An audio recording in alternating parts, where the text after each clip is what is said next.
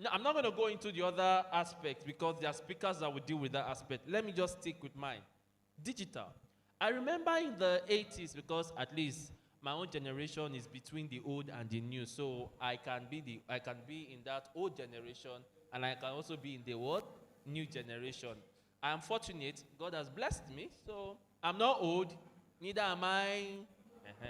So my children can't tell me that you are old school. You understand? Now, I know in the 80s, early 90s, we are not we are not fortunate with the kind of technology that this generation has.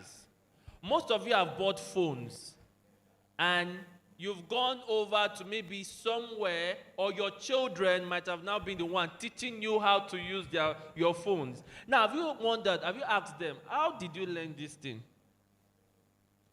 Have you even asked, how did, because some of you, you will put password, and before you know it, they crack the password.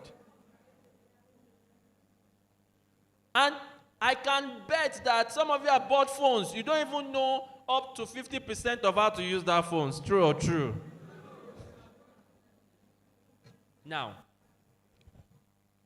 we are who we are as a generation because we had the previous generation properly guided us, right? Now, what are we going to say about this next generation? That we have algorithm, apps, phones, gadgets, they wake up with it, they sleep with it, they eat with it, and they drink with it. So that's the more reason why we are here, and that's my job here, to teach us on some things that we need to watch out for. You don't need to know everything, but you need to look out for some specific and particular things, and you need to be digitally skilled. See, nobody is safe from whatsoever is going on now. So long you are alive, you are part of the trend. Do you understand? Do you understand? Now you need to also pay attention so that tomorrow you won't say you are scammed. And it's just from simple things with our phones. So, beyond awareness, the Get Digital experience. Next slide, please. Now, here's the gap. The gap is, when I ask some of us now, when I do a survey about the gadget and what the children, your students are using, I've heard parents and I've heard teachers say, it's not my business now. I don't know what they are watching. I don't know. They should do whatever they want to do, and blah, blah, blah. That's actually wrong. That is wrong and wrong and wrong. We are guidance. Teachers are the second parents. So if the first parents are not really guided, the teachers are the one to cover up the gap. Teach the first parent and also teach the children. I'm a teacher, and you all understand that there are things that parents don't do. It will fall on us. True or true? Good. So you don't get to say, oh, I don't know what they watch, I don't know who they talk to, I don't know what, blah, blah, blah, and all of that. When we are growing up, as you know, or when I started the teaching industry, we used to be demigods for students. We used to be idols, right? Our students will say they want to be like us. They respect us. We are their influencer. But trust me now, when you ask a child, who is your idol? Or who would you like to be like? 1, see Ronaldo. 2, Wizkid. 3, Burna Boy. 4, give me name. Davido. Another one. Lionel Messi. Thank you. Another one. Osimhen. VDM. The rave of the moment. Where are they getting it from? And take it or leave it, these people are influencing them. Now, when we talk about influencing in the way they dress, in the way they talk, now, there was one popular musician like that. I don't know how to pronounce his full name, so forgive me. He has this kind of cap he wears, like knitting cap. And I see people wearing this, and another one, they call themselves, this guy, Naira, Naira and all of that. And you see, they get to see it online and they replicate it offline. So we are in two different worlds. Two different worlds that are working hand in hand. We have the online, the digital world, and we have the offline, which is the reality. And guess what? It's coming to reality that the online is taking over the offline. Are you following me? So that is why you need to understand what they are watching.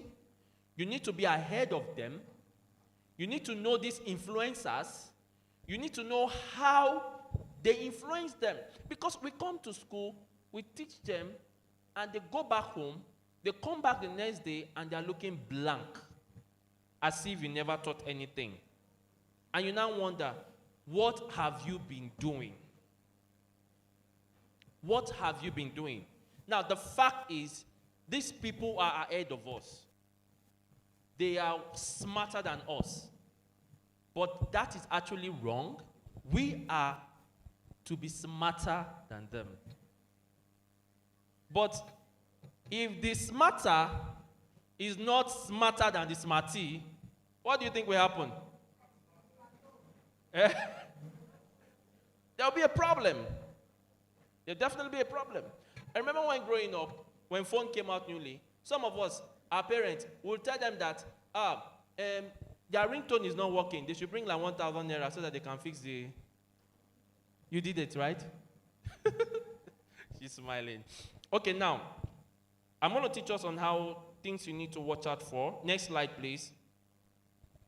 Now, look at this. Supervision is not spying. It is presence. Everybody read that. What did I say? Supervision is not what? It is what? Presence. You've gone to trainings. You've gone to workshop. They will tell you, you need to be present in the life of these children. You need to see you need to know their friends. You need to know their friends. You need to know where they're going. Now, that is in the first word, which is the offline word.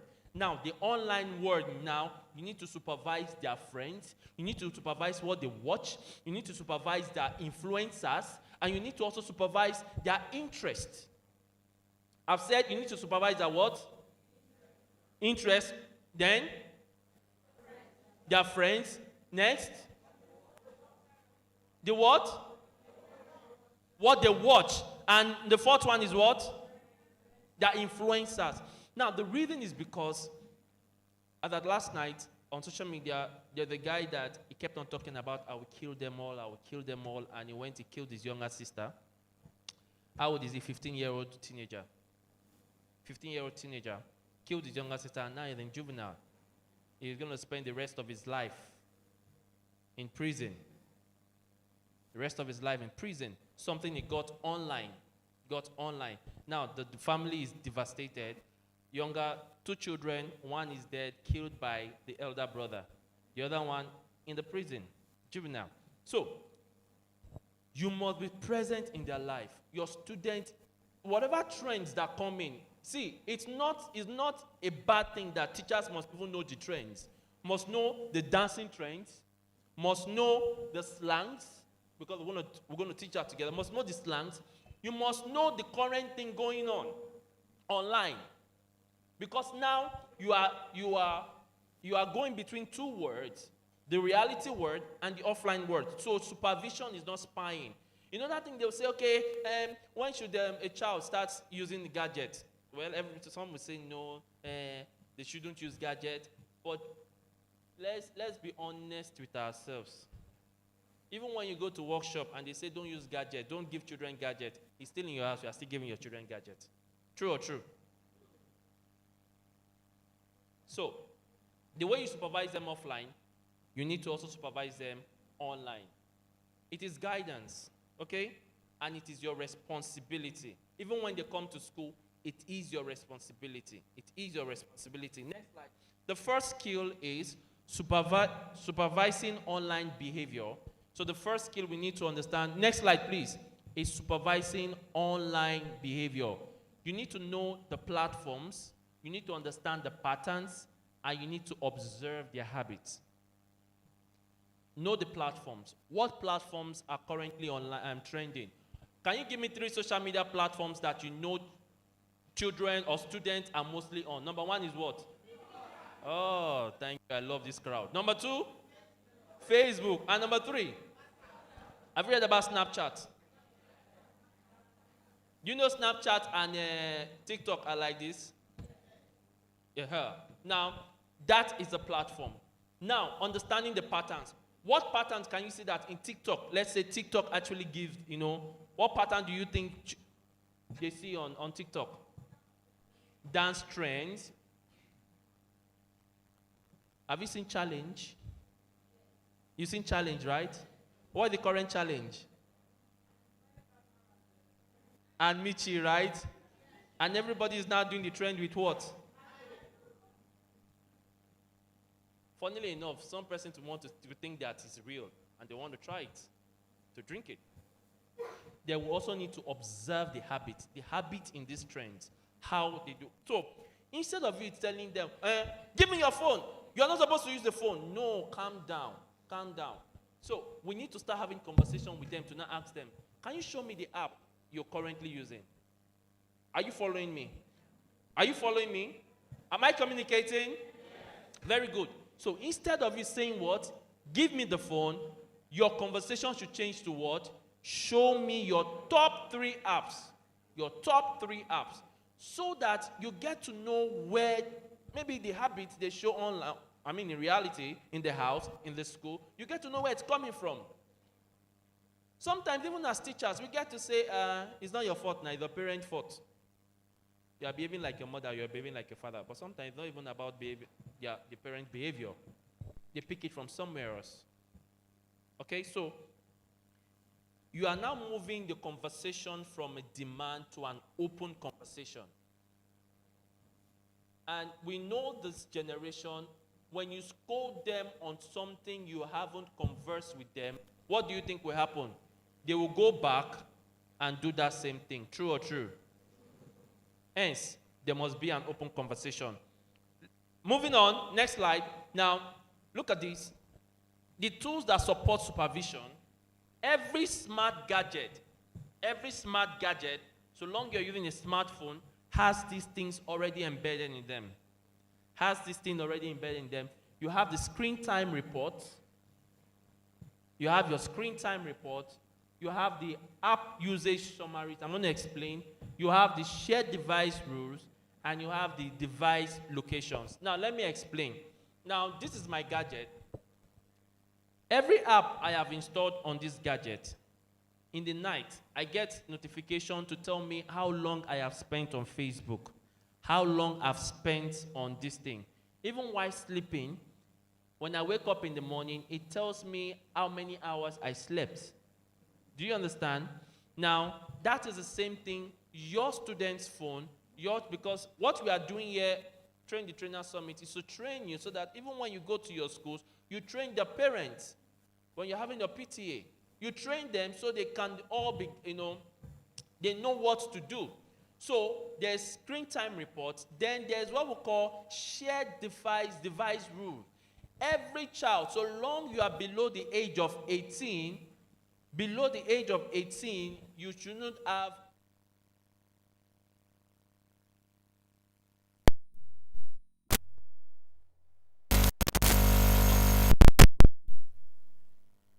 Google Family Link. Okay? You go to your app store. When you buy a gadget for a child, a smartphone, first, before you install app on the gadget, on your own gadget as a parent or as a guardian, you need to download what we call the Google Family Link.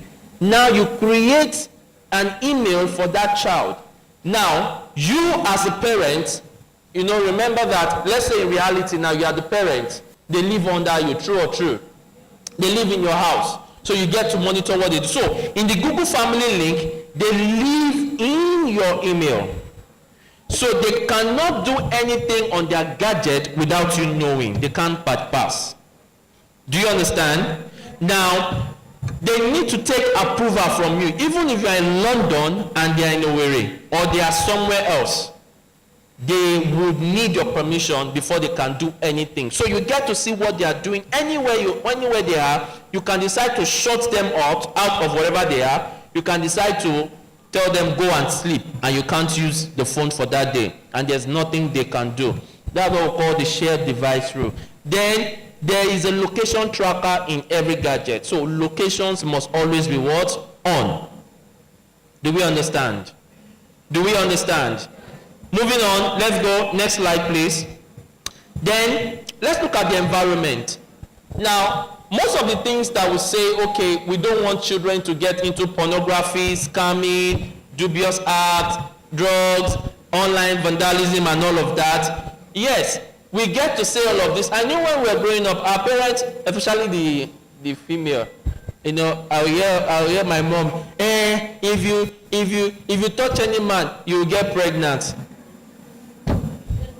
So some people grew up with the fact that they don't need to even be close to a guy. So if they just touch like this, they get pregnant, right? Now, that's the same thing some of us will tell, okay, don't go to this site and all of that. And yes, they will avoid going to this site, but trust me, the sites you don't want them to go into are not really the problem. The problem is the sites that you think that they don't have problems. Facebook. Everybody sees Facebook as a social media platform, right? But there are some soft pornography on it. Even though there is a policy that Facebook does not, because they have children on it, but people are still doing it. Look at the trends. Look at every reels. Every out of 10, 10 reels, 5 out of 10 reels, you will still see someone doing something funny. So, most online danger do not come from adult sites, but it comes from normal looking platforms, even with private access. I'm going to show them to us. And look at the language. Slang. Slang is not danger, okay? The pattern, secrecy, and behavior changes are the real warning signs. Look at what is going on with VDM and Michi. IPO, thank God for the company just, released did a press release, and they said, please, don't drink IPO. It's very dangerous. They have to do that disclaimer because someone will have to, may sue them later on. Do you understand? Behavior, that's a behavior, ongoing. That is it. So we need to watch out for the language, they get online.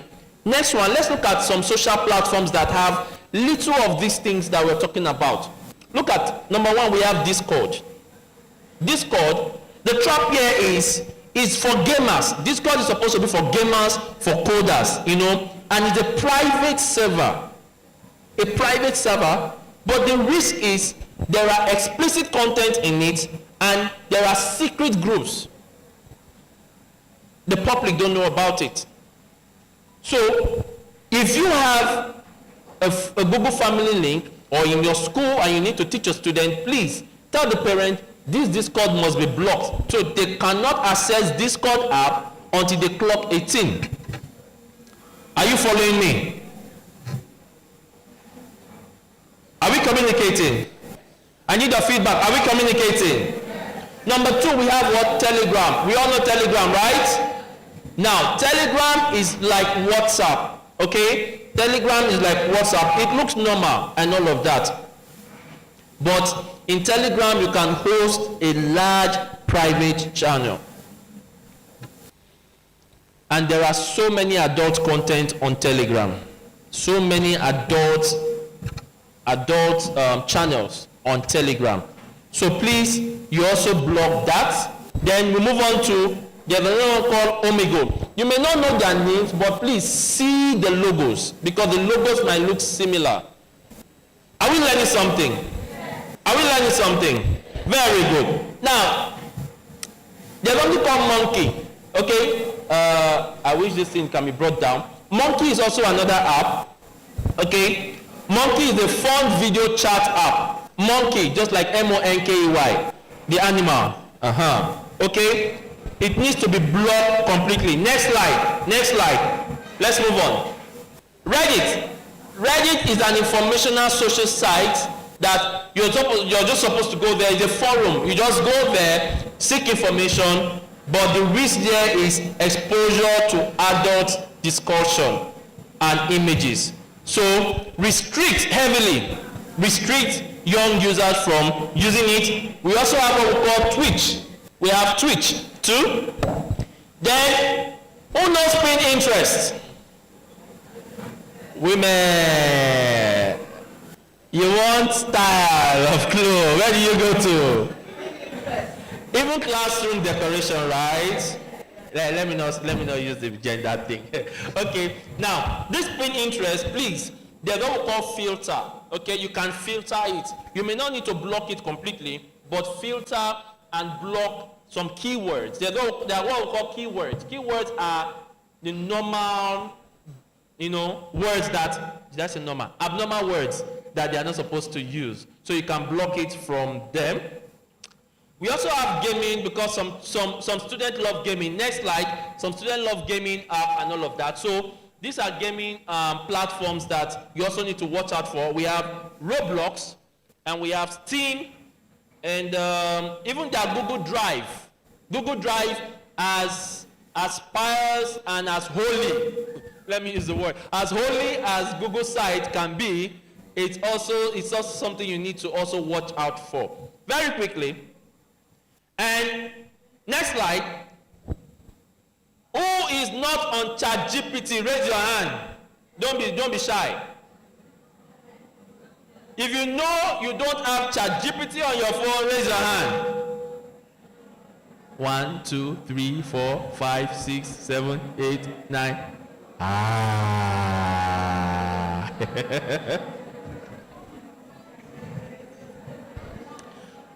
Okay, have you heard about ChatGPT? Yes. What does it do? Everything. It's educational, but it's powerful. So, the answers you don't give them is very easy. You go to ChatGPT and ask, and ChatGPT will give them. So when a 4-year-old comes to you and say, or a 4-year-old girl comes to you and I want to be pregnant, my mommy is pregnant, I too want to have a baby, and you're not saying, get out, shush, stop saying that. No problem. Someone else will tell them how to get pregnant if you can't tell them. So you don't shove them, you don't push them. Have an open conversation. Have an open conversation. So we have Bing. Bing too is a social media, a search engine you also look out for. Then quickly, next slide, please. These are common slang. What is LOL? Okay. What is DN? What is IDC? What? You've been seeing POV, right? What does it mean? SMH. SMH. Shake my head. TBH is what?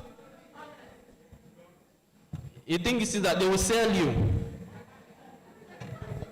They will use this thing and sell you, and you will not know. Some of you, even if you have property, they will sell the property. You'll be looking at it. You won't know that they've sold your property. You need to understand these things.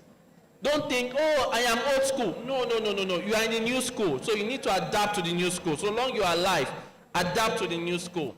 Okay, we are living in two worlds. We are living in two worlds, and you can't be oblivion of the fact that you must live in this world and you must also live in the other world. So you must decode digital vernacular. Next one. Okay, look at, there's no longer relationship. Hello? Are you with me? Are we having situationship everywhere? Let's calm down. So, most people are not in relationship like that anymore. So they are in what?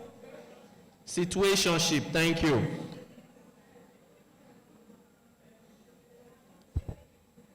We look at words, but emojis are also languages we need to understand.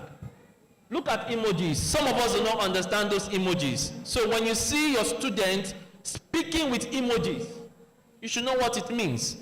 When you put cucumber and you just think it's cucumber emoji, what do you think it means?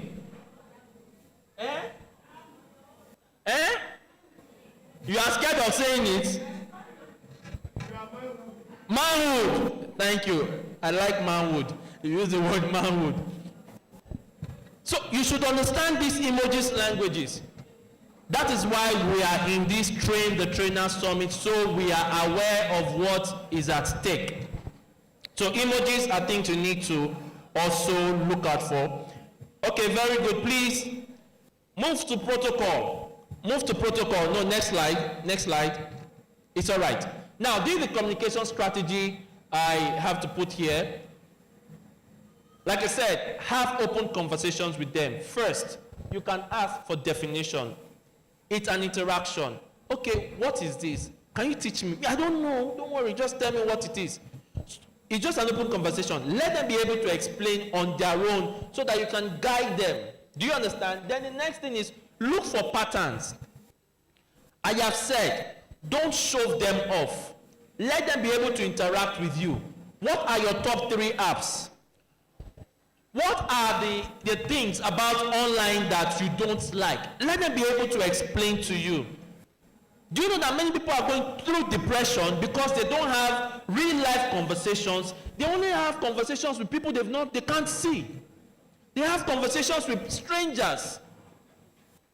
And they can stay there from morning till the next morning on their phones. On their phones. So always have an open conversation with them. And please monitor non-verbal, watch their tone, watch their timing, and watch the secrecy. The approach. What is the approach? Keep conversations open, not interrogative. Okay. Now, can we go to skill 4? The slide, skill 4. Online danger shows up offline first. We are in how many words, everybody? How many words? So before you get to see the online danger, it shows offline. Secrecy, mood changes, sleep distortion, withdrawal, defensiveness. Watch for patterns. Watch for patterns. Now the intervention protocol, next slide. This is what you need to do. Please don't shove them up. First, pause. Don't react in anger. When you notice changes in their online behavioral, bringing them offline, don't shove them. Don't react. Observe and ask. I've given us tips. Ask and always what? Listen. Always what? Listen.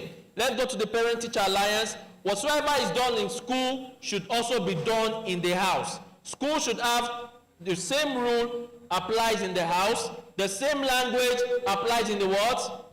House. Same expectation, different spaces. And very quick. Okay, go to the second slide before the end. The dark one. So now, this is what we're going to do. And I need everybody to read it. Thank you. Everyone, let's read this. 1, 2, go. Now read it and let it stick. Let's go. Say it again. The most important. So you need to move from fear to partnership.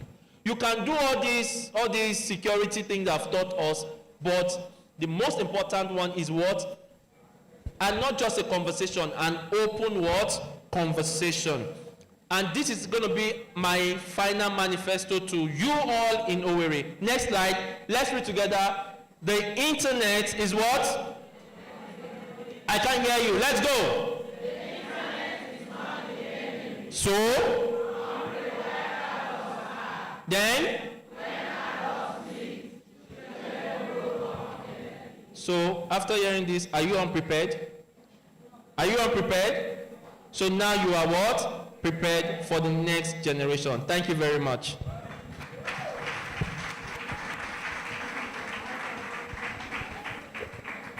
Ladies and gentlemen, can you give him a Train the Trainer Summit salute?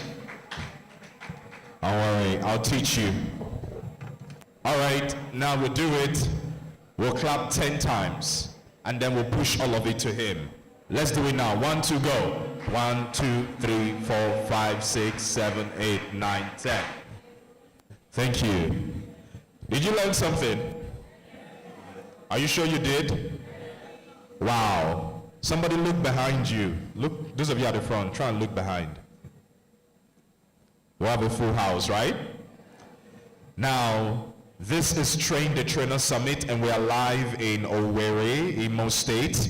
For those of you who just joined us, you came at the right time. We're here to have that conversation that would impact the next generation. And right now, I'd like for us to reel out our mantra. Shine the light. So those who just joined us, follow us. Let's take it again from the top. Shine the light. Shine the light. Shine the light. Now, I'm aware that there are some other meetings happening inside this place. Please, we are live on YouTube. We don't want to be capturing you inside our meeting. All right? We came here for Train the Trainer Summit. Let us pay attention. Behind at the hall, so many, I don't understand the kind of meetings we're having. I'd like for us to cooperate. All right? We'll be done in the next couple of hours or minutes, as the case may be. So discontinue the meetings you are having, discontinue the politicking, and let us get into business. Shine the light. Now, I'd like for the half of the row to the end. Those of you at the front, just keep quiet. From the mid of the row, of the hall rather, to the rear, let us shine the light now. 1, 2, go. Shine the light. You can do better than that. Shine the light. Good. Shine the light. Imo State. Now let's make it even louder. Shine the light. Thank you so much. A round of applause for yourselves. Okay, so we're moving with real speed, and I hope you're learning something. You know, when the gentleman on Get Digital was talking, I was just like, wow, Omo. Anyway, we have the executive chairman, Imo State Universal Basic Education Board, IMSUBEB, humbly represented by Dr. Mrs. Chinwe Adim Madumere, Director UNICEF and other NGOs, IMSUBEB. She's going to give us a goodwill message in about 5 minutes. Let's give her a big hand as she comes to the microphone. If you clap louder, she will come out faster. Thank you. Thank you. Thank you.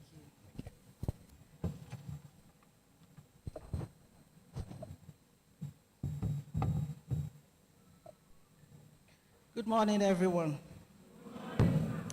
This is a goodwill message from the Executive Chairman, Imo State Universal Basic Education Board, Honorable Chidebere Ebo. The conveners of this summit, education stakeholders here present, traditional rulers, the media, ladies and gentlemen. It is with great pleasure that I extend my warmest greetings to all participants in this transformative summit.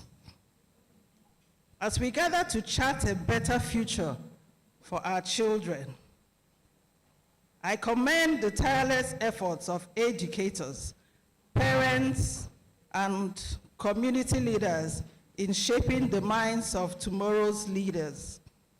This summit is a beacon of hope, illuminating the path for our next generation to achieve greatness. I encourage you all to seize this opportunity to gain valuable insights, and to be part of the movement sweeping across Nigeria. I wish you a fruitful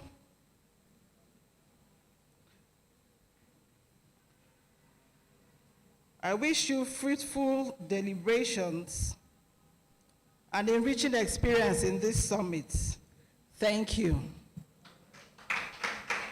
Shine the light. Shine the light. Shine the light. Please, I would like to make one appeal to the conveners. This, what I've seen so far is so interesting, and it's in line with what we train our teachers in the curriculum. I will plead, please, that you send this to their emails that they have registered with. Thank you so much. We appreciate it. Wow. Can we give her a the trainer summit salute? That was not coordinated. 1 to go. 9, 10. Thank you. Shine the light. Shine the light. Shine the light. Okay, now we'll be moving on. You know, we're here in Owerri, and the light is here now.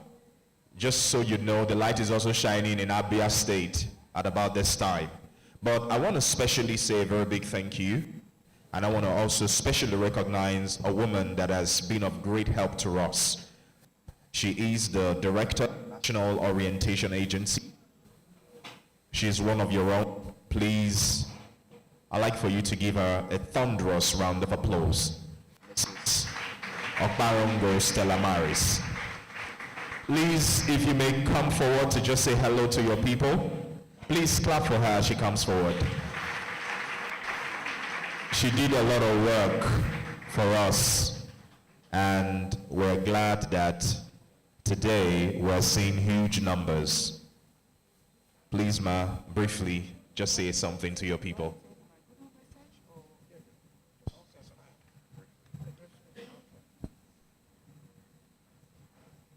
Shine the light. Shine the light. Shine the light.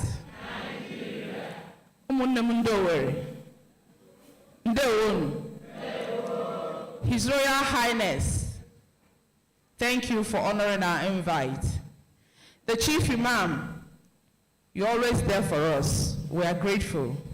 And I must also recognize Dr. Mrs. Chinwe Adim. Without her, I wouldn't have been able to pull the teachers here. Madam, I'm most grateful. I have a goodwill message here, but because we've already started, I will try and make it brief so that we can finish on time. And so I want to start by congratulating the organizers of this summit, the Duke Infant and Child Foundation. It is with great pleasure that I extend my warm greetings to the organizers and participants of the Train the Trainer Summit organized by the Duke Infant and Child Foundation. I commend the foundation for its unwavering commitment to advancing child development, strengthening families, and promoting quality education across Nigeria. This national capacity building initiative with the theme, Empowering Our Generation Next, Raising Children to Thrive and to Lead, it's not just a statement, it is a call to duty. It reminds us that the future is not tomorrow, it is here, in our homes, in our classrooms, and in our communities. It challenges us to rethink how we nurture, mentor, and equip our children to confidently face the future and take their rightful place as leaders. And if we don't equip them, who will? Indeed, the future of our nation depends largely on how well we equip our today's children with the right values, knowledge, skills, and mindset to become responsible leaders and productive citizens. By investing in those who train, mentor, and nurture our children, this summit is laying a solid foundation for sustainable national development. And we all know that children don't become leaders by chance. They are shaped by the intentional guidance, inspired by teaching and the values we instill. So I ask again, are we ready to be these mentors? Because when we train the trainers, we empower not just the individuals, but the whole nation. At the National Orientation Agency, Imo State, and nationwide, we firmly believe that character, discipline, patriotism, and civic responsibility must be deliberately instilled from childhood. A generation that thrives must be a generation that understands values. So today, I challenge you, my sisters and brothers. Let us raise thinkers, not just task takers. Let us build character, not just careers. Let us nurture courage and compassion and competence in equal measure. I encourage all the participants to make the most of this opportunity, learn deeply, share boldly, and build lasting networks. Engage fully, ask questions, and leave this summit not just informed, but transformed and ready to act. Together we can raise a generation that will not only survive the future, but shape it. Just like Nelson Mandela said, education is the most powerful weapon which you can use to change the world. Let us wield it wisely for our children and for our nation. On behalf of National Orientation Agency, Imo State Directorate, I wish you a dynamic, impactful, and truly transforming summit. God bless National Orientation Agency. God bless our parents. God bless Imo State. And God bless the Federal Republic of Nigeria. Thank you very much.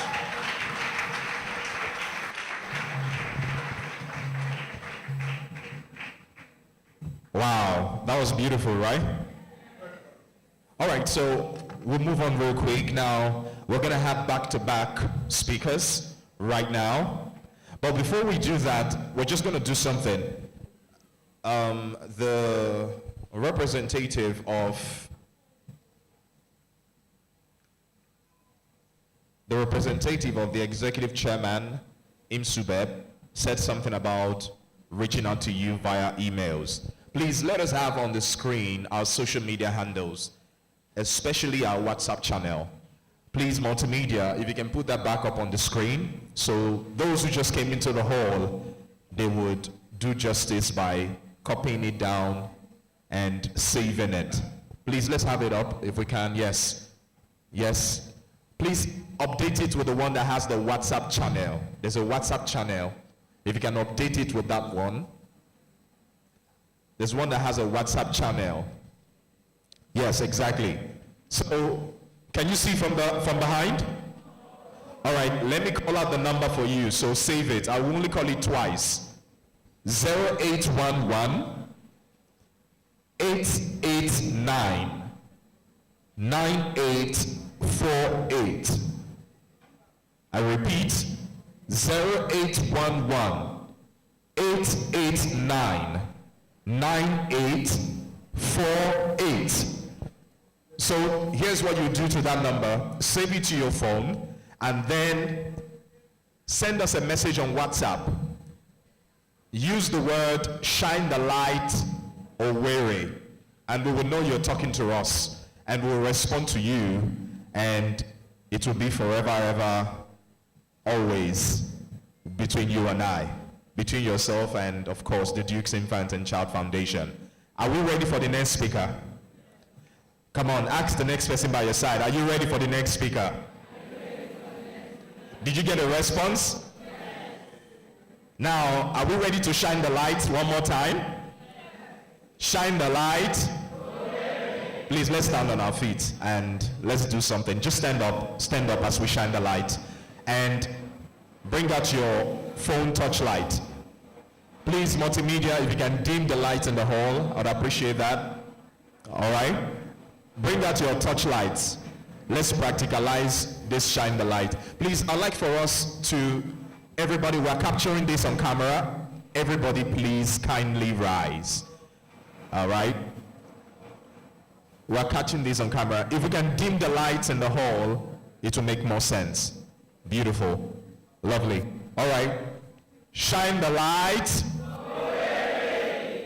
Shine the light. One lap. Shine the light.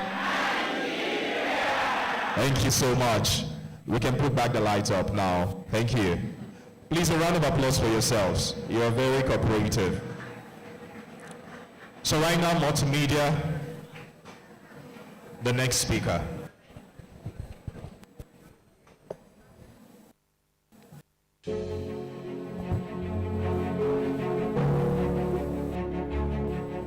Rhoda Odibo is a learning strategist and curriculum theorist, an advocate for equity and inclusive education towards building an ecosystem around the culture of care and joyful learning experiences. She has special interest in digital literacy and green education, and she is a lover of people. She is currently serving families, communities, and government on whole school transformation programs across Africa. Her mission is to contribute to life-changing education using evidence-based processes towards nation building. Working in education for about 2 decades has given me opportunities to gain knowledge, skills, and expertise in a range of areas. Our primary goal is to improve learning outcomes that support skills building for children, competencies for young adults, teachers, and education leaderships in communities across Africa to contribute towards building future-ready skills for the most vulnerable individuals. Ladies and gentlemen, let us welcome Rhoda Odibo.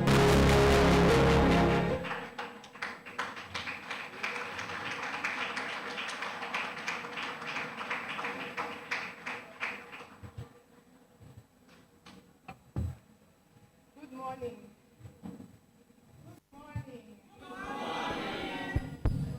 Good morning. So it's a good thing I don't have slides, because I realize that there are people at the back that are not likely to see the slides. So is it okay for me to stand here? Amazing. I started my journey in the classroom. I spent 16 years in the classroom. Then I moved to working with public education through government interventions across Africa. And I'm very glad to be here with all of you. I say it this way, that whenever I'm with teachers, I'm in my safest space. I feel calm and I feel at peace because I'm with my constituency. You understand what that means, right? And I'm really excited about this call and response we have. It says, shine the light, Owerri, shine the light, Nigeria, shine, right, Imo State, shine the light, Nigeria. Maybe we should shout out to ourselves, shine the light. No, your name now. Your name. Shine the light, Rhoda. It's really about taking ownership of shining the light, right? So I want to add your names to it. Okay, so my topic is emotional intelligence, the missing link for Generation Next. That's my topic. Emotional intelligence, the missing link in empowering Generation X, next. Let me not say X. Some of us are Xers. You know who is Generation X is? Who knows who is the Generation Xer here? All the people that were born before when? Today we're in class. This 40 minutes is a class. I'm a teacher, so that's what I do. We're going to have a class, a 40-minute class. So I'm going to be throwing questions, and you'll be answering, and you'll be researching. So get ready. First of all, I'm not going to make assumptions that you understand my topic. So we're going to start from there. We're using inquiry-based. We're going to use that right now. So, but before we do that, I want us to do 2 things. Take your pen and your paper and write one thing that you are grateful for. One thing that you are grateful for. What are you grateful for? Write it down. Now, life is a bit vague, so I want you to be specific. What? I want you to be a bit specific. You know, when you say life, it's like, okay, I'm alive. That's it. It can be intangible, right? So what about the fact that you're alive is because you can what? Breathe. And because you can walk. And because you earn a living. Oh, happy birthday! He's grateful because today is his birthday. Let's quickly sing happy birthday for him. Happy birthday to you. Happy birthday to you. Happy birthday. Happy birthday. Happy birthday to me. Wow. Hip, hip, hip. Hooray. That's a good gratitude, eh?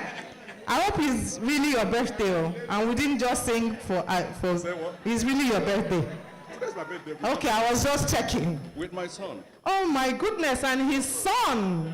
Wow. Happy birthday to your son as well. Thank you very much. Amazing. Welcome to our space. Okay, so have you written why you're grateful? I hope you didn't write life. Did you write life? No, don't write life now. Let's be specific. You can breathe, you can walk, you earn a living, you have a child. You know, make it very specific. Have you written the specific thing now? I have good health. I have 2 eyes. I have people in my life that make me feel safe. I have a friend. You can even put someone's name.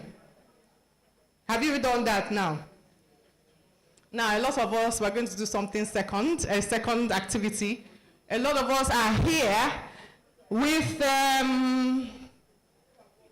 lot on our minds. Correct? A lot on our minds. So to welcome you into this space and to make you have a sort of readiness to learn with me today, we're going to do something called deep breathing. Can we do it? Can we say it? Deep breathing. You know what it means to breathe? But you know, a lot of times we don't do deep breathing. Yes, because, you know, what it takes to do deep breathing is what we're about to do. Okay? All right, so let's do that. So you will just imagine, it's just a trick, but it will help us. Imagine that you have a flower in this hand, and then you have a candle light in front of you. So we're going to smell the flower when we want to inhale, and we're going to blow out the candle when we want to exhale. Do you get that? Okay, so but one more thing there. When we smell the flower, we're going to hold our breath for about 7, on the count of 7. So you smell the flower on the count of 4, hold your breath on the count of 7, blow out the candle on the count of 6. Are you ready? So I'll try it with you one time, and then you do it the second time by yourself. Okay? All right, so let's smell the candle. The flower, sorry, thank you so much. 1, 2, 3, 4. Now hold it. 7, 6, 5, 4, 3, 2, 1. Blow out the candle. 6, 5, 4, 3, 2, 1, 0. Now you can do it, right? When you were holding your breath, were you feeling somehow? Eh? All right, I know, that's the idea. That's what deep breathing is, okay? Now let's do it one more time, by yourself. Go. Hold it. Now blow. Very good, very good. Let me say it this way. I just did those 2 things as part of building your emotional intelligence. Who can make the connection? Don't worry, don't make it yet. We'll make it together. Deep breathing is an exercise that has saved marriages and saved relationships. Eh? Are you aware? Oh, you are not aware that if you take a deep breath, the action you would have taken 5 seconds before will be significantly different.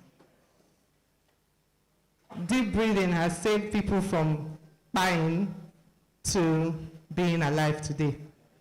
Deep breathing has saved relationships. Deep breathing has saved jobs.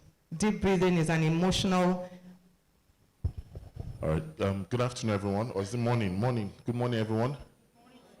Greet me now. All right, so just to pause a bit, I would like to request for those of us at the back, if you don't mind, you must not mind actually.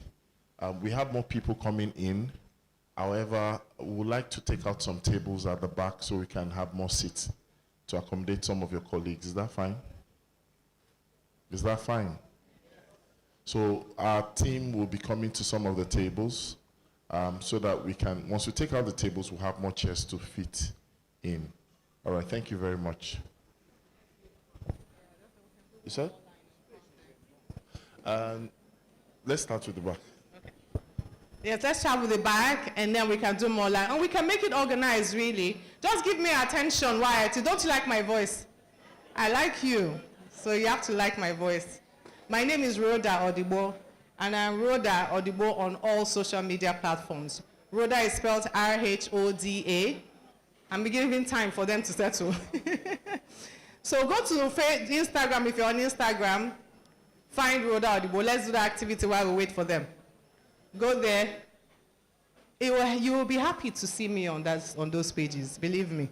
Everything I do there is about education, and education, and more education, and more education. That's all I do there, okay? So Rhoda is R-H-O-D-A-O-D-I-G-B-O-H, or Odibo. I'm married to an Nnewi man, but I'm from Uguta in Imo State, so I'm your sister. Anybody from Uguta here? Is that Uguta? Auntie, you born Uguta? Which Uguta? Papa Uguta. Ewo Bungobo. Jesus. Adam. No. Thank you, ma. Oh my goodness. Adam. Thank you, Auntie. Hey, ma'am. Oh my goodness. The of this day is my younger sister. Wow. Yeah. Okay. Oh my goodness. Oh my goodness. Well, wait, don't worry, we're going to learn. Don't worry, we're making space, time for them to. So I'm doing activity. Hey, Bunyo.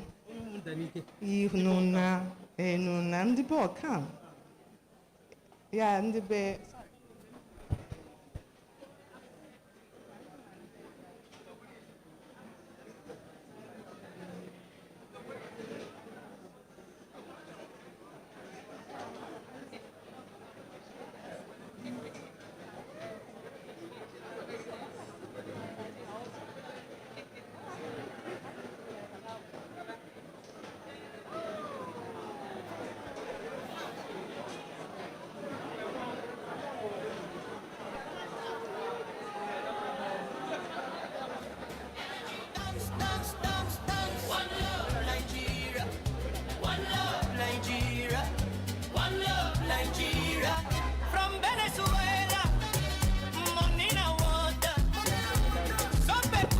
music interlude is my session. Oh. You people will give me back my, wrote to me, give me back my 10 minutes. How many people have found Rhoda Odibo on Instagram, Facebook? How many have found me? Raise up your hand now. Are you not using your social media? You have found me. Follow me. Oh. I'll follow you right back. I follow educators. Hey, Odibo. My Odibo ends with an H. They decided to make it funky. Normally it's supposed to be just Odibo, but we put H because we have a professor in the family, so he made it funky. Have you followed me? Follow. We're trying to get our people ready. Uncle wrote to me, I need my 10 minutes, so back. Sorry about this. Our corner.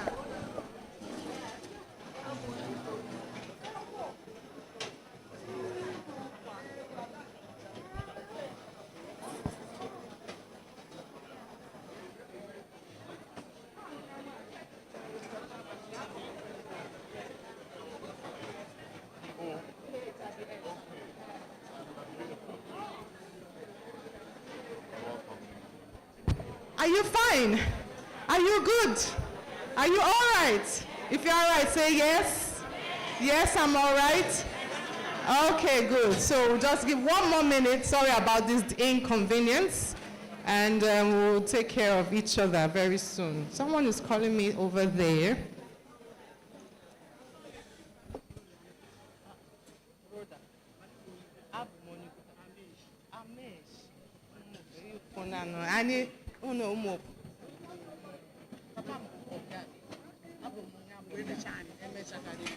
Okay. All right. Sorry about that. Okay. You know, this is how we do in the classroom too. You know, you can just start a class and there's a need to rearrange, and we get to it. Okay, so I'll try to do a good job in 30 minutes. I know the time is short, and we have speakers who are traveling far and wide. We have someone who came all the way from Enugu and has to go back to Enugu again. So I'll try to be as sharp shooting as possible. I was saying that deep breathing has saved a lot of relationships. And did you agree or disagree? You agreed. And if you agreed, then why is it that we don't teach it? Why is it not as important as mathematics and English? It's not in the scheme. It doesn't have to. Is it everything that is in the scheme that you are teaching? When you... let me not say some things. But yes, so that is the reason why we are making a case for it. But let me start by saying, what is emotional intelligence? What does it mean? Please take out your phones, if possible, if you would like to do that. If you would like to just brainstorm with me together what that means, that's also perfect. Okay? So what is emotional intelligence? Put the words together. Emotional, from the root word emotion, and then intelligence. Putting them together, anybody who feels like sharing, please feel free to raise up your hand. I'll take at least 2. What is emotional intelligence? We don't want to make assumptions. I don't want to make assumptions that you understand, that you know the meaning, so that we can be rooted in what we're about to share. Yes? I have somebody. Thank you. Emotional intelligence is understanding your feelings and being able to control it while also understanding the feelings of others around you. Wow. Okay, so I have a nice quick activity when I want us to clap for someone and just quickly move. I call it the silent chair. So let's practice the silent chair. This is how it goes. When I say, when I clap, I must give you a signal before you do it. I give you a signal with a clap, or I tap here, and then you do it. Now, this is the silent chair. Watch me. Shh. Can you do it? Shh. Come on, do it now. So we're going to give, what's your name, sir? Mr. Kingsley. So we're going to give Mr. Kingsley what? A silent chair at my signal. Thank you, Mr. Kingsley. All right, so did you notice that I called his name? Why did I do it? Why did I call his name? Why did I make sure I called his name before we gave him the chair? Identification. What else? To boost his emotion, right? For the celebration to take ownership. To boost it. See many things that's happening by what we call naming. It's part of being emotional intelligent. So he's giving us one definition which we like. Identifying our emotions, recognizing them, our feelings, and those around us. Very important what he said, isn't it? Okay, so anybody else with a meaning? Oh, we have 2 people over there. Ladies. 3. Yeah, oh, okay. Okay, I said I was only going to take 2, so I'll tell us 1 on this table and 1 on that table. Okay.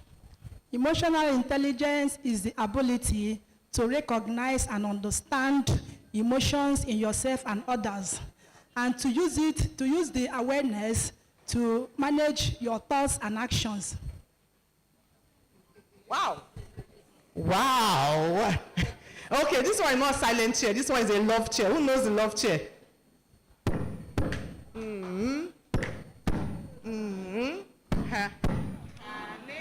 Her name.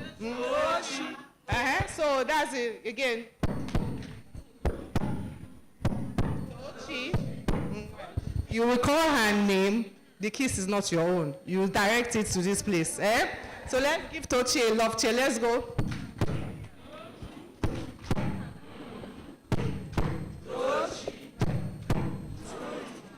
Very good. That was an excellent definition, right? The ability. Okay, so if it's an ability, that means we should teach, right? That means we should teach. Because ability breeds intelligence, isn't it? The only way to know that someone is intelligent is if they demonstrate an ability in that concept area, isn't it? Or they demonstrate a skill or a competence in that area. And the way to demonstrate it is for you to, you know, we are teachers, they say we did Bloom's taxonomy, right? That our objectives must always be in which form? Verbs, meaning actions that can be observed, isn't it?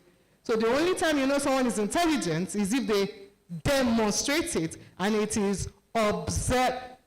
Help me now. Observable. That's the only time you can say that someone is truly intelligent, right? Okay, so we have that definition.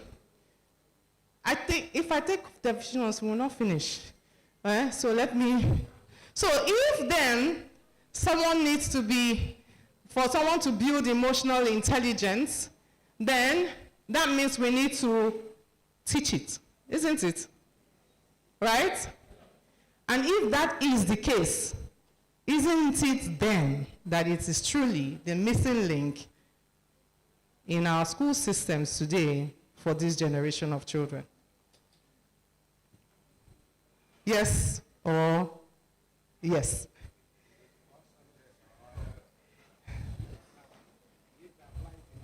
We'll get there. He asked, will we apply it in all subjects? My direct answer is yes, but we'll get there.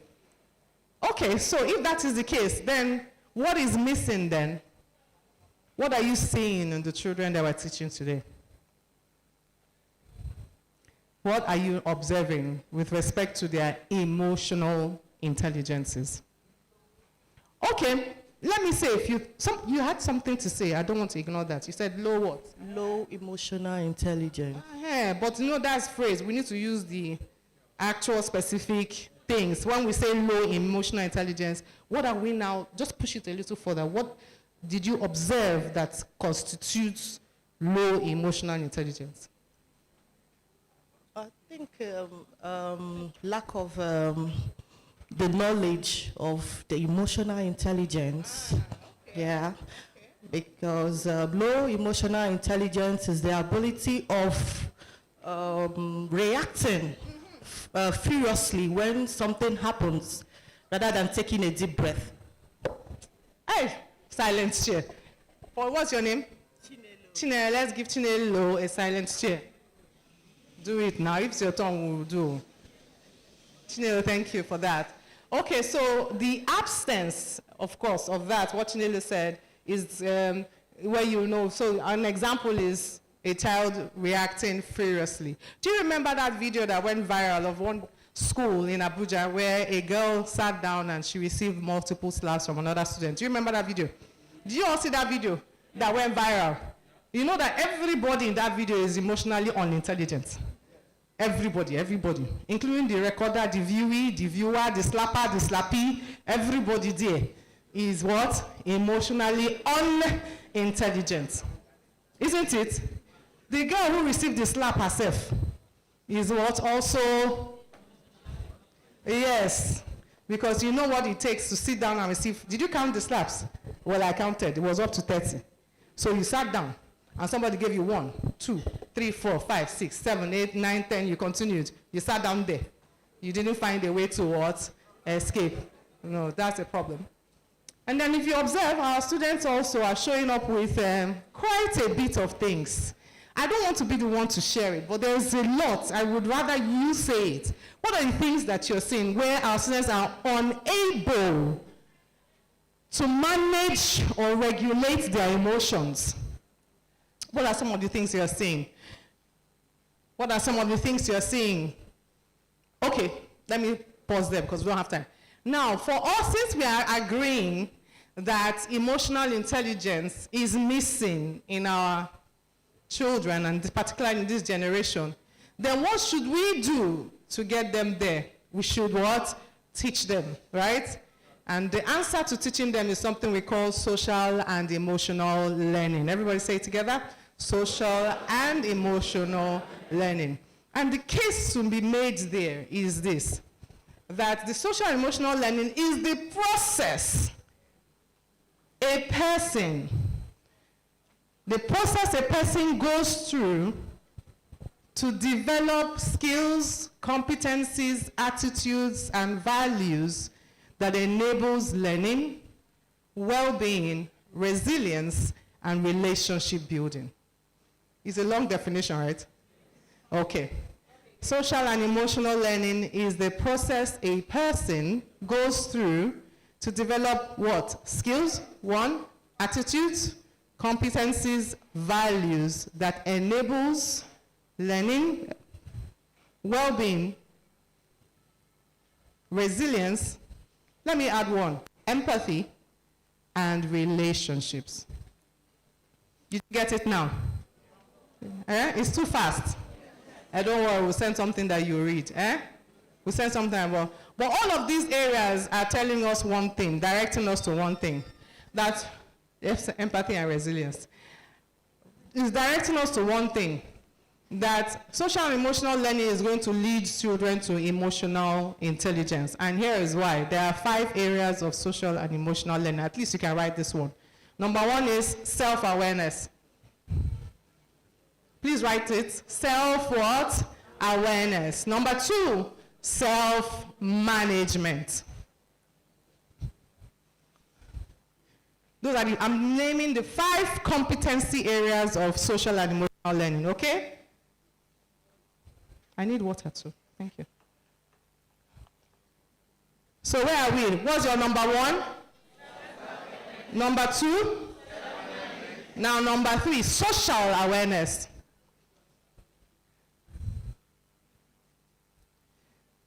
What's number 3? Social awareness. Right, good. Number 4,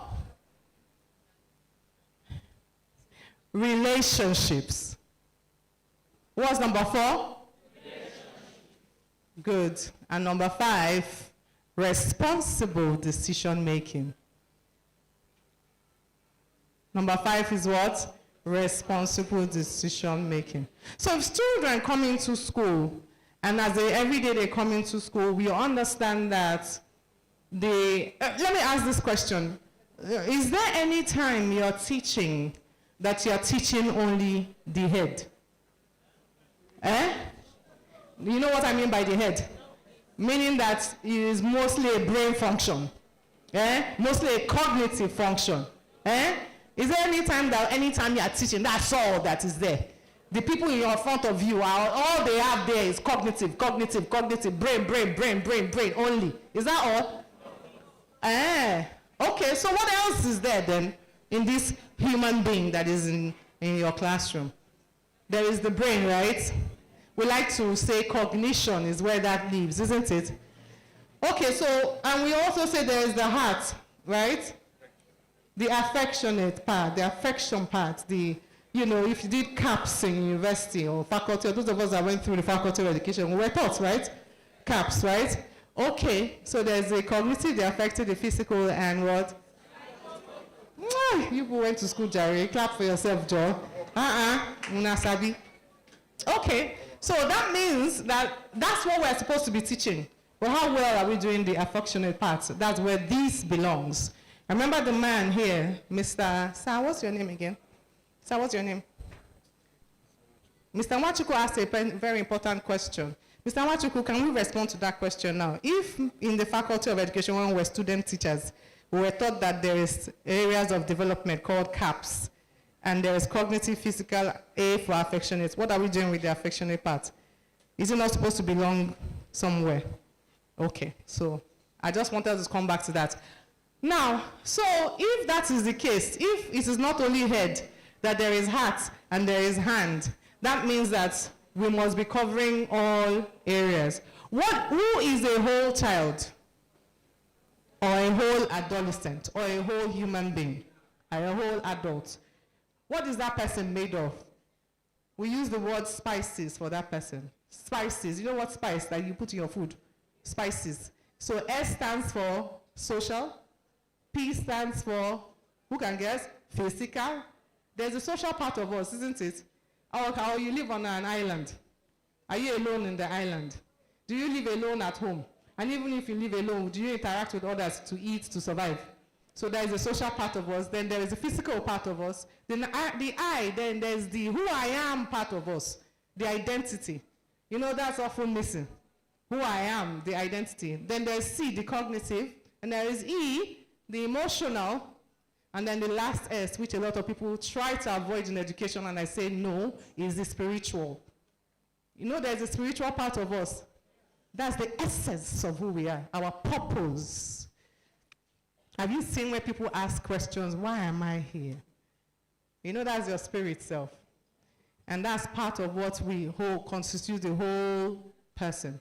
So that means that everything we've been doing for decades under this system of education has mainly ignored emotions as part of the equation for learning. And that is why we are raising emotionally distant children. And it doesn't help that technology is here. Because the children that we're serving these days live in two worlds, like Mr. Who said? What's his name? What's the name of the last speaker? Oh, okay, good. Mr. Samuel said, it doesn't help that we now have two worlds where our children are existing, whether you like it or not. Even you exist in two worlds. You have your social media world and you have your real world. Everything you see on social media is not real. But those worlds exist. And so our children are on Snapchat, on streaming shows. You don't know, but that's where they are. Okay, so if that's the case, that means we need to start to teach them. And that's why we call this title, we titled it Emotional Intelligence, the Missing Link for Generation X. A lot of our children have mental health challenges. I don't know if you're observing it. Oh yes, they have mental health challenges and caused by so many things. Some is from family dysfunction. Let me tell you, in my year 3 or 4, when I was in the classroom, a boy walks straight into, he came that morning, Miss Rhoda, my dad beat my mom, blood was everywhere last night. Okay, how am I supposed to teach that child?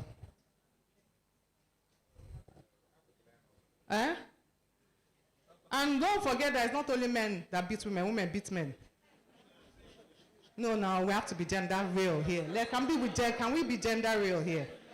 Because I have stories for ages.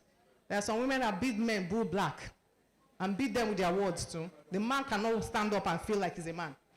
And so it is theirs. Let's not pretend, I beg. If the man is doing physical, the woman is doing her own. Okay? So let's not poke. I didn't use this example because I want to put men on one side. Everybody has their own. Many children come into class with mental health challenges, from family dysfunction, some from neurological difference, some from social condition, some from cyberspace pressure. It is happening and there's nothing we can do about it but what to solve for it. And one thing that we have learned is that over 1 million children across the world were tested in classrooms. And those classrooms where children were taught social and emotional learning, guess what happened? So they took 1 million children, divided them into two, taught the one group social and emotional learning, did not teach the other group. Guess what was happening with the ones that were taught social and emotional learning? They reduced bullying in their schools by 50%. Their academic performance improved by 10%. Yes, suspension reduced. Teacher burnout reduced. Do you know that the reason why we also burn out as teachers is also because we don't teach emotional intelligence in our classroom? Because an emotionally intelligent classroom is a classroom that the students come ready to learn and support and respect each other. Yes, sir. In our schools, we don't have guidance and counseling because the area you are talking now, that's the area supposed to help us. And also individualized instructions. There are some, they cannot meet up with others. So they needed individualized instruction. But our government, are they ready to maintain such conditions? Sir, what we're teaching, what we're learning today is belongs to you, not the government and not the guardians and counselors, sir. The guardians and counselor has their work. Government has its own work, which is what we're trying to make sure that they are focused on this as part of the student experience. This one is about our classroom culture and what we teach the children as we teach them. And I'm going to drop a few examples so that it comes out alive. Okay? Now, I mentioned 5 areas of social and emotional learning, right? Can you list them for me? 1, 2, 3, 4, 5. Now, let's start with self-awareness. The ability to know your name and recognize your emotion. You know, the reason why children shout a lot or complain or make noise in the class is because, you know, many times they want to get noticed. Yes, they want to get noticed. And the reason why they want to get noticed is because they feel unseen. Yes. So if your classroom, if you start to teach social and emotional learning, what's happening? That they know that they feel they are seen and they feel safe and they are supported. That's one thing. So when you teach them how to identify their emotions, to name how they are feeling, then they see you as somebody that's what they can speak to.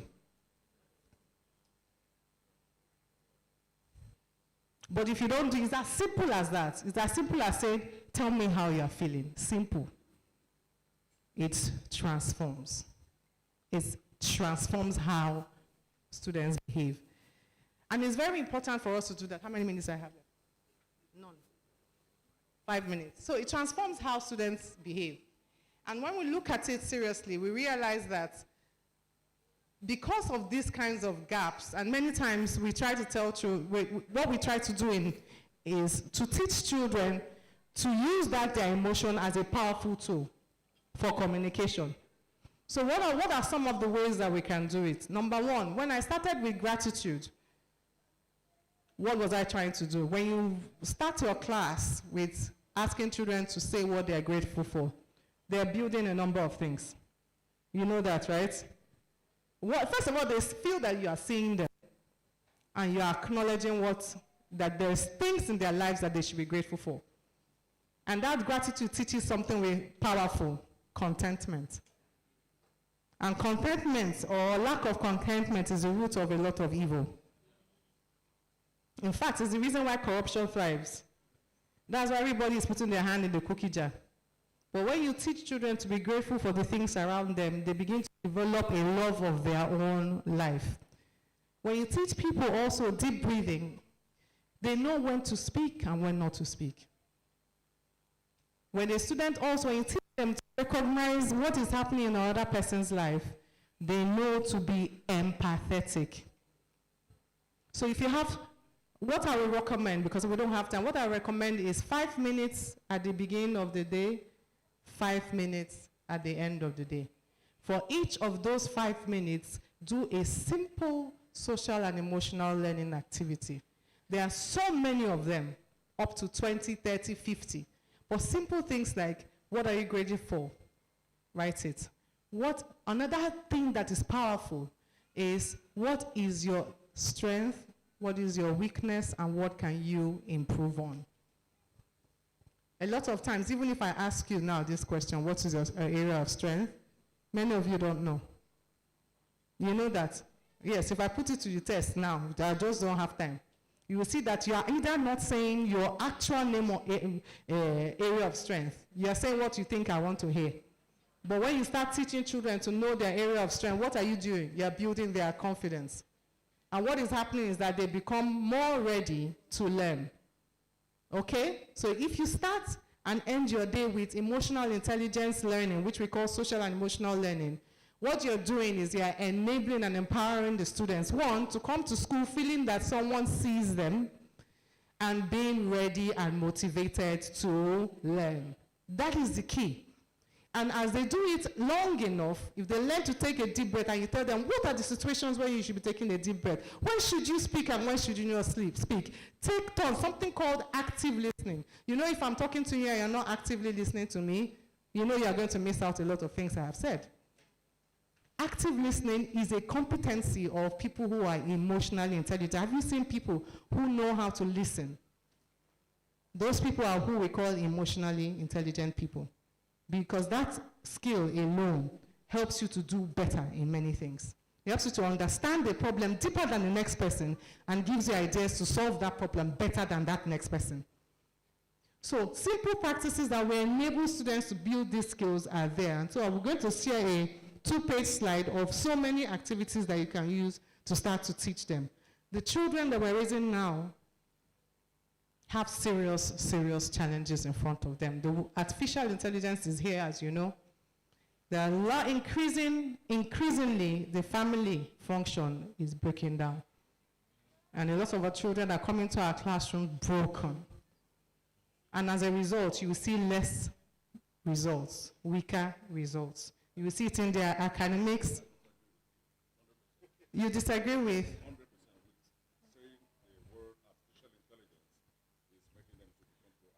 No. Let me take that again. I said they're in a world where there's so much happening. Artificial intelligence is here, and a lot of other technologies are here, causing a lot of distractions. I'm coming. I won't also take that. I'm in the class here with you, and you must teach me what I will go home with. Yes. Now, I'm an artificial intelligence expert. That's 1. 2. Yes. What I'm saying here is character education. Good. When you go into character education, there are a lot of things that you ought to be able to impart into the teachers that are here. Yes. Now, but when you drift off from the word called artificial intelligence, now, you're actually taking us back off from the world that we ought to understand about the character education being embedded in the life of the teachers, because a lot needs to be understood by the teachers in the teaching technocrats, which we are failing to understand. Tomorrow, the keys you're talking about, when you talk about identification of the ability to identify something, emotion, intelligence, the moment you ask somebody a question and he's able to understand and hear you, either responds positively or negatively, he has depicted the word intelligence. Now, but when you go into the character aspect of it, which divide into so many areas, for a child, when you come into the school for the first time in the morning, a child has a lot of problem coming from home. Now, are the teachers able to identify those problems they have? Walking into your school gate, the first thing you should look at the facial expression of the child. You know if he's sad or not, because sometimes they could be pretty sad. And if you come closer to them and say, oh, hi, how you doing today? How was the night?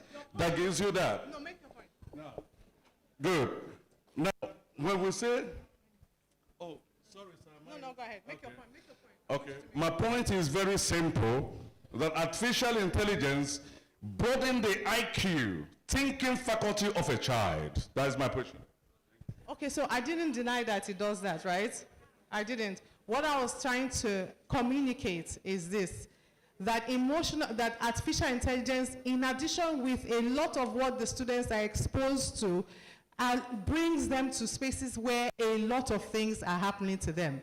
So you remember Mr. Tom's session, where he talked about the ability of artificial intelligence to mismanage young people, right? So if a young person goes there to ask certain questions, if he's 4 years old and he picks it and he asks a question, it will give it answer. He might not know that he's 4 years old. So it is not the artificial intelligence that is being attacked. It is the use of the artificial intelligence that can be maneuvered to make a child lose their. So that's what I was going. So apologies for not getting that through. But that's what I'm trying to say is, and he makes a great point. One powerful thing he said is this. He said that, and we call it emotions checking. And emotions checking is another fantastic way to teach emotional intelligence. They walk into the class and you ask them, how are you feeling today? What can make you feel better? What happens is that they begin to feel seen and safe and supported. So thank you very much for listening to this session.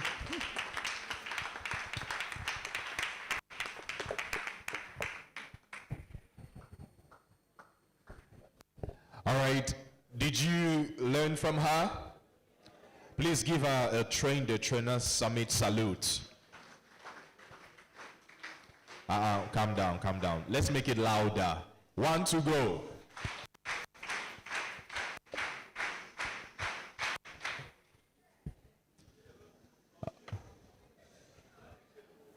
It's not shame, oh. Please, parents and teachers and guardians, we're not shaming. We're clapping all 10 applause and we're giving it to her. All right? Thank you. Shine the light. Shine the light. Shine the light. I want to specially recognize those who are decked in our uniform. The uniform of, I call it our uniform because we are all Nigerians. And this uniform signifies our strength, our courage, and our solid front. And I'm talking about those decked in the beautiful blue colors of the NSCDC uniform. Please give them a big hand. Wow. I better clap for them. Thank you. You're welcome. I also want to say a very big warm welcome to the Southeast Educators Conference team. They're here. Please give them a big hand. Thank you. Distinguished guests, ladies and gentlemen, we still have a lot of beautiful items for you. The convener, she's going to be with us shortly. I thought you'd clap. Somebody is asking, why is the convener not here? We are live in Abia State right now. So she can only be in one place at a time. So she's going to be with us in a bit. And also we have still on the list of those who's going to be speaking to us, CSP Temi, one of the finest police officers in Nigeria. You'll be hearing from her in a bit. Ladies and gentlemen, without further ado, I'd like to make welcome the next speaker. I want to be sure, are you learning something? Yes. If you don't have a writing material, can I see your hand? You don't have a writing material. Look at them. There are a lot of people behind without writing materials. Can we get them writing materials? I thought as much because at the rare. Oh. Okay, I see some are going. It will get to you. Thank you. All right. So we'll make welcome the next speaker. She's on fire. Are you ready for her? Are you sure? Owerri, if you're ready, make some noise. Multimedia, please. Over to you.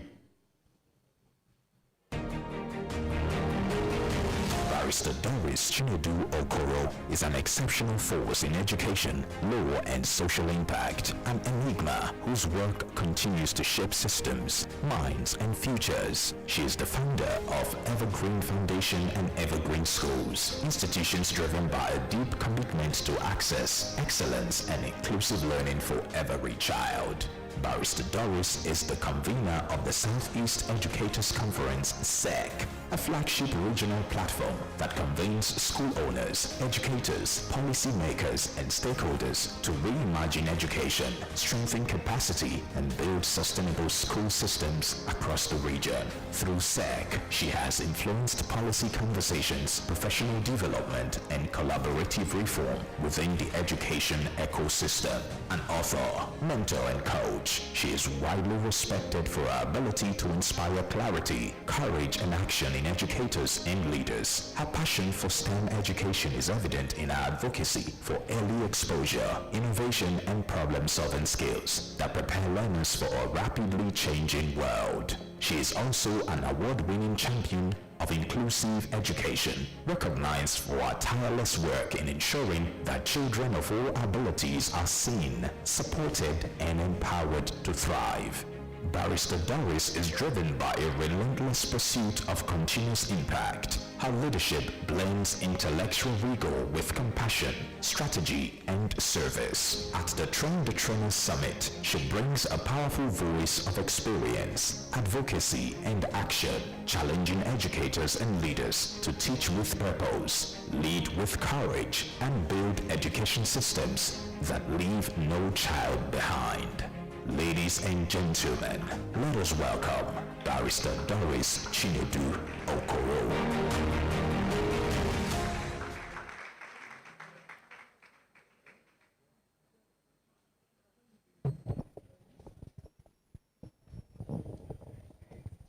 Shine the light. Shine the light. Shine the light. What a time to be an educator, a teacher, a parent, in whatever capacity you are here. What a time to be a stakeholder in the life of a Nigerian child. It's such a pleasure to be in Owerri, honestly. And I'm grateful to the convener and the organizers of this program. Being a teacher, I know the impact. You know, I've been privileged to be in Train the Trainer Summit in Oka, in Ebonyi, in Enugu State. And each one, I always leave enriched. So I'm sure that if you're very intentional this today, you're going to leave better than you came. I listened when Rhoda was talking about emotional intelligence. And it's no longer, it's now a fact that if you're not very emotionally intelligent, you might have problem handling children around you. Handling yourself first might have a big problem because the world is getting tougher by the day. Did you notice that? It's getting tougher by the day. Some people tell you it's getting darker. I have not seen any dark, but I can tell you it's getting tougher. You know, and because of that, you need to now understand yourself. And if you go by the definition she gave us, you need to understand yourself to be emotionally intelligent. So you can imagine where you're struggling to understand yourself and you're saddled with some children, you seem not to even understand, them. So standing on that premise, I'm here today to talk about how can we connect to these children to teach them?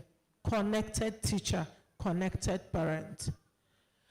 And I like the fact that she spoke about the emotional intelligent teacher, the emotional intelligent parent, because I'm sure sitting here, we are not just teachers, we have parents, we have other stakeholders here today. So having laid that premise of being emotionally intelligent, it's easy for me to tell you that is where you're going to come from to connect to that child.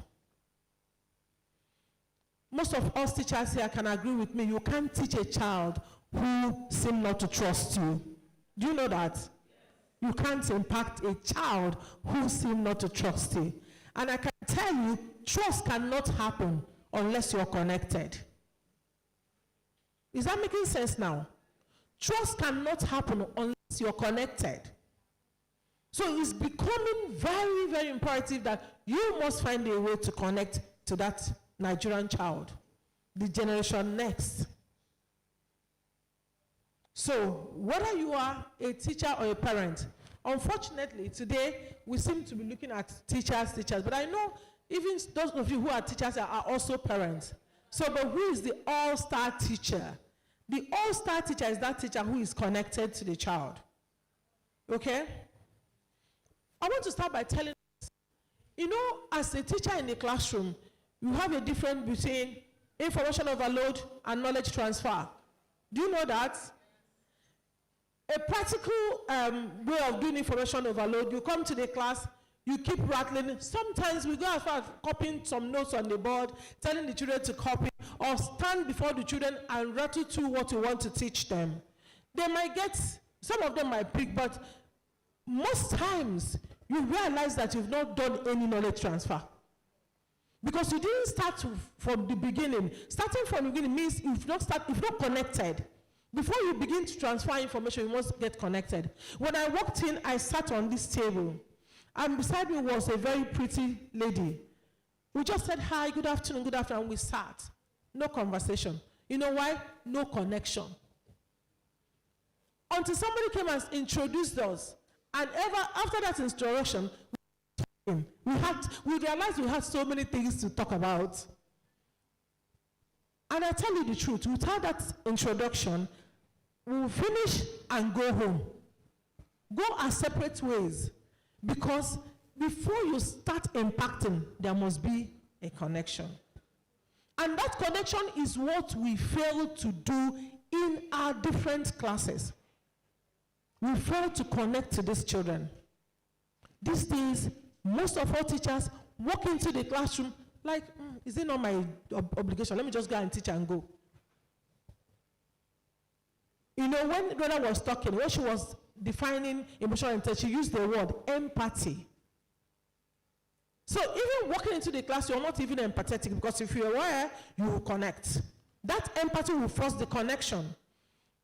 You know, towards the end of her speech, she said something about watch them as they come to school and begin to understand. Facial expression can tell you how somebody is feeling. It's a simple way to see it. Just simple. Just watch the child. One day I was taking a walk, and I was taking that walk with my husband, and we usually pass one young boy that goes to school on a school down the road. And this boy, he has a very lovely smile. So as he approaches, he will always smile. And so we became friends with maybe about 9 or 10 years.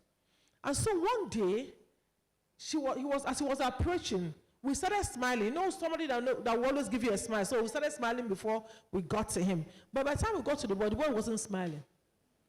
And my husband just said, how are you? The boy said, fine. The teacher and me refused to go. I stopped. I called this boy back. So what's wrong with you?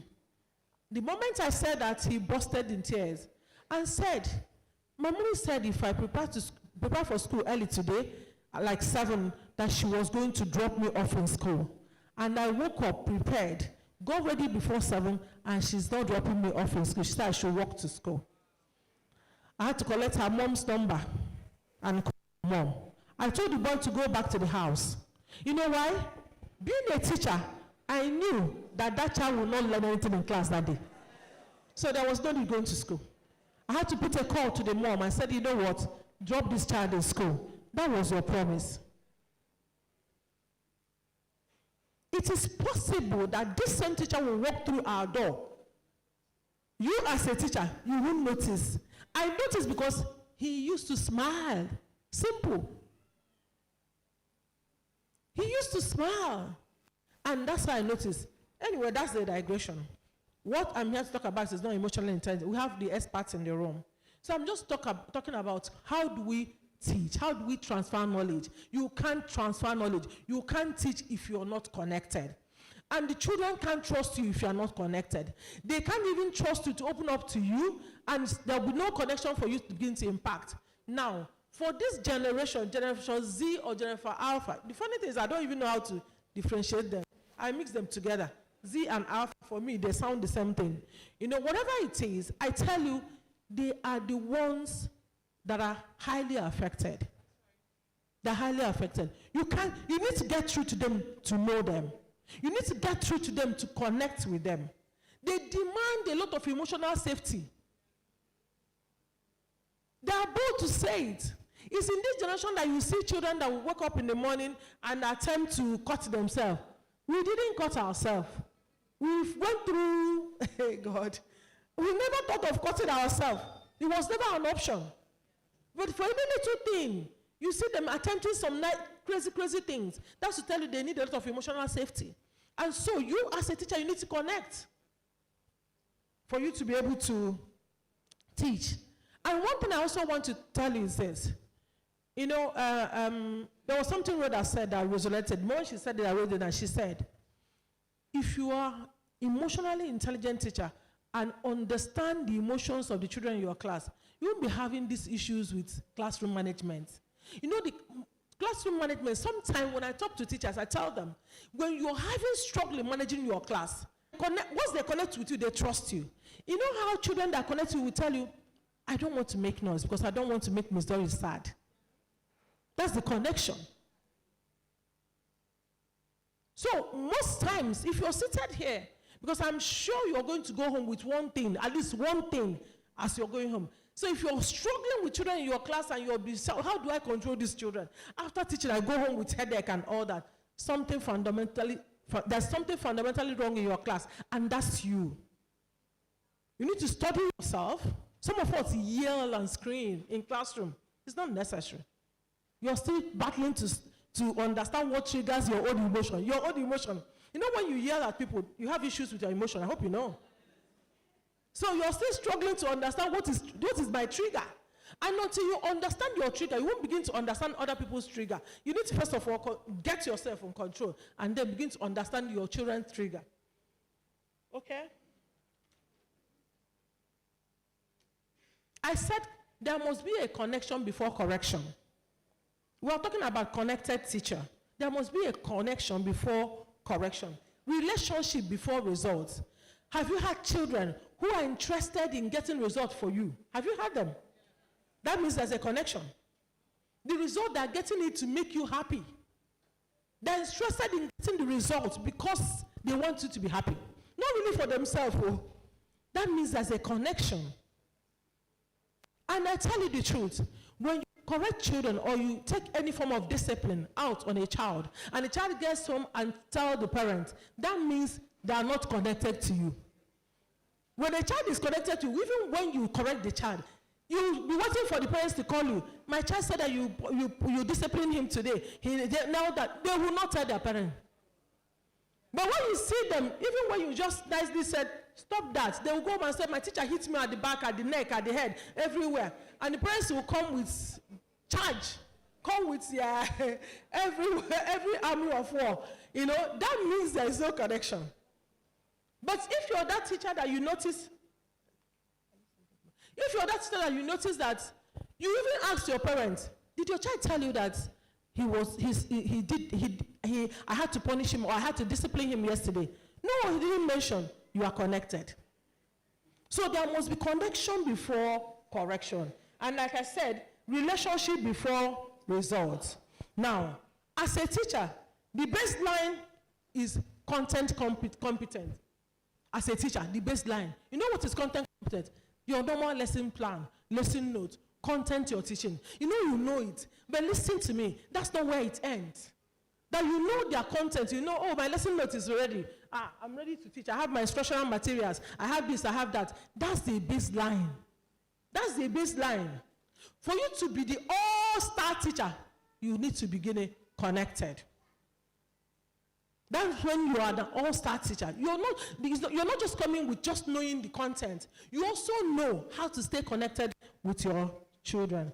And I say that all-star teacher understand that before a child absorbs a single piece of information, they must first be seen, feel heard, valued, and understand. They don't just come and start taking what you're saying. Yes. Try these things as you get home after today. Okay? So look at the masterclass roadmap. Number 1, we're going to be looking at the connection gap. What is the connection gap? Let us identify the unseen barriers in homes and in classroom. Let's see it. What is the connection gap? Some children are emotionally withdrawn. Some are uninspired. Some have a relationship strain or strained relationship. Let me tell you something. Let me just paint a simple picture for you. You know, in your classrooms, you have a lot of children with issues. Some issues you don't know and you will never know. Some issues you don't and you will never know. Some are foundational issues. The most common one these days are family issues. You know, a lot of homes are going through a lot of struggle. A lot of homes. I wouldn't know why or wouldn't know the reason, but a lot of homes. And these children witness these things. And sometimes I tell parents, it's not when you start fighting with your spouse that children know there's a problem. Once there is no love in the home, they are the first to know. I don't know how they do it. Maybe they perceive it. They are the first to know. And that will be their problem.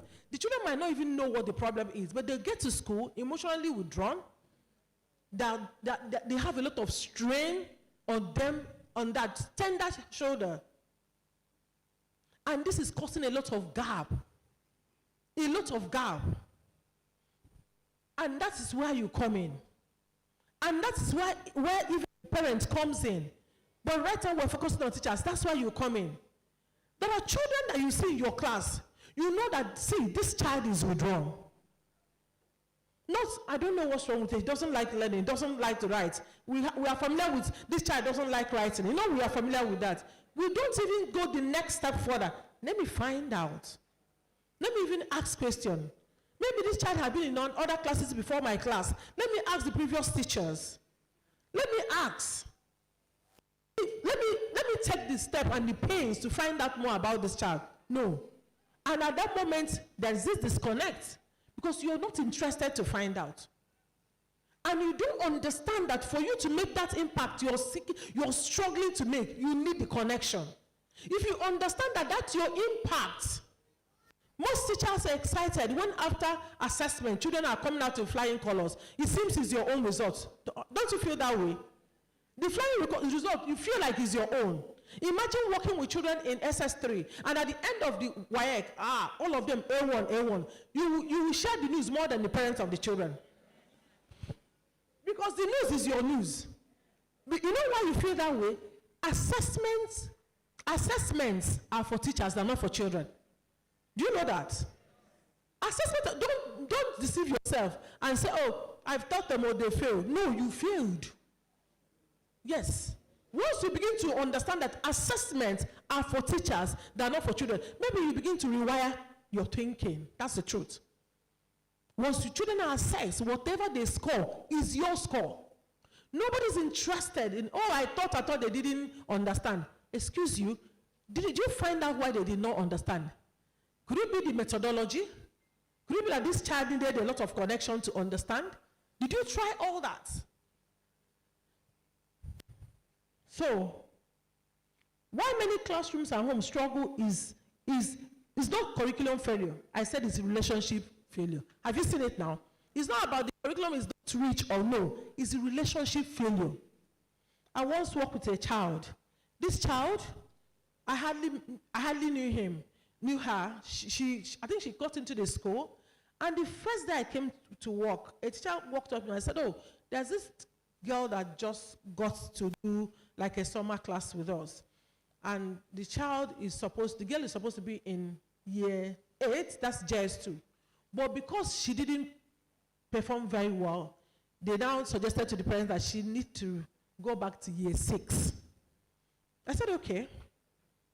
One day, a few days after that, I came to work, and one teacher came to me, oh, that girl that we told you that came, said she didn't, the stepmom, used the word stepmom, didn't give her any food, breakfast this morning. They gave her only half a bottle of Fanta.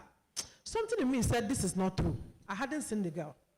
I just turned and told the person, you know what, take money from my bag, go buy breakfast for the girl. Another day, a teacher jumped downstairs and said, oh, that new girl is vomiting. And I think the school admin tried to call the father, and the father said, please, are they working on mathematics? Or was it a mathematics class or something? He said something about maths. And they answered, he said, no problem, don't worry, she will be fine. I said, eh? And I said, please tell the man I would like to see him. And the man came after school. That was when I said I wanted to see the girl. That was the first time I was seeing the girl. The moment I saw the girl, I knew the girl needed intervention, not academics. I didn't know the story. I just saw the girl. I knew this girl. Somebody needs to be intentional with this girl. And so I told the man, the man said, oh, I wanted to put him in the college, but they said she failed. So I don't know. I'm thinking of what next to do. I said, don't worry about the exam. I want to work with her. So bring her to the college. Let me work with her. This child needs somebody to connect with her. And I took the child. The child is in year 10 now, and she's a star. She's a star in so many different ways. She's written so many books. In fact, 2 days ago, she had a meeting with the Commissioner for Transport. The Commissioner was wow with her projects. Do you know what happened? The parents got divorced when she was 3. So I don't know how this thing hit her. But she suffered trauma. And I'm sure from school to school, they'll be like, she doesn't want to learn. She doesn't want to learn. No, that's what will be happening. She needed a connection. So now she calls me mom. And with that connection, she told me something last week. She said, oh, I don't feel adequate. I said, why? Because there are lots of people that went for robotics competition and came back, mathematics. She's not that maths person. And I now said, how many people in your class have written the number of books you've written? How many people are doing the level of spoken words you do? How many people are doing? As I was saying, she said, this is true, Mr. Doris. I'm fine now. So she needed that connection. She needed that connection.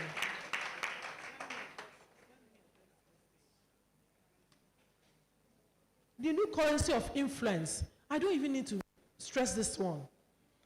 Listen, growing up, my mom was a teacher, retired now. But one of the things I learned from her was teachers were influencers. What happened? These days, our influencers on the billboards, some of them influencing nonsense. Do you understand? Some of them influencing nonsense. Somebody can go to Big Brother Nigeria and do all the unspeakable things at the end of the day in billboard. And our children are just watching and picking them. Our teachers used to be influencers. You know why? You model knowledge. You model empathy. You model decency. That was it. How many of us still remember when teachers don't wear trousers? That's what we're wearing now. Yes, teachers don't wear trousers because they were looking at, I mean, this is the picture of who you should be. And so you can imagine why you model managing your emotions and managing yourself in classroom. And if you remember, let me tell you the extent and the depth of the influence. If you remember, in those days, when you have a teacher that speaks softly, almost all the pupils in her class will be so when your children yell, no, it's you. Remember in those days, if you have a teacher that writes nicely, every child that will pass through that teacher will write nicely.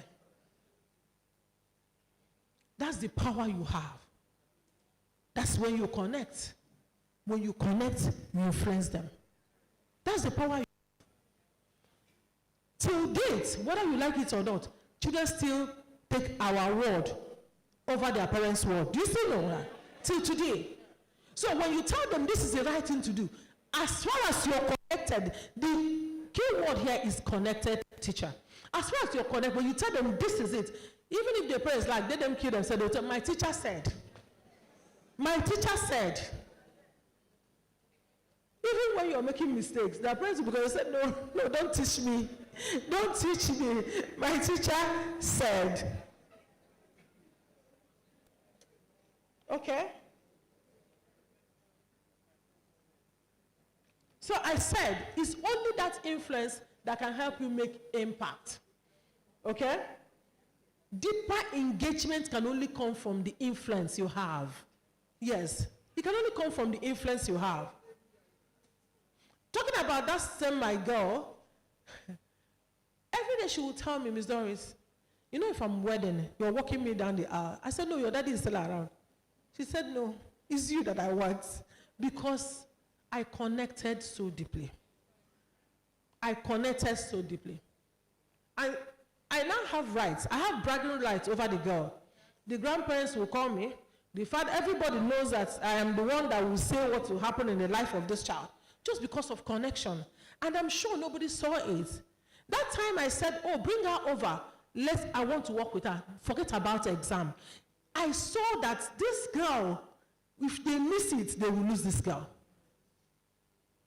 And so when she came, part of the first few months of staying with her were all about prayers. You know what I mean? Not praising in my closet, holding her and praying because it was that bad. You know those kind of children that will get their book and go to the back of their book and be writing, I want to die. Well, you know that kind of thing. The thing has taken root. And so we had difficult time going deep until we got to the course and we began to work from there. But that's the connection. That girl wouldn't have trusted anybody. She's angry with the father, she's angry with the mom. She's angry with the new wife. Everybody join. She's angry with them. Now, practical tools for building trust, strengthening communication, and bridging the gap between the adult and the young mind. You know, there are practical tools to building trust. I want to talk to you about it. You know, in class, please, as teachers, let's not be judgmental. That's one of the challenges we have. One is before the children start talking, you know, some of them that we already know their ways, their disposition. Maybe they are the ones that always make noise in your class. And as you're working it and your class is rowdy, you won't even allow them to tell you the person. You have picked the person. You're very judgmental. Sometimes, as they're coming to report the child, you're not giving the child listening ear. You're judging. You're calling him, come out, bring out your hand. And it is difficult because any day you miss it, and maybe the child has been doing, but that particular day the child didn't do it, you've lost that child. That's why the law will always tell you, it's better to let 100 criminals go than to convict one innocent man. So if the child on that particular day did not do that thing and you didn't listen, you've lost that child. No wonder you have to listen and keep listening. Treat them every day on a fresh slate, not on what preconceived is you, I know you. How you? Won't it be you? Who else will it be? Just make sure that every day you bring and communicate it to the children that as far as I'm concerned, you are good. Do you do such communication? Trust cannot just come and go, my children trust me. That's not how it happens. You must take steps to end the trust. And you end the trust by showing them, see, you are good. Even when everybody is screaming, this child is no good, you scream, you are good. As of course, there is power in positive confession. You are good. And then let the child know that every day is a fresh day with you, not continuation of 3 weeks ago. Say that thing you did 3 weeks ago, you still continue till now. Then listen. Do you know every day I get reports? Parents will call you and tell you, oh, my child said he was punished strongly today. Somebody did something in class and teacher punished everybody. And my child said he was trying to talk to the teacher didn't listen to him. Once I hear it, I know it's true. We don't listen. And do you know why we don't listen? We are not emotionally intelligent. I don't know about Kasai. We are not emotionally intelligent.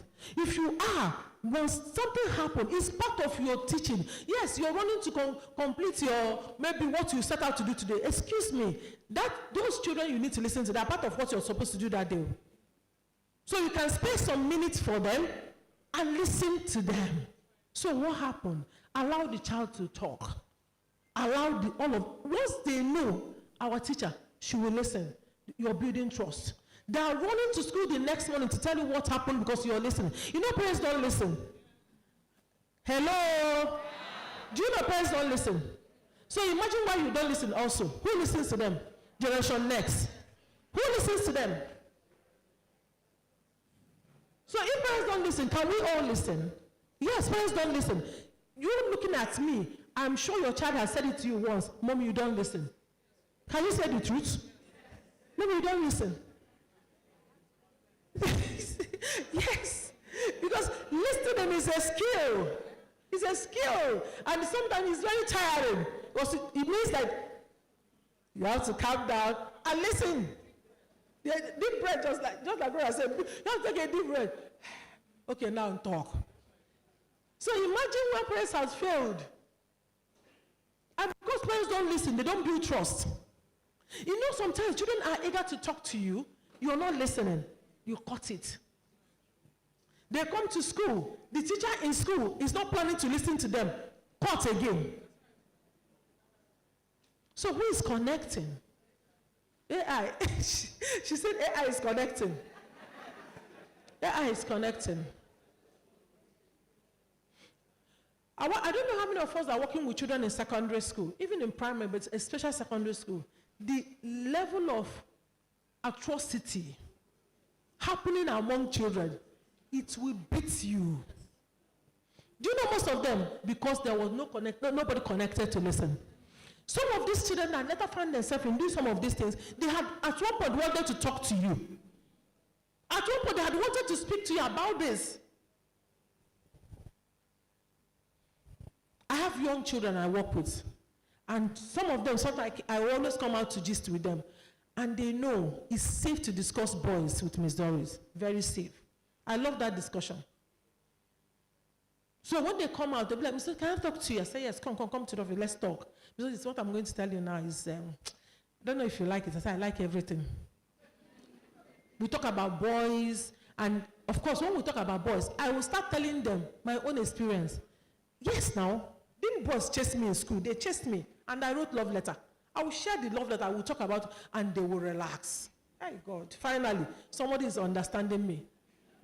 And then we talk about it. And from that point, I start telling them, excuse me, see where this becomes dangerous. They will listen to me. One time left the hostel, and after a while, she came back to the hostel, and she told me, I said, can I talk to somebody? I said, oh, sorry, I came back, because when I left, there was this crush that wanted to kill me. I couldn't read. I was just thinking about this boy. I said, if I continue to be home, I will not concentrate. Let me go back to school. Because that story, the mother didn't hear it. It was only me that knew why she came back. Because I listen. Can you listen to your children? When you listen to them, you connect with them, and you build trust. So that way, even when you tell them why they will study, they will hear. My girls, when I tell them, see, it is okay to feel the way you're feeling. One time was caught writing, she exchanged letter with another boy during the holiday. So when they came to school, you know how we get into their laptop? So the thing was discovered. And it wasn't with school email, it was with their private email, but it was discovered. And the whole school was shouting, Claire, did this. When I came back to school, they told me, I said, why are you people making noise? Claire is 15. At 15, if Claire doesn't feel like talking to boys, we will go and look at what is happening to her. What are you talking about? This is not, why are you people making noise? School authority wrote to the parents. I said, why are you people writing all this letter? And so the day I called her into my office, she was coming shaking, and she came and said, I sat her and I said, listen, I want to tell you something. Please, if anybody look at you anyhow in this school, look at that person like this. Why are you looking at me? I said, because you didn't do anything wrong. The moment I said it, you see how the girl relaxed. I said, you did nothing wrong. Prince will wrote to you, and you responded. Excuse me, you're a beautiful girl. Boy should be right, and you'll be responding. That's what you should be doing now. After all, psychologically, she's in heat. That's the age. So if the child is not feeling like that, you will be crying whether it's the other way. Thank God it's the good way. Yes. I said, everything is fine with you. You didn't commit any crime. But do you know what I want to tell you now?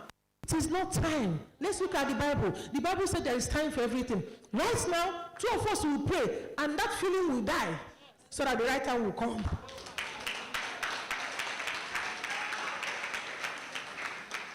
I will see the girl, the following days, she'll be passing my office. Hi, Miss Doris. No fear.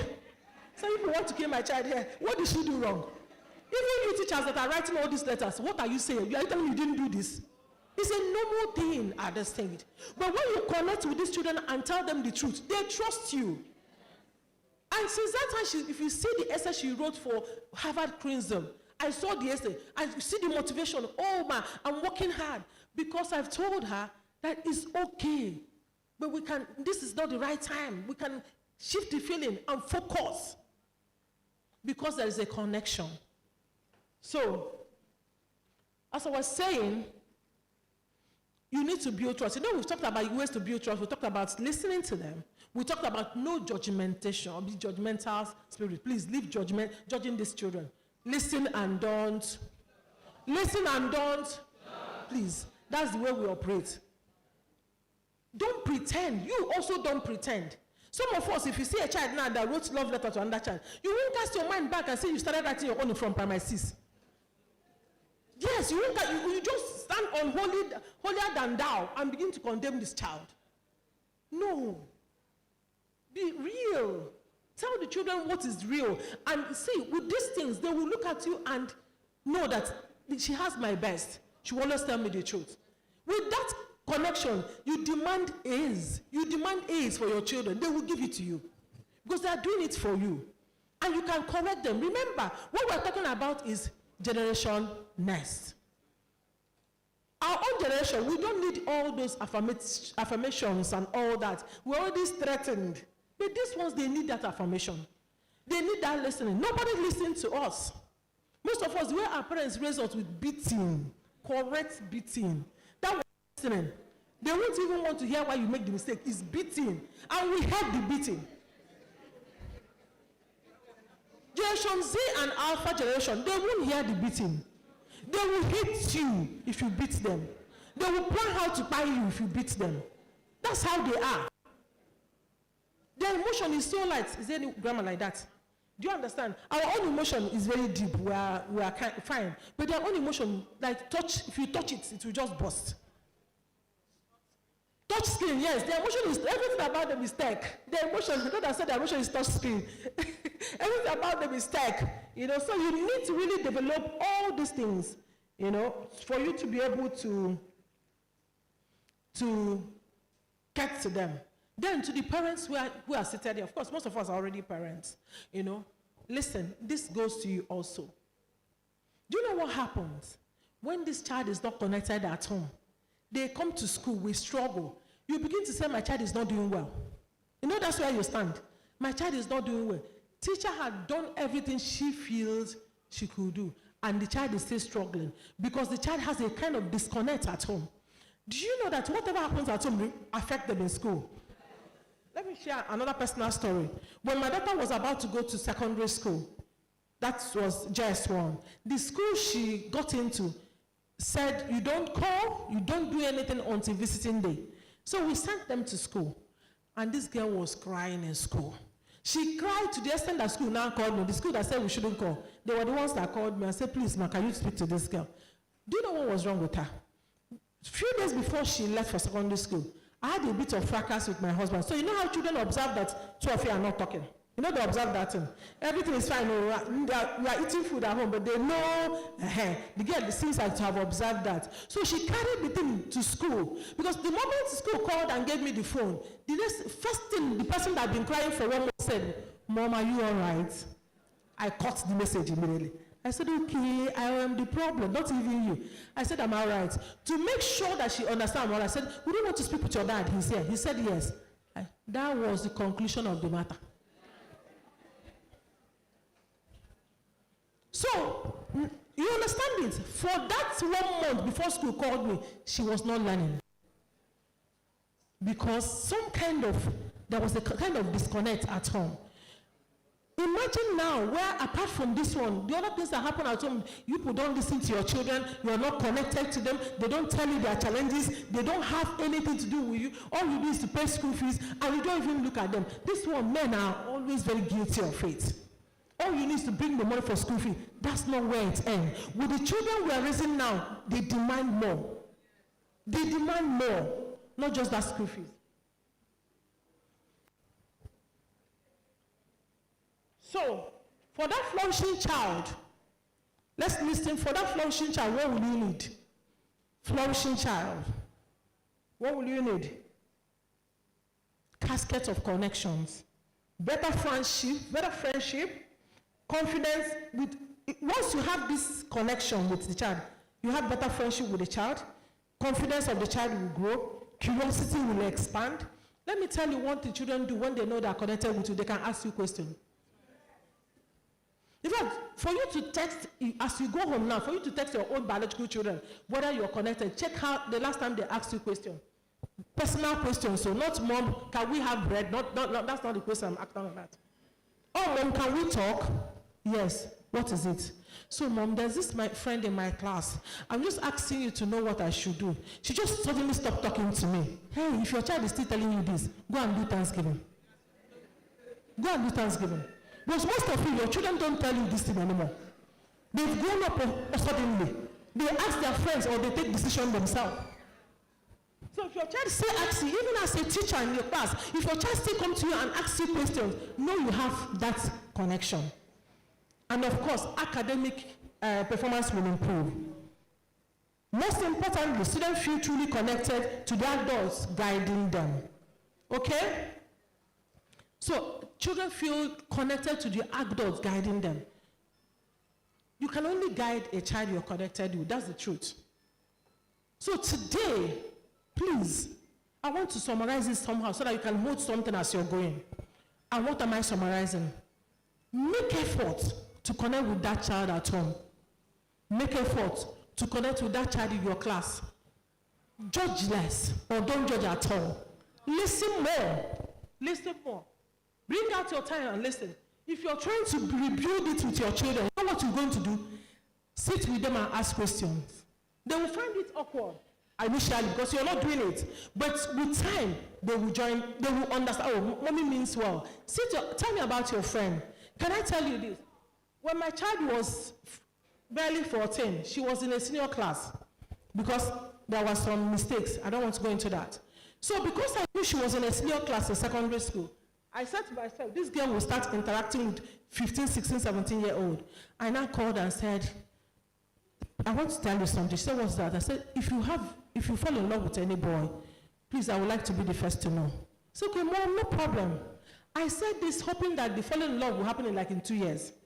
The next weekend, she called me.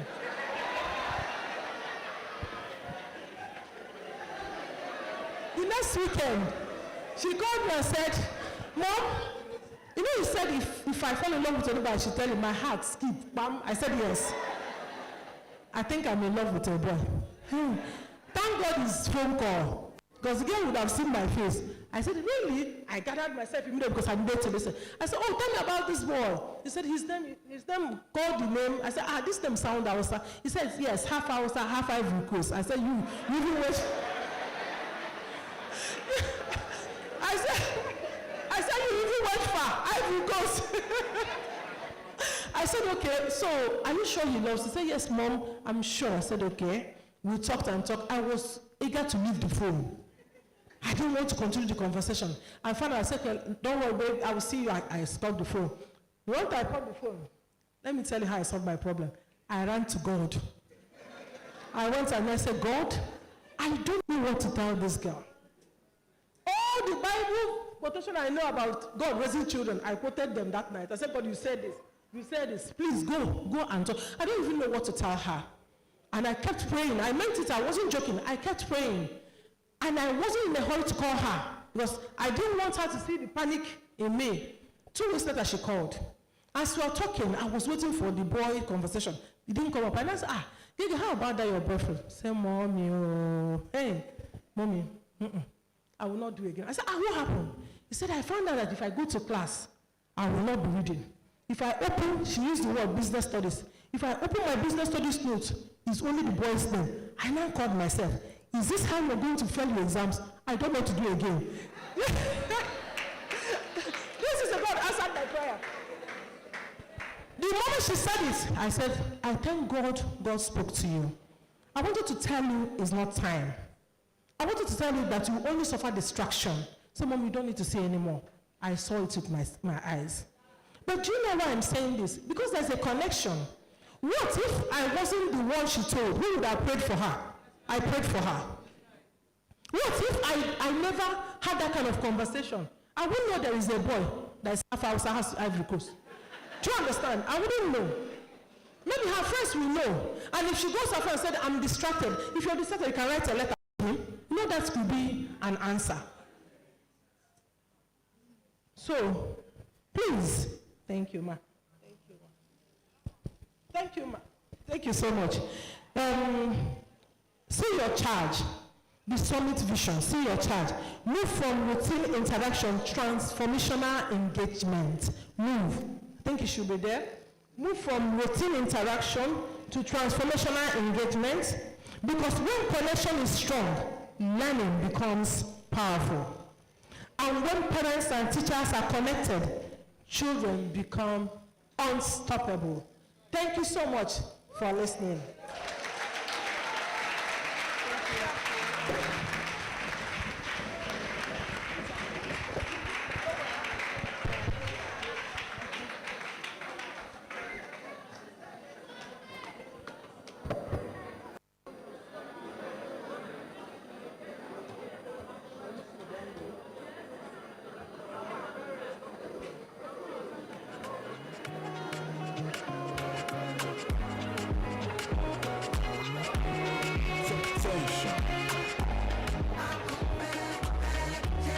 All right.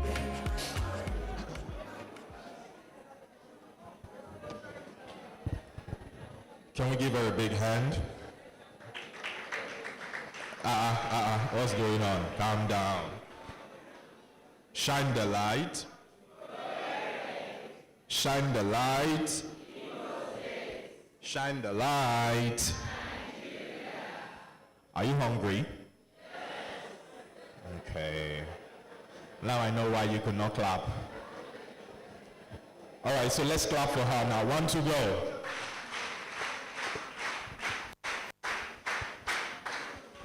All right.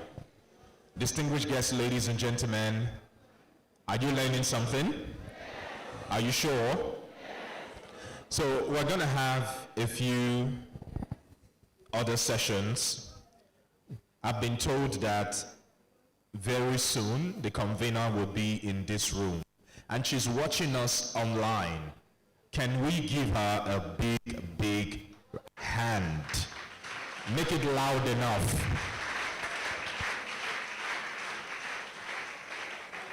Shine the light. Shine the light. Shine the light. So right about now, we would have yet another seasoned speaker. By the way, there's a lot to eat and there's a lot to drink. Why are you murmuring? You know, somebody came to me behind and said, I'm interested in the food.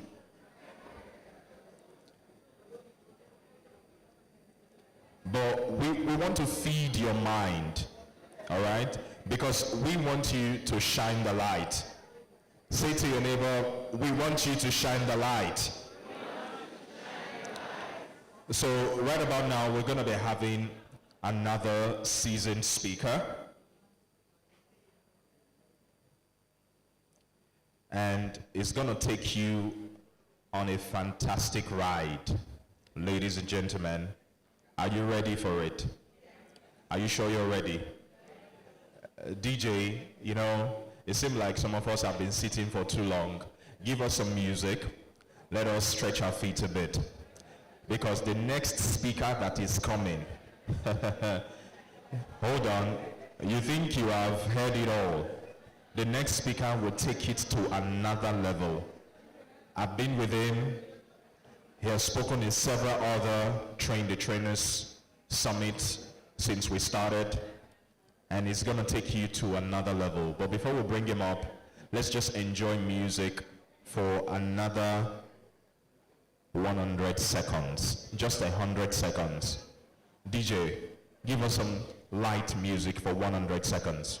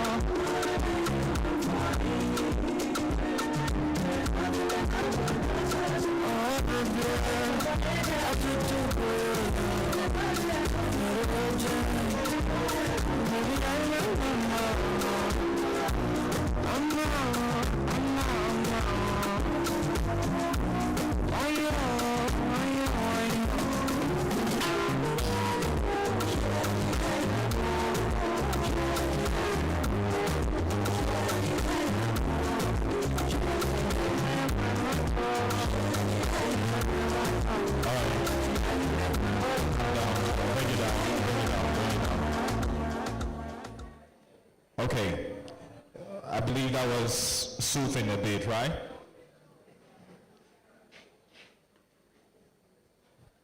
Okay, so for those of you who have a few questions, I want you to write it down and pass it to me.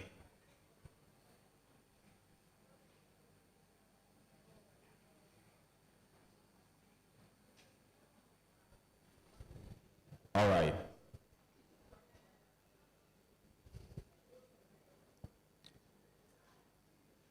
So, how many of you have questions? You have questions? Let me see your hand. If you have questions, okay, jot it down. Jot it down, please. Are we good? By the way, let us give a round of applause to our national coordinator, Mr. Rotimi. Let's give him a big hand. Give Mr. Rotimi a big, big hand. Have you heard from our national coordinator today? Please, sir.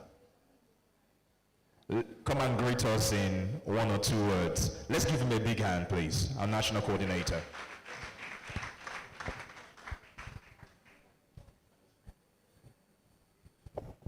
Hello, good afternoon, everyone. Good afternoon, everyone. I hope it's been an amazing time for you. Are you sure? If you learned something, please raise your hand. Okay. You're going to do something with what you've learned. Raise your hand. Not many people are planning to do something. Okay. My name is Rotimi Eitayo, and I'm the global coordinator for the Train the Trainer Summit. And it's been a pleasure to serve, using this opportunity to be able to add our voices to the change that we're trying to seek. And I must say this without a form of flattery. Imo State has been really, really impressive. Put your hands together for yourselves. So from the turnout to the comportment, I saw a lot of you write notes. A lot of you paid attention. At first, I felt maybe because it was digital. Then later, Rhoda spoke. I felt maybe because she said she's your sister. And then Barrister Doris came in, probably because she's a barrister. So I'm waiting to see your response for the other set of speakers. Or maybe because you know there's lunch at stake. So, you know, it's been a pleasure to be here, and I'd like to encourage you all to understand that at the Train the Trainer Summit committee level, and also at the Duke Infant and Child Foundation, it is our desire not just to do this as another event. Our plan is to see how we can be very intentional, as our founder will say, that the future of Nigeria is not the next election, but the next generation. And we all have to make up our mind that we are not part of the problem that needs to be solved. We are part of the people solving the problem. And we've done this, started last year, November, in Delta State. And in Delta State, we're in Asaba, we're in Owerri. In January, we went to Oka. From Oka, we moved to Ebonyi. From Ebonyi, we moved to Enugu. From Enugu, we went straight to Uyo. Uyo to Calabar, Calabar to Port Harcourt, Port Harcourt to Ilorin. And now we're having season 2. And season 2 is a double dose. So today we are in Imo State and in Abia State simultaneously. On Saturday, we're going to be in Bayelsa and Edo State simultaneously. And next week, we're going to be having Ogun, Oshun, we're going to be having Oyo, Ekiti, and Ondo, as well as, what was it? It's getting confusing, actually. Our goal is to go around the entire country, 37 locations, that's 36 states plus the FCT. And we're carrying one message, one vision, and one mission. And the goal is to make sure that the next generation would have an advantage and not a disadvantage. and we believe that the right set of people in the room are the people we are speaking to. I was speaking downstairs with one of our speakers that walked in, that putting this event together, series of events together, is taking a lot. I must say that if you listen to the stories behind the scene, you will be super surprised. In one of the locations, one of our speakers lost her mom the beginning of the year, and she still came to speak at different locations. That is somebody putting sacrifice. Our current speaker that you're going to listen to, next two speakers, had an accident this morning on his way down here. That's enough to turn back, don't you think so? He was coming from Enugu just to be here. He had an accident. He left the car and still came here and is here as we speak. And if I decide to go further, you will hear so many stories. You know, all the speakers here have been carefully selected. They are experts. They are subject matter leaders. There are people doing amazing things. I'm sure you had a great time listening to Barrister Doris. I actually wanted to introduce her myself because she's like 5 in 1, you know. So she's not just Barrister Doris, that's her person. She's the founder and proprietress of one of the best schools in Southeast. If I dare say, the biggest and best in Enugu State. I thought you missed the place to clap. So, and Barrister Doris is here. She's the founder and convener of the Southeast Educators Conference. And they're having a, yeah. You will be the first to get lunch. Yes. So you understand. So let me try another one. And she's also the founder of Evergreen Foundation. Good students. You know, and we have the SUBEB, representing the SUBEB chairperson here in our midst. An amazing woman. You listen to her giving that speech, right? She did not come just in capacity. I saw her writing. Are we together? You know, we have the team from NSCDC, we have the team from SEC. We have a royal father here in the house. That means we've stamped this event with royalty. So you are all royalty, isn't it? Say, I'm a royalty. Say it with a smile on your face.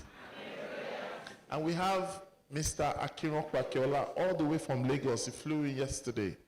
Is the CEO and founder of Parent Mark School of Parenting. We have, of course, Rhoda. Rhoda is also 5 in 1. You know, Rhoda is a CEO, she's a founder, she's a co-founder, she's a curriculum theorist. Everything parent, teacher, and student is inside Rhoda. Are we together? So, and these are people that you don't find easily at events, and they don't come cheap. And we have David Folaromi. How many of you have heard of David Folaromi? Don't worry, you will hear and know of him. He's the one I said that had an accident on his way. And for honoring us, I think he deserves a round of applause. So if we are asking you to be intentional, what I'm trying to do is just being intentional. How many of you enjoy our MC? So there's a story behind everything here. It's not roadside MCO. It's not Google and search MCO. It's an on-air personality. If you go and Google his name, in Delta State, he's a voice to reckon with. So we imported all these things for you. You will see the CSP when she comes. And you compare the average police person and her, you see there's a difference. No be so? Correct. Even the people coordinating our events, Purple Flamingo, I think we should put their hands together for them. They've given you water, the sound and everything. Now, why am I saying all this? There has to come a time in our history where what matters most is what matters most. Are we together? And we've decided to bring all these amazing people to meet amazing people. So like begets what? Like attracts what? In other words, as we celebrate the people who are representing speakers, convener, and the likes, you are not out of the equation. Tell the person beside you, you matter. You matter. Say it again. You say you are special. You are special. No, say it like it's not an instruction. Say it like it's special. You're special. In other words, don't let today's event end like another event. Let it be the history that we are writing. Are we together? And of course, if I've been introducing people as 5 in 1, I should introduce myself as we. So, point of correction, I'm not a national coordinator. I'm a global coordinator. So, just in case, by the time you see the flyer, you are expecting to see another Nigerian state. You might see an African country. And maybe, I will ask the usher to help me write down the names of people who are well behaved to probably follow us to the maiden edition in maybe East Africa. Abi? I said maybe. Well, ladies and gentlemen, thank you very much. Please, a round of applause for our global coordinator. You can do better than that. I think we should give him the Train the Trainer Summit salute. But this time, 20. 1 to go.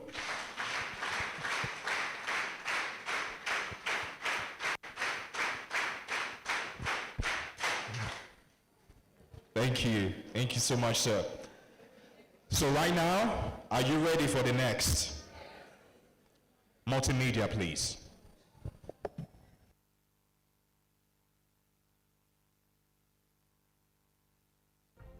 David Folaranmi is a certified addiction counselor, psychologist, and youth development strategist with over a decade of experience in substance abuse prevention, treatment, and recovery. He holds a degree in economics and applied social psychology and has received advanced training at the UNODC Colombo Plan and the University of Washington. He is the Enugu State Coordinator of the International Society of Substance Use Professionals, ISOP, Nigeria, Chairman of the Board of Trustees at the Association of Advocates Against Alcohol Harm in Nigeria, and an active member of organizations including the Community Intervention Network for Drugs, Drug Free World, National Drug Law Enforcement Agency NDLEA, as a War Against Drug Abuse Ambassador, the World Federation Against Drugs, and the International Substance Abuse and Addiction Coalition, ISAC. David is a project director of the Leave Free Initiative, founder of the David Folaranmi Foundation, and a vocal advocate for drug use policy reform, TEDx speaker, and a John Maxwell certified coach. He consults widely and has been recognized internationally for his work. He is married with 3 daughters. Ladies and gentlemen, let us make welcome David Folaranmi, founder, David Folaranmi Foundation. Thank you very much. Shine the lights, Nigeria.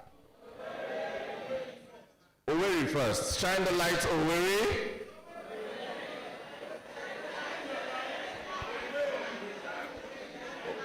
Shine the lights. Shine the lights. Shine the lights. Please put your hands together for me. Yes, we're pleased to be here today. It's such an honor to be in our midst once again this morning to talk about something that's very, very important. Yes, for some reason.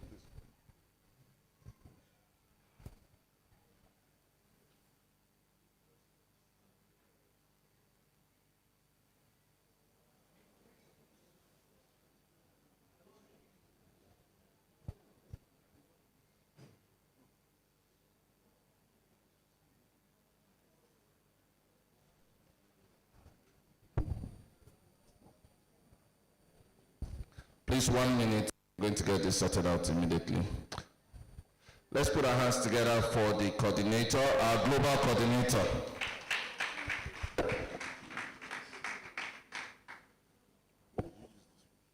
Sir? Okay,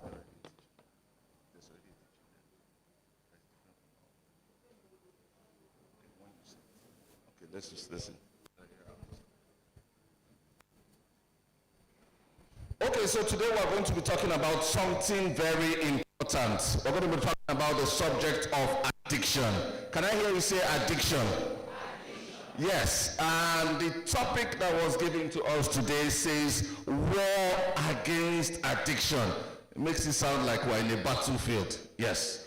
How many of us believe that a lot of children under our care struggle with addiction? Let me see your hands up. You do believe that a lot of children under our care struggle with addiction. Okay, that's good. So let's ask, what exactly then is addiction? What is addiction? Can anybody help? What is addiction? What is addiction? A lot of people would assume that addiction is a behavior, some sort of character. But addiction is, for those of us writing, sorry, we have an issue transferring what I have here to what is there and all of that. Addiction is a chronic relapsing brain disorder. A chronic relapsing brain disorder. Because gathered here today, we have stakeholders, including teachers, religious leaders, healthcare workers, school administrators, school owners. So it's important for us to get the facts, not just what we think addiction is, like a lot of you might think, but what it actually is. Addiction is a chronic relapsing brain disorder characterized by the compulsion to engage in a behavior or to consume a substance irrespective of its harmful consequences. I'll take that again, don't worry. Addiction is a chronic relapsing brain disorder characterized by the compulsion to engage in a behavior or to consume a substance irrespective of its harmful consequences. Excellent. So let's break that definition down a bit. I said to people that addiction has no cure. So it's important we know that addiction is a brain disorder. Addiction is a disease of the brain.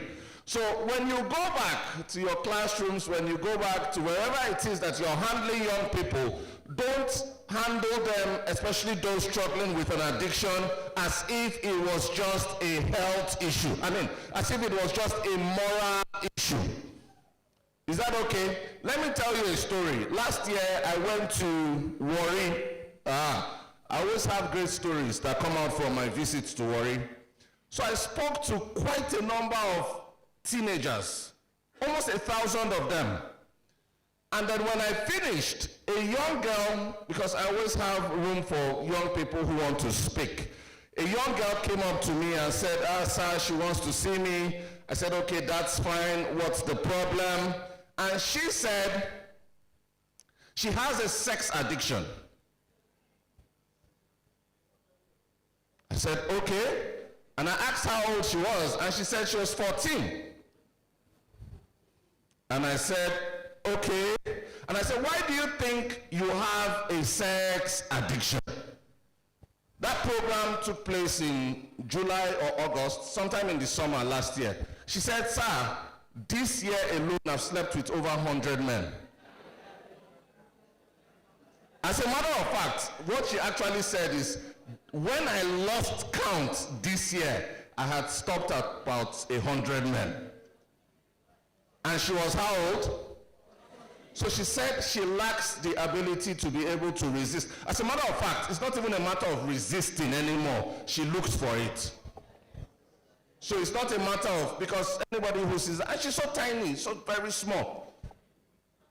I said, does anybody know about it? She said, you are the first person I'm telling. I said, you mean your parents don't know? She said, no. But then, would you agree with me that there must have been warning signs that her parents, her teachers must have observed about her? Do we agree? Do we think so? Absolutely. So those are some of the things we want to look out for today. Another story, I went to Lagos 2 years ago to speak to students again of one of the quote and unquote big schools in Lagos. Huh?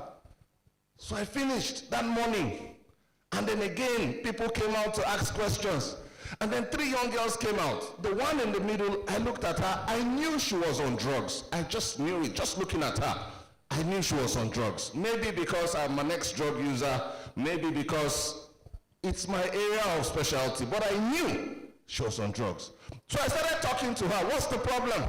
She said, sir, I'm using cocaine. I said, wow. So I asked her, how old are you? She said, 13. I said, wow.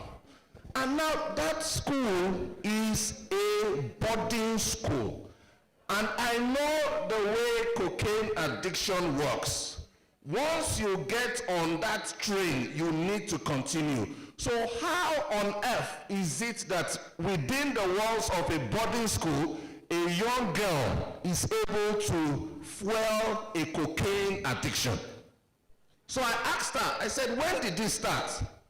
She said, 2 years ago. She started telling me a story. She said she found a bottle of Hennessy inside her father's wardrobe. Her father is a politician in Abuja. Huh? So one day she was in daddy's room just looking around, and she saw Hennessy, and it was opened according to her, and she drank it. And then she shared with her friends in the estate where she lived. And then one of the friends said, we have something even better that you can take that will give you a better vibe than this one. So they gave her marijuana. And she started taking marijuana. And then she got to school. According to her, in her school, somebody gave her cocaine for the first time. And she had used it for about 9 months before meeting me. And she said everything in her life had changed. Of course, everything in your life is going to change. You're using cocaine that secretes over 1,000 times the dopamine effect of sexual intercourse. So imagine that euphoria in a young girl's head. So she was talking to me, and I said to her, just looking at you, I know there's something wrong. You know, I tried to keep a straight face so that I don't, but I was troubled inside. And part of what was troubling me was, how is it that in a school like this where they pay in millions, it's a school for politicians' children. I remember that very day, Whiskey's son was arguing with me that there's nothing wrong with marijuana. So that's the kind of school it is. Politicians' children, A-list celebrities' children, they're the ones that go there. So my point is, how is it that in a school of that caliber, you don't have anybody who could have carried out early intervention to save that girl? I went on to ask her, I said, don't you have a counselor that you could have talked to? What if I didn't come today? She says, sir, I've thought many times about talking to my counselor, but my counselor talks too much. She's going to use it as example to teach others. Counselor kwa. So because a counselor does not understand the ethics of her profession, that young girl could have died. So immediately I called my friend who is a psychiatrist. Funny enough, she was close, she was around, and she came, we started talking to her. We had to take her for tests and all of that. We found out that her liver was already going bad. So immediately we had to take her to the hospital. I had to leave Lagos. When they ran further tests, they said the kidney, one kidney is getting bad. So they had to fly her to India for transplant at the age of 13. And when you talk about the immediate consequences of addiction, while she was talking to me, she said, Mr. David, let me show you something. She wore a skirt. She pulled her skirt up. She had lacerations on her thighs. You know, self-harming. She has started using blade to cut her thighs. She said, sir, I'm not the only one. We're about 8. At night, we just sit down and all we do is tear our bodies because we're hurting. We're hurting about what we're going through and we have nobody to talk to. Both thighs was a mess already. So you see that we do have a problem with addiction in our midst, and we do need to do something about it. Usually when I'm invited for this session, I speak specifically on drug use. But in season 2, they've tweaked it a bit and say, let's expand it, let's talk about addiction in general. So addiction is broken down into 2. I saw it somewhere on the board. We have substance use addiction, right? Substance use, what we call drug abuse. How many of us agree we have a drug problem? We have a drug problem. In our rehabilitation center, we have 2 14-year-old boys. We have a 79-year-old man, 79, and a 64-year-old woman. Those are the 2 extremes. 2 14-year-olds. In fact, one of them was already selling his blood at 14 to be able to buy drugs. Yes, he's with us now. And then we have a 79-year-old man who goes to get high and beats his 72-year-old wife. So the grandchildren and the children brought him for rehabilitation. You know what that means? The wife said to me on last week Friday, she said, sir, I have endured this for 49 years. 49 years. So the point I'm trying to make is addiction does not just disappear from somebody. There needs to be intervention that is intentional, that is evidence-based, that produces results. So, what are the most common drugs used in the Southeast? Anybody from anywhere? Impurumi, that's crystal methamphetamine. Colos, yes. SK, yes. Igbo marijuana, yes. Codeine, yes. Sorry? Huh? Loud, yes. Loud. So how many of us know that these things we called now? Somebody said Colos, right? Somebody said loud, right? I think I also heard Arizona. How many of us know that these are synthetic drugs? Do you know what that means? So it's not the natural weed that you know as you know it. These drugs are created in a lab. I went to one of such labs in Enugu State, and I was interacting with the person that was creating the drugs because they use a wide range of chemicals to make those drugs. And I asked him, what are these chemicals? He doesn't know.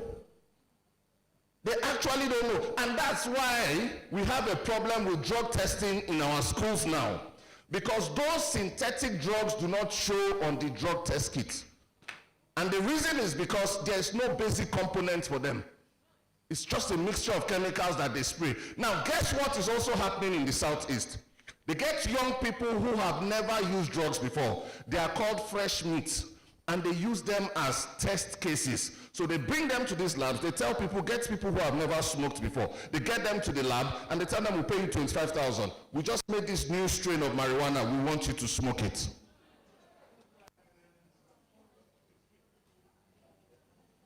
And so they give it to them and they smoke it. They watch the reaction of the person. How does this react with a male that is about so kilograms? How does it react with a female? Okay, do we need to add more chemicals to it? That's what they do. And then at the end of it, they pay them 25,000 naira. And then they've given them the gift of addiction for 25,000 naira. So you see why it is important that we carry out prevention practices. I've said it time and time again. I was in a conference in Accra, Ghana. We had some professors from all over the world, and they were talking about addiction, and I was the smallest person there. So I allowed all the people who had what to say, and I came out and I said, addiction does not have cure. And then people murmured. Of course, some people agreed, but one of the professors said, no, there is a cure. And he started saying all the grammar he wanted to say. I said, okay, can I give you cocaine to take so you get addicted and you cure yourself? If it had a cure, the likes of Michael Jackson will have not died. Yes, because they had the money. Quite a number of our politicians' children struggle with addiction. I'm in this field. I was just talking to our global coordinator about one of such people we are managing. Done everything to come out of it. It's been 11 years, no solution. No solution. So the basic matter we're saying here today is addiction is a disease that currently has no cure. It can be treated, it can be managed, you can teach people how to cope with it, but it doesn't have a cure, a definite cure. So your responsibility is to make sure you carry out prevention practices among the young people entrusted in your care. So, behavioral addictions, let's go. What are the behavioral addictions we know? Behavioral addictions. Anybody? Some people look stunned. Are we together? Gambling, Bet Nigeria, that's something that is destroying the lives of our young people. As if there's no tomorrow. And you know that gambling addiction, research, in fact, experience has shown me that gambling addiction is equally as dangerous as drug addiction.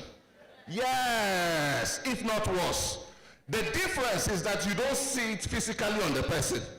Somebody that is smoking in Purumi, his teeth will start chopping, he will become brown. You know he's smoking. Somebody that is gambling will look very healthy, will be able to go to work morning till evening.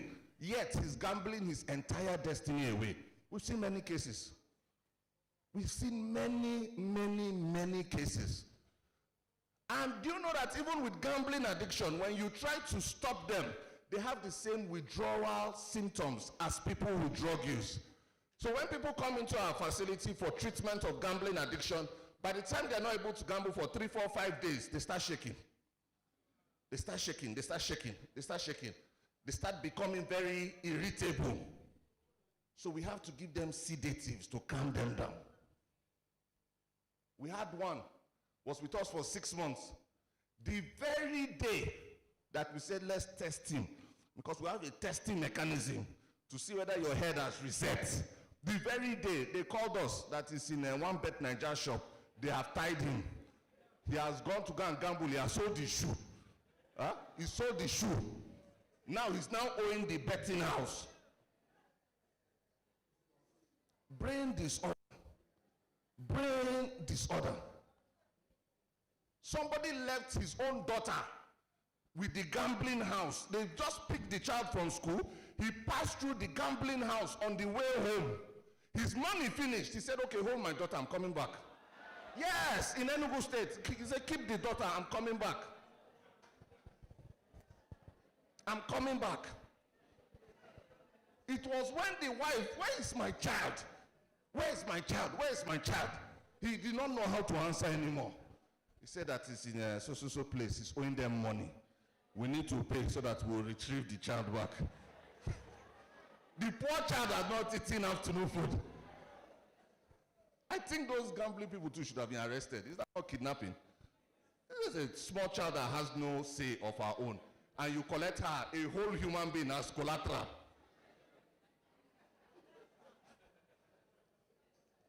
So, yes, what other types of behavioral addictions do we have? Sexual addiction, like the one I just talked about, the 14-year-old girl. Sexual addiction. That day she said, sir, as you are talking to me, I'm feeling like having sex with you. She told me to my face. Oh, the work I do.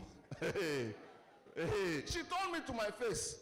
She said, sir, as you are talking, the way your voice is doing me somehow. 14-year-old. And then unfortunately in her case, she said to me that when she was 4 years old, that's 10 years ago, her house girl introduced her to pornography when she was 4 years old. So that is why we must pay attention to who we call our parenting partners. Those people partnering with you to raise your children, make sure you have vetted them very well. She said at 4, she started watching pornography. And right now she's in a mess that will take only the grace of God to bring her out of. So yes, sex addiction, thank you, ma. Anybody else? Behavioral addictions, there are quite a number of them. Sorry? Smoking. Smoking is substance. Social media, thank you. Social media. 2 types of addiction to social media. Some of us, those short reels. Fume, 2 hours, TikTok. Your finger is now like this. It's no more straight because you have the way one auntie is looking at me, I won't call her name. She said, this man, just allow us with our TikTok. Yes. If you find out that you can, okay, let me ask a question. How many of us can do without our phones for a day? Let me see your hands up. A day, 24 hours. I expected more hands.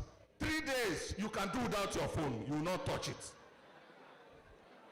1 week, you will not touch your phone. 1 week. Yes, mama, me, I believe you. I believe you own. But I'm seeing some young people that are close to Gen Z age saying that they can do without 1 week. It's a lie. You say, even if I give you 1 million, you will not do without your phone. Yes. So gradually, we are a generation struggling with addiction to social media. Do we agree?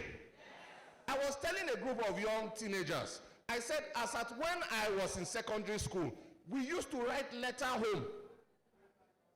Yes, I wrote letter. Post in post office. Wait for 2 weeks for it to get to my parents.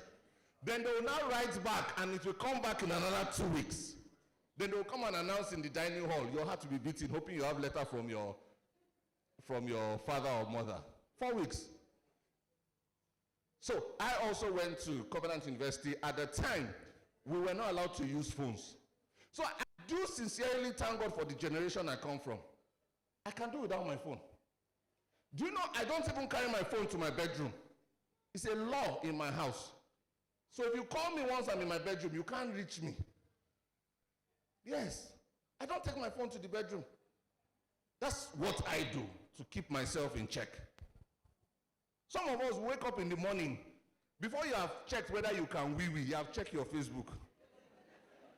Before you say, good morning, Jesus, good morning, Lord, you have checked your WhatsApp. If you don't check it, will you die? So I want to charge you today. Social experiment. For the next 1 week, whenever you wake up, take 2 hours before you pick up your phone. 2 hours only. Say your prayers, check on your family, check on your loved ones. You know? Yes, because some of us are addicted and we don't know it. Some of us are addicted and we don't know it. Then the second type of addiction to social media is likes and comments. Like, comment, share, dopamine, share, retweet. Emoji, somebody said emoji.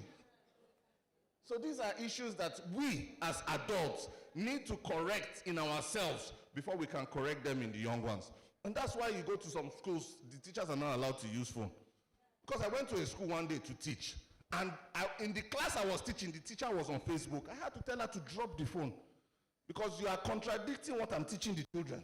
Drop your phone. How do you even take care of the children when you are glued to Facebook and Instagram? How? And TikTok. That TikTok, I don't even know. I happen to work with quite a number of Gen Zs, and they say, sir, TikTok, you have to be on TikTok. I said, TikTok, I do what? TikTok to where? They say, no, sir, you must. They will come to in my own office, they will set ring light. They will say, sir, it's time for TikTok. TikTok what? So I'm not saying it is bad. Please don't misunderstand me. But make sure that it does not have a hold on you. You should be in control over it. quite a number of people make the most of social media and they're doing well for themselves. But other people have allowed it to consume them and it's become a problem. Huh? We see many homes, I'm sure you're used to it, that have become problem because husband is always on Instagram, wife is always on. Nobody has time for each other. The last time I was going out with my wife, I said, let's keep the phone at home. Keep it at home. Let's have a conversation. Keep the phone at home. So please, let's ensure that we put that into practice. What other behavioral addictions do we have? Ma? Cultism. Do you know that cultism too has addictive traits? Thankfully, I had no issue with cultism, but because of the people are managed, it feels somehow that once they enter a cult, they are addicted to it. True or false? They continue even when they are married. They can't come out of it. I don't know if it's a soul tie, but something in it, even when you see that it's not benefiting you anymore, something just keeps dragging you to it. Thank you very much, ma. Anybody else? Stealing. Some people, that's a kleptomaniacs. We have one in our place. He has been with me for almost 3 years. In fact, I've adopted him. This boy will steal boxers. He steals things that he has no need for. Somebody that I'm taking care of one day stole my iPad. He stole it. And because I'm very poor, Uncle Tom is not here. I'm very poor with IT. Immediately he stole it. I say, it has gone. My wife said, no, we will track it. We will what? We will track it. Now this boy, we put him in Godfrey Okoye University. My wife and I pay his university fees. Yes, ask her. We tracked it. The team was showing us Godfrey Okoye. Hell, my heart started beating. It cannot be this boy. We drove there. He came out saying, where's my iPad? He went back into his hostel and brought it out. Okay, what did you steal it for? He said, nothing, sir. Something was moving me to take it. Yes, any other behavioral addictions? Fighting, very closely related to cultism. There are some I'm looking for. Gaming. I want the ones that are affecting our young children now. Gaming. How many of us know gaming? How many of us understand the issue associated with gaming? A lot of young people are not able to finish school anymore because of gaming. One of my friends who is a very top life coach sent his own younger brother to me. He said, sir, we are done with him. He had been to 3 universities. He can't concentrate. Gaming. So he comes to our rehabilitation center. He's not using drugs. He's not drinking alcohol, but gaming. So he now begs the staff, please, can I have 5 minutes with your phone? Please. And he's shaking, please. And you give him the phone, he logs into one of them games. And he starts playing. Once he wins, he calms down. And you know part of the danger of gaming, once you are connected to the internet, you are playing games with people all over the world. You know that, right? You are playing the games with people all over the world. It's not the type of our time that when you are young, you are just playing PS, you and the TV, or you and your brother. No. This gaming we're talking about, somebody is playing with someone in Iraq, and they are communicating. And some of the games are so satanic. Some of them have introduced sexual sins. That during the game, somebody that is a soldier goes to the toilet to ease himself, sees a lady there and has sex with her, and comes out of the toilet. What does that have to do with gaming? So you see the way they take over the mentality of our young people. All of these things are planned. All of these things are strategies that were properly, carefully crafted out. A few weeks ago, Mark Zuckerberg faced the Senate committee in the United States for intentionally creating Meta. You saw it? They sued him. A woman sued him. You intentionally created it in a way that people will be addicted to it. It's intentional. It's intentional to steal your time, to take over your lives. So if we as adults don't have control over some of these things, how can you help younger people who are under you? So it starts from us. Say with me, it starts from me. Say it like you mean it. It starts from me. Yes, thank you. I'm enjoying this session. Who else? Behavioral addictions. Alcoholism is substance. Sorry? Shopping! The way this auntie and this your gold earring, the way you said that shopping, it's like you like shopping too. Shopping! How many of us know that some people are impulsive shoppers? They buy things that they don't need. Especially our young ladies. Once they go on Instagram, anything that is for sale, they just buy it. How do we curb this? How can we curb this? Impulsive shopping, how can we curb this?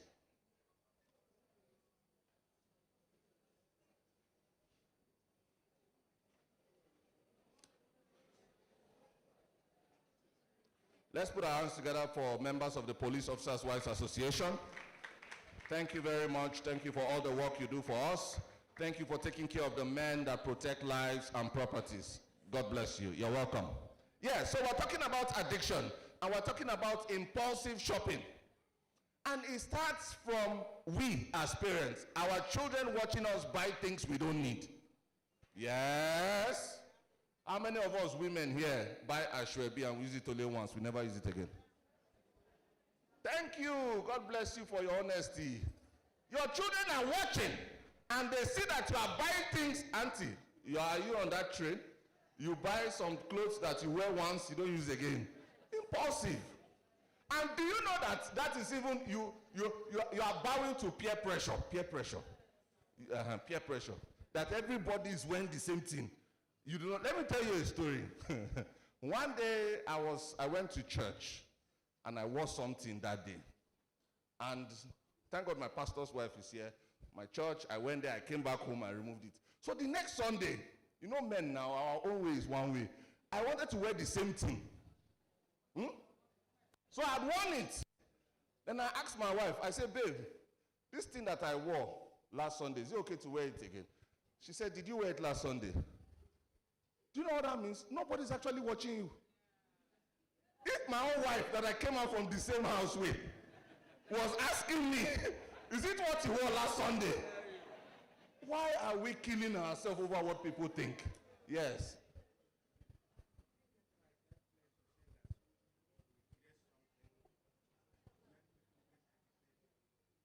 Okay, we'll get into questions. We'll get into that. So it's important that we do not pay too much attention to what people say, because in reality, not a lot of people are actually paying attention. Yes, behavioral addictions. Very quickly, my time is almost up. Womanizing. Okay. Workaholism. Yes, workaholism. You should make time to rest. It's very important. Yes. Bullying. Yes.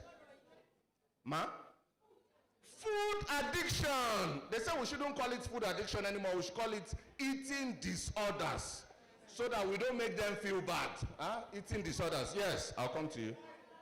Hold on. Masturbation. How many of us heard of the young boy that died from excessive masturbation in Abuja? Yes, he masturbated 58 times in one day.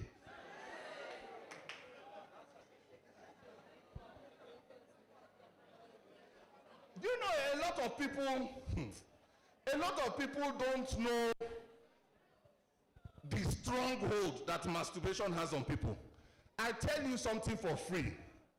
I tell this because I work with young people. 7 out of 10 young boys you come across are masturbating. They won't tell you. Because I work with them, so I know. Yesterday, we had a client in the nurse's office. In the broad daylight, he started masturbating. They asked him, he said, oh, sir, now, conji. In the broad daylight, the nurse just walked into our office and caught him masturbating. So masturbation is, thank you for the person that said that, is a serious behavioral addiction, psychological issue. I did a write-up in Punch newspaper, I think 2 years ago, about married men who are masturbating. We don't want to go into that. That's another topic. Some people got into marriage to stop masturbation, and they found out that it does not help. It does not work. That is not the way to stop masturbation. Yes, somebody in Abuja died from masturbating. Thank you very much. Who else? Pornography. Pornography and masturbation, very closely related. Yes, sir. Exam malpractice. Wow. Some people are addicted to exam malpractice. Homosexuality. Yes. Homosexuality can also be an addictive behavior. Addiction. They just can't stop it. They just can't stop it. So can we take 2 more? I've said this 2 more, 3 times. Yes, lesbianism, prostitution. Ma? Work. Yes, somebody said work. Makeup. Somebody was here, yes. Lying. Thank you. Some people, when they tell you good morning, you have to look outside to check. Yes, we have said that. Gossiping. Some people talk. Yes. Sir? Begging. Some people are professional beggars. Bribery. Yes. Okay, let's put our hands together for ourselves. Yes, this was so much fun to do. So addiction, like I've said, is not a habit or a character. It is what? A chronic relapsing brain disorder. A chronic relapsing brain disorder. So, let's look at early intervention. How do we know when a person might be struggling with addiction? How do we know when a person might be struggling with addiction? Because it's very important, the telltale signs. We need to understand the telltale signs so we can carry out early intervention mechanisms.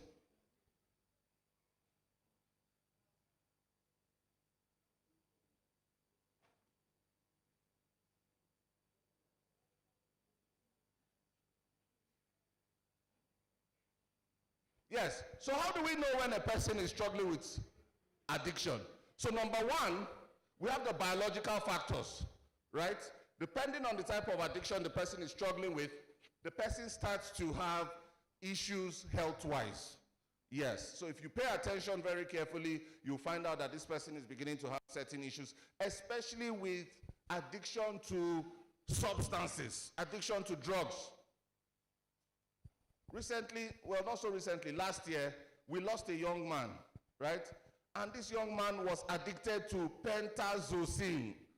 How many of us have heard of that before?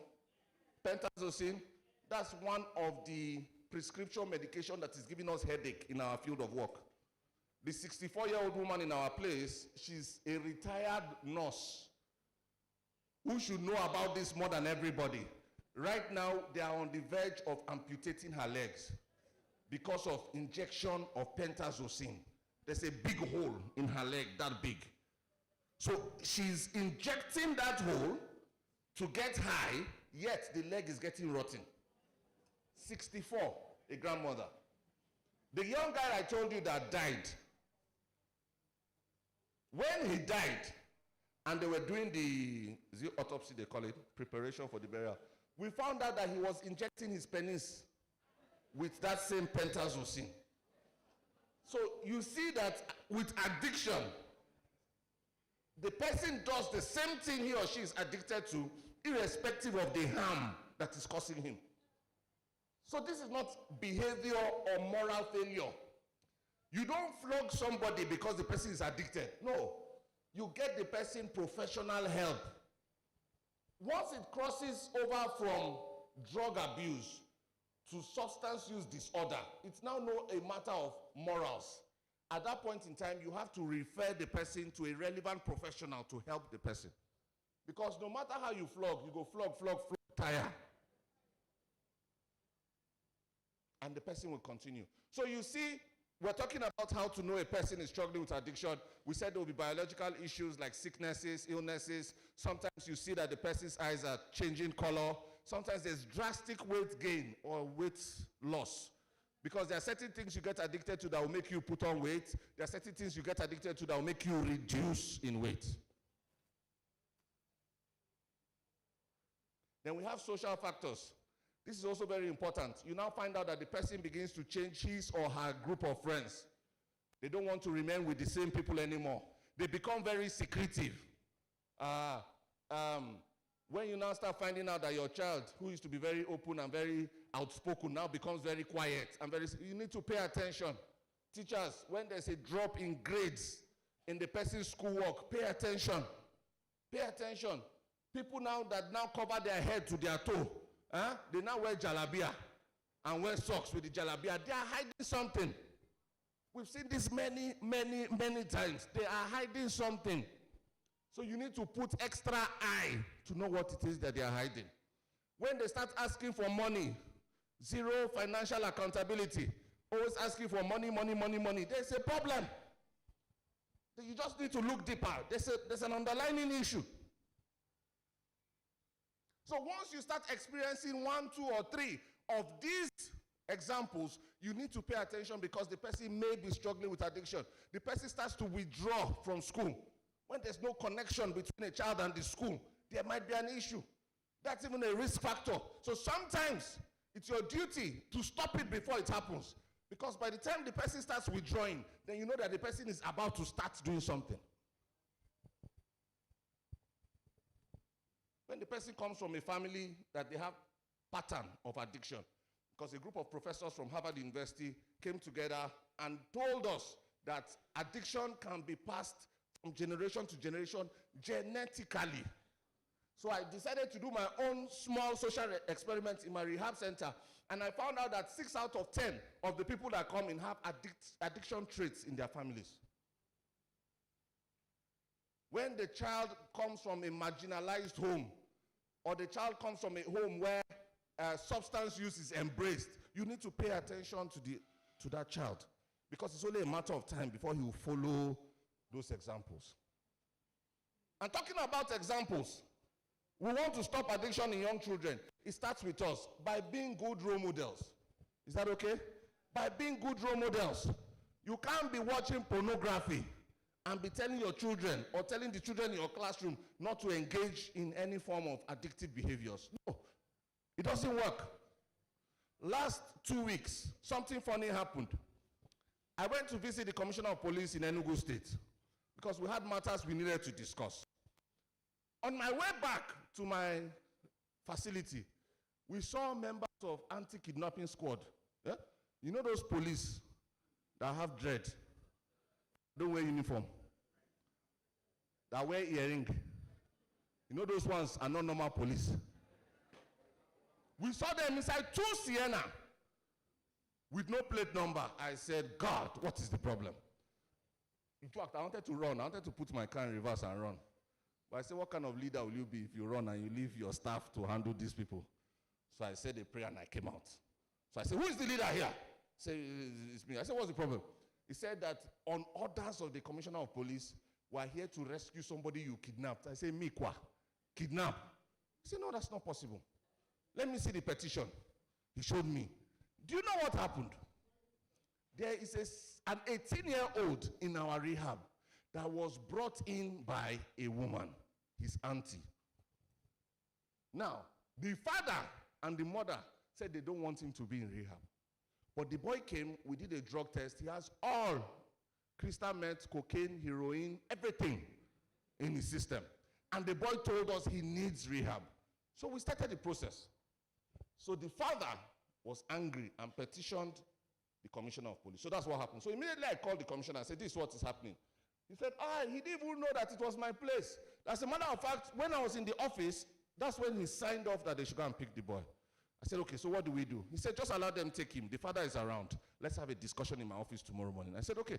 So I went to his office in the morning with my lawyer before they add me in the anti-kidnapping squad. So I went with my lawyer.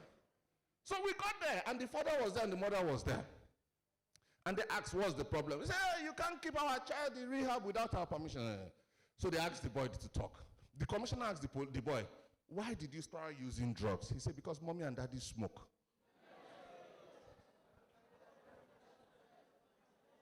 He said it straight and direct. He said, because mommy, in fact, mommy has gone to rehab before. He said, mommy has gone to rehab before. So the commissioner looked at them and said, is it true? Yeah, the man said, yeah, but I'm an adult. I'm a barrister, I'm a son. I can do what I, but no. The commissioner said, you are the cause of this boy's problem. cause. You are the cause. You are the cause. Poor parenting has put so many, some children are set up to fail because of their parents. Some children are set up. This uncle is looking at me with bad eye. It means my time is up. Once he starts looking like that, that means you should round up. So it's very important that we pay attention as role models because these children are watching. And they figure us out. A lot of things you think you are hiding, even as teachers, they know. They know. They know. So very, very importantly, make sure you pay attention to your system, your model of parenting. You are good role models. You don't do, some parents are enablers. Enablers. So are some teachers. Enablers. Things that you know are wrong, you allow it to fly because you want to be the good guy. You are not doing any favors to your children. I want to say a big thank you for having me today. I almost did not make it here because of a brief accident that I had. I came in from Abuja this morning. On our way here, we had an accident, but I said, no, I'll still have to be here. I got here, my slides that I was supposed to teach vanished from my tab. So everything I said from my head. Thank you very much. God bless you. Wow. You can do better. Let's give him a Train the Trainer Summit salute. Let's do it one. I want to go.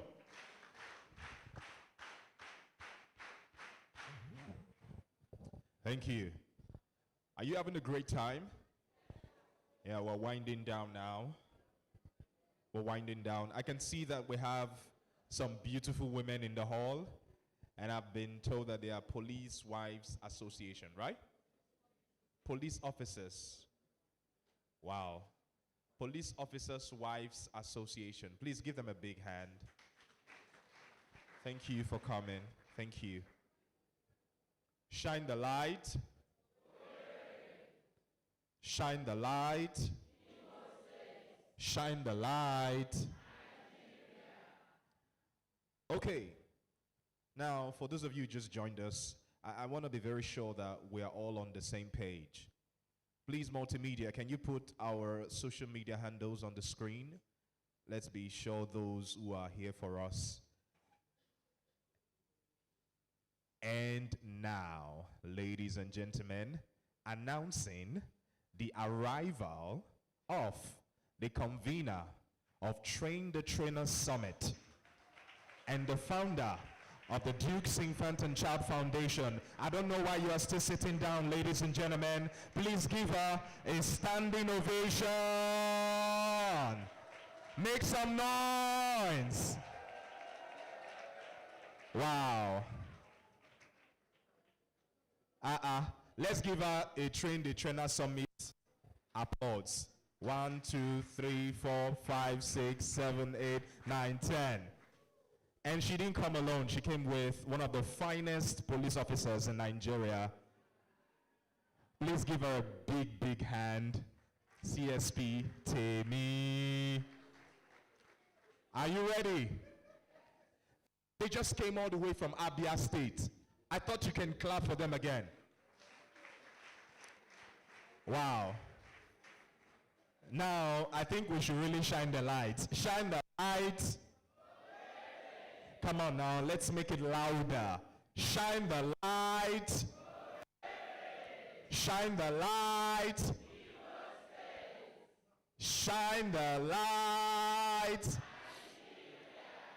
Wow. You're welcome, Madam Convener. You're welcome, CSP Temi. It's a huge delight to have you here in our midst. All right, so I was walking you through our social media because I can see that we have new people in the hall.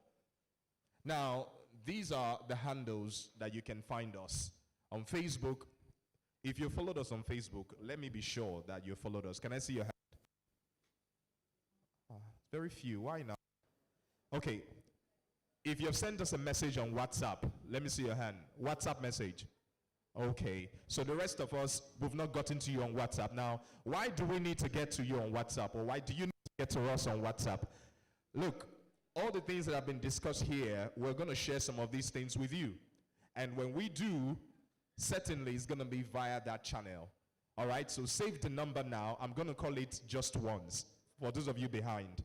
0811 889 9848. Did you get it? You didn't get it? 0811 889 9848. So that's the number. Send the message, shine the light, Owerri, and we will respond to you. Are you ready for the next speaker? You're hungry? I thought the food should have gone. You'll get the food, don't worry. Madam Convener is here now. Don't worry, there's enough food to go around. So right now, let us make welcome our next speaker as he takes us.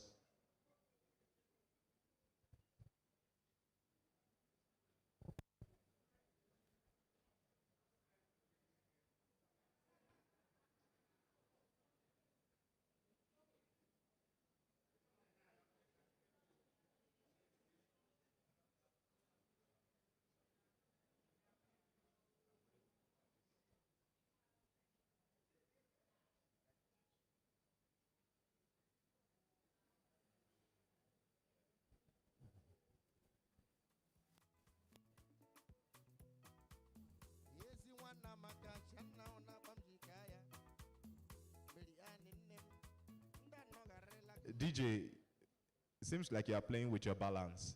You don't know when there's a break like this, you should play music. DJ.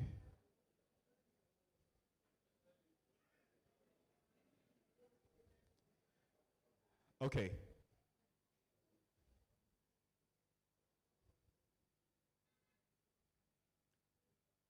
Are we good? All right, multimedia.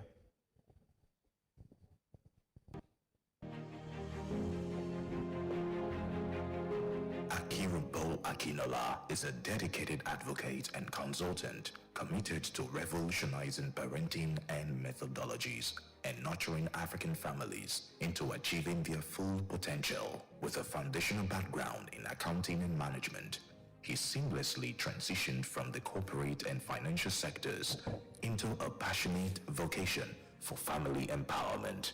His expertise is reinforced by a suite of professional certifications, including public speaking and business consulting, a certification in emotional intelligence from Emotion City in Lagos, Nigeria, and his status as a certified family life practitioner from the Institute of Family Development in Lagos, Nigeria. His facilitation skills are certified internationally as a Generation Z and social emotional learning facilitator through Growing Leaders in Atlanta, USA, and nationally as a Rotary Youth Leadership Academy facilitator in Nigeria. Akinola is a recognized voice in the national discourse, contributing as a columnist to major Nigerian dailies such as Tribune, Daily Independent, and New Telegraph. His practical expertise is embodied in his authored works, Daddy, Where Are You?, Mommy, No Excuses, and Pathway to Fatherhood,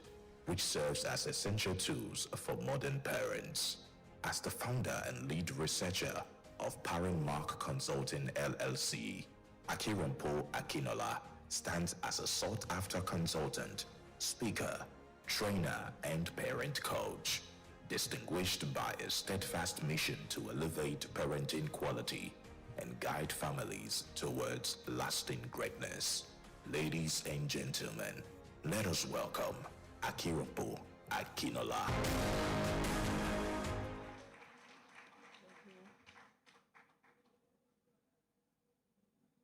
Thank you. I want to thank everybody who had been here today. By my calculation, I've not seen anyone leaving his or her seat. So please clap for yourself. Clap for yourself. Now, most importantly, I want you to help us appreciate our royal father in our midst. Please, help us appreciate Daddy. He is not just here present, bodily, in spirit, and in soul. and he even jots more than any one of us. Thank you, Daddy, for being here with us. Meanwhile, how many men do we have? How many fathers do we have? Fathers, raise your hand, please, please. Fathers, raise up your hands now. So, every father that I've counted, including our royal father, are more than women. Am I right? Are you saying no to our royal father? With our royal father in attendance, fathers are more. Mothers, please appreciate yourself. Thank you, thank you. So, the message that we have today is entitled, Parents, Where Are You? Parents, where are you? Can we see this image? Where is this? Which church? Is this church? This is not church. This is a cathedral. Cathedral is different from a church, but we say cathedral church. Who can tell us the difference between this cathedral and any other building? The difference. Okay, let me tell us the story. This is the oldest church in Owerri. It is 102 years. Am I right? Okay, so sometimes ago, when they were building it, the pupils were going to school. Then when they were coming back, they discovered that over several weeks, months, they've not still concluded the building. They saw other houses, churches, that they completed within a year, within 2 years. But here we have this gigantic building. 3, 4, 5 years, they've not still completed it. So one of the pupils now went to meet one of the laborers. That, sir, I discovered that I'm in primary 3 now. When I was in primary 1, this building was still on. What is it that you are doing? The laborer told him, what does it look like that I'm doing? Of course, I'm laying bricks. Can you hear me? Now, right? Oh, I'm sorry about that.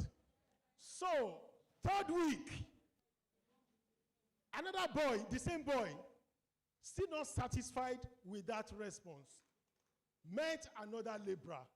Sir, why haven't you completed this building? What are you doing? That one said, what does it look like again? I am just doing it to earn my paycheck. The 3rd person responded, like some weeks later, that the reason why we have not finished building this place like that you will have expected is because we are building a cathedral.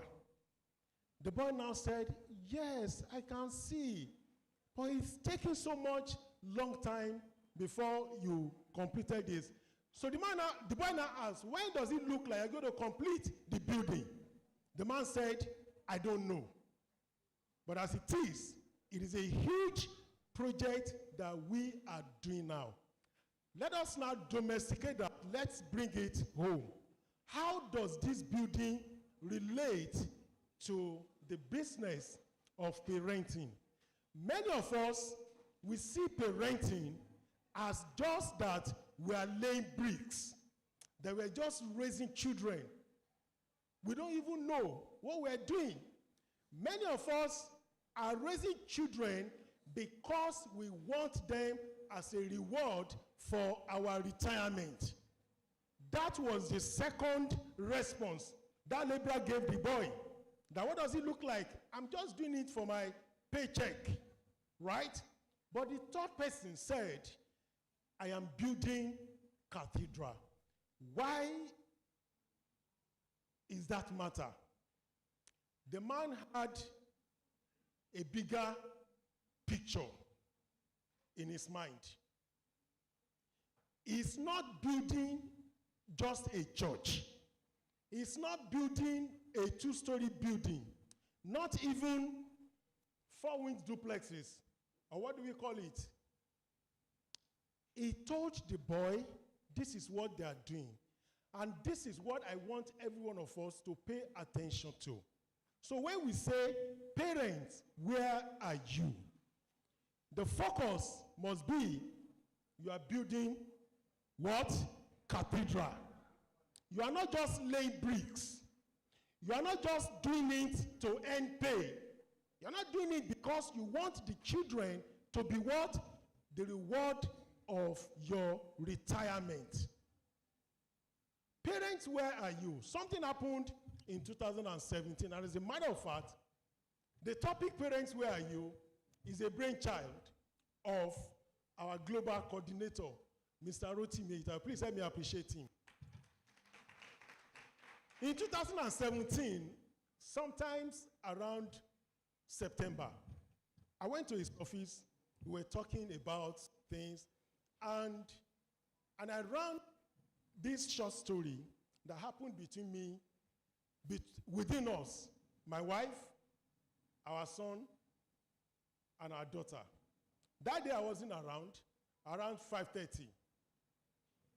My wife and our daughter were in the kitchen. My boy was in the parlor watching TV. The boy was just 10. Then, yes, 2017, he was just 10. So my wife beckoned on him, let me use that word, that please come and join us in the kitchen. And my boy responded, I want every father here to listen. It's possible we are raising our boy child this way. And I didn't know. When my wife called him, please join us in the kitchen. And my boy responded, Mommy, no. Boys are not meant to be in the kitchen. Kitchen is meant for women.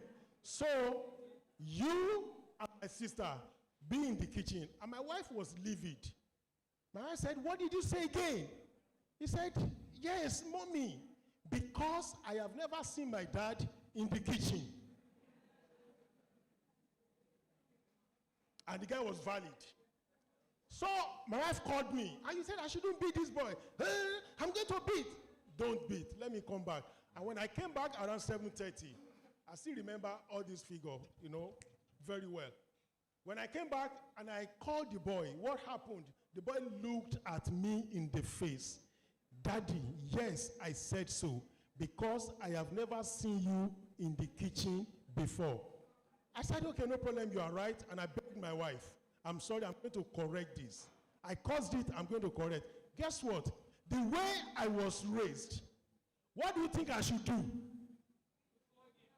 Huh? To flog that madness, I'm sorry, permit me to use that word, out of him. That was how I was raised. But because of the training I have received, I didn't do that. I decided to give the boy experiential learning. What does that mean? Because the guy had an underlying factor, underlying reason why he's not going to the kitchen, because the dad has never shown a good example that food is not the end. It's a means. Who prepares it is a means to an end, right? And I told the boy, unfortunately for us, it was during the rainy season. I said, henceforth, me and you will be going to the market. We bring it while my wife and our daughter and your sister will sit. We will cook. The boy thought I was joking. On that Saturday, it was a Thursday. Then 2 days after Saturday, it was raining, cat and dog. Teachers, right? So I said, let us go. We got there. I didn't lead him to a supermarket or even normal market.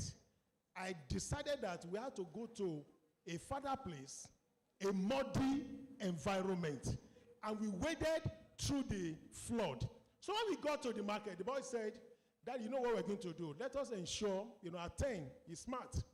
Let us ensure that we buy everything that we need to use for like 1 month, 2 months. So that we will not repeat that again. I said, no. No. Let us come every week. So when we got there, the guy was just smart again. The guy said, but Daddy, we can tell all these alabaru, those ones that, let us pay them. I said, no. Let us carry it by ourselves. We were drenched together in the rain. We repeated that consecutively for 6 weeks. Even when I knew we didn't have to buy anything, I just wanted to show him that I will teach you that the kitchen is meant for anyone. It is not meant for women alone. So we did that. And thereafter, the boy didn't say anything. So when I ran that thing with Mr. Rotimi, he now said, you know what? Let us bring up a book. Daddy, where are you? What that means, to every dad in the house, I salute you. 5 a.m. to 10 p.m. it's not easy. Bringing money is not easy. The same way I salute our mothers. But guess what? There is something that if we don't do, our children will not connect. And let me tell us the secret. The 5 million naira we pay per child in university almost means nothing to our children if we don't show that emotional commitment. How did I know this? A boy sat with us. He had issue with his parent. And the father said that there's nothing he hasn't done. And when we asked the boy said that he's more connected to the mother than the father. Why? Because the mother had time to visit him on campus. And what does the mother buy when he goes to visit the boy on campus? The mother didn't spend anything more than like maybe 20,000, 25,000 naira. But the boy is seeing the connection, the bread, the crate of egg, the indomie, the roll-on that the mother brings every time he goes there. But the 5 million the father pays is from the account to the school account. It doesn't pass through the boy. As far as the children are concerned, they don't feel it. So a lot of activities, if we don't do it, the children will not connect. If we are beating the boy, right, the boy will probably not do it again because he wouldn't want me to repeat the beating. But guess what? When he now marries, he becomes a terror to the wife because he will tell his wife that I can't be in the kitchen. The only time I was in the kitchen in my life was when my daddy beat me. Because I know in our culture in Africa, the kitchen is not meant for who? For boys. It is meant for who taught you that culture. And please permit me to say this. I am big in legacy. I love culture. I love culture. But guess what? All these, our culture, they are not without the inputs and biases, not even perfection now, biases and differences of our forefathers. I don't want us to go to that, but guess what? Let us pay attention to everything. So now, please, the first one.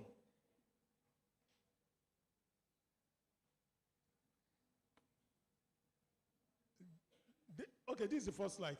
Children navigate a world saturated with unseen influences. And I'm glad this particular topic comes last. Everyone who has spoken before me had actually highlighted this area. Our children grow up in a society full of a constant distractions and complex opportunities that demand guidance and wisdom. So one of the challenges that our children are facing, the generation, the Gen Z and Alpha, the Gen Z are the one that we gave birth to from year 1999 or 2000 to 2015. Then 15 to date, those ones are Alpha. right? One of the challenges they face is a challenge of, they have many challenges, but one of them is the challenge of identity fluidity. Our children don't have any identity at all. As they navigate from one social media to the other, they carry upon themselves the identity of that social media. When they're on TikTok, they carry the identity of TikTok and they speak like any one of them. When they're on Snapchat, they carry the identity of Snapchat. What is the solution? We give them right identity. How many of us had spoken to our children, tracing the generations of our forefathers from 4th generation till now?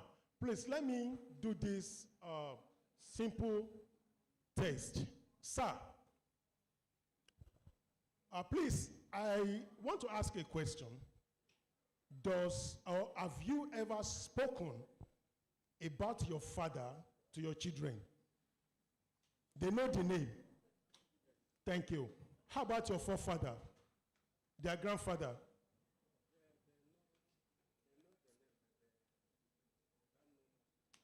They don't know much. Do they know the works their forefather did? The work. Yes,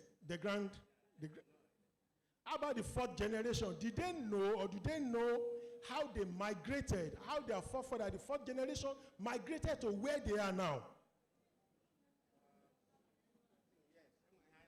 Okpotolo. Okpotolo. Ebe ashiri kwap.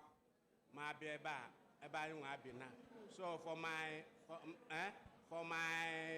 father, he showed us where he lived with his father. So we even get land there where we farm. So they know the. Thank you, sir. Everything that he said is right, right? Right? So now, I have one assignment for us. Please, when we get home,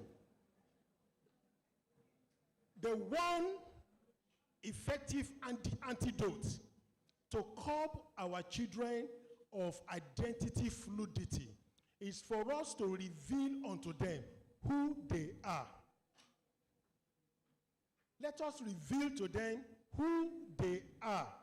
The villages or the village where they came from, there is nothing so to be ashamed of when we tell our children that their great forefathers came from a particular location until they got to where they are present.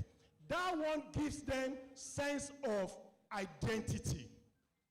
They know that this is, and especially most of us, that our forefathers were warriors. Let us tell them, your forefathers were warriors. These were the battles they won. These were the war front. When they were in the war front, we shouldn't be ashamed, even though we are Christians now, we are Muslim now, let them know that during the rainy days of their forefathers could kill 1,000 people in the war front with just a bare hand. Yes, when we tell them that, they know that they will not be thinking of a foreign leader. They will not be thinking of any influencer on social media with no value. Because they know that when they trace the root of their forefathers, what can they find there? They will find quality values. They know their forefathers don't lie. We tell them stories. Back in the day, in this clan, anyone who lies dies immediately. And you give them instances of what happened back in the day. So those are the things that will help them to live well. Let me ask us one example. How many of us here, if any of our children get entangled in any moral challenge, without them calling us that, mommy, I'm in serious problem, this is exactly what is happening to me, how many of us can boast enough that I have raised them well? they will dig themselves out. If time permits me after now, I will give us the best solution. The best solution, the best principle we can give our children is what? Shovel. When they find themselves in any problem, they are able to dig themselves out. Next, the outdated standard of the isolated provider. Historically, parenting has been viewed as a private matter, heavily focused on providing basic needs behind closed door. Back in the day, we believed in what? Community parenting. And as a matter of fact, community parenting is fading away. But we thank God for the initiative that we have here now. This place where is a community. What that means is about 4 different teachings we've had today. Everybody will harm themselves with it. What it means, if tomorrow comes, my son tells me that, Dad, I found somebody I want to marry. Where is the person from? The person is from Imo State. Where in Imo State? Owerri, to be precise. Where in Owerri? So place. Then what is the name of the mother of your wife or the father? And he mentions the name. And that name rings a bell. And I call our global coordinator. Can you remember 10 years ago when we had this conference in Owerri?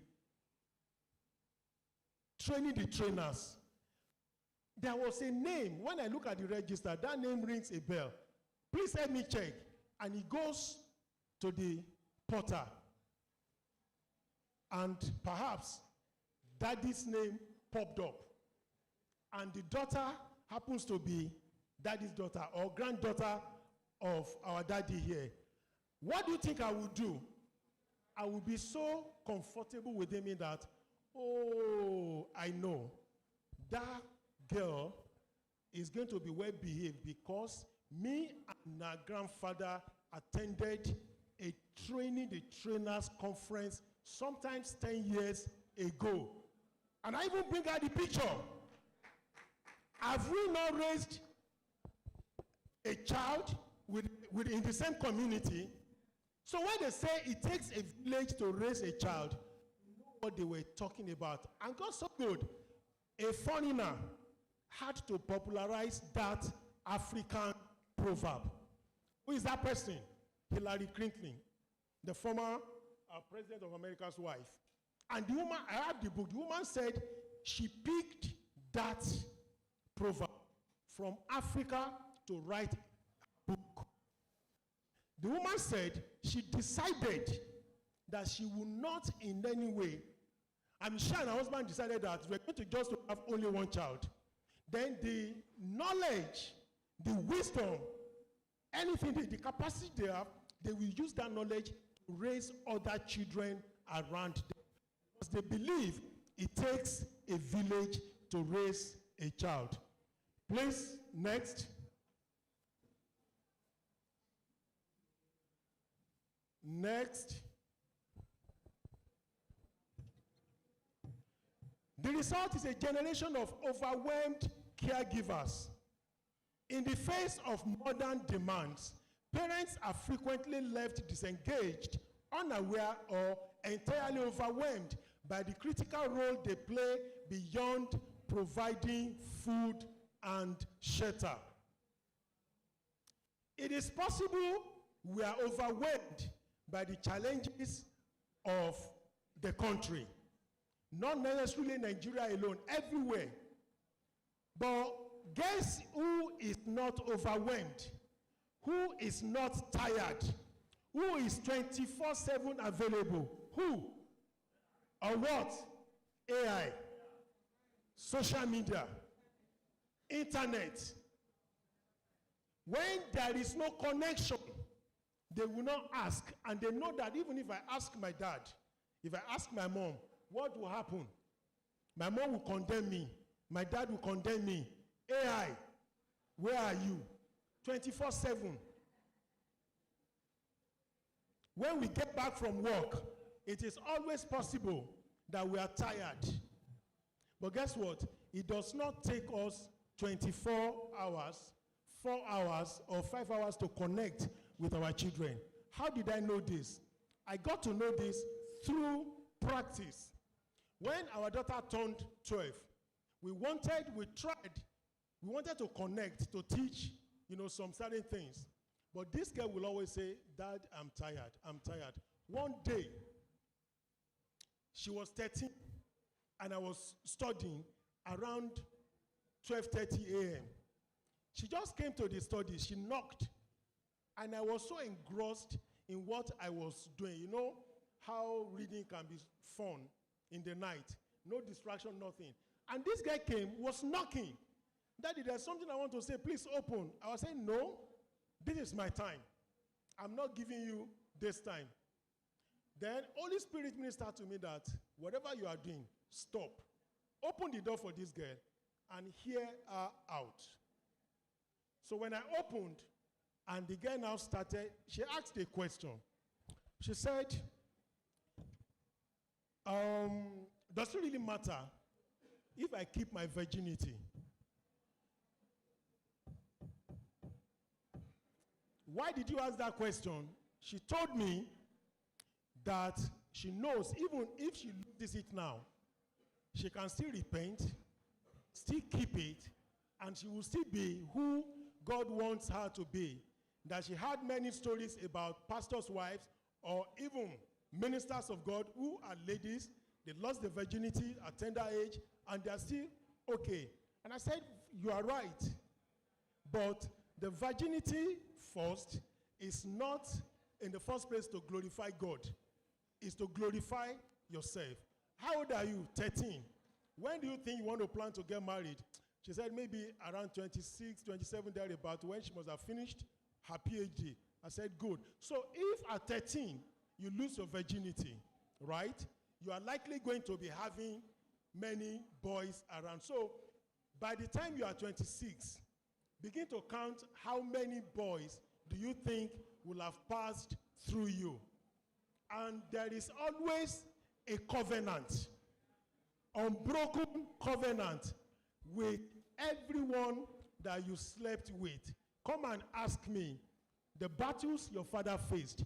I've never hidden any one of them from you, because I got deflowered at age 12 by elderly cousin who always came to visit us. She was 17, I was 12. So by the time I was 14, I was already sexually active. But when I was 35, 37, those past sexual escapades, they came back to haunt me.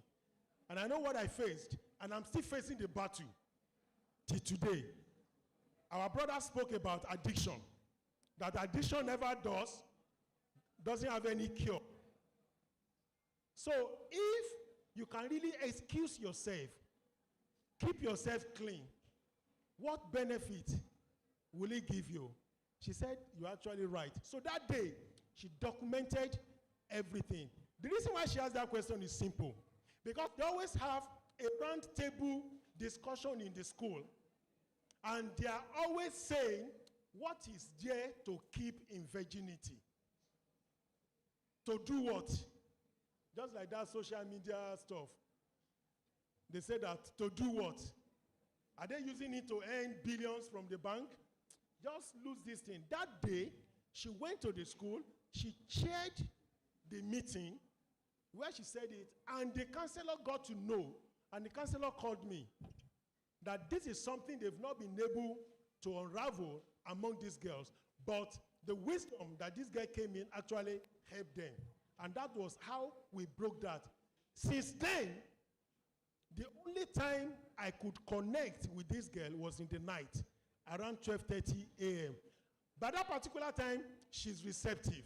And I said, oh yeah, come in. But the boy, when I take the boy out, when we are together in the car, I connect. So let us find out when to connect with our children.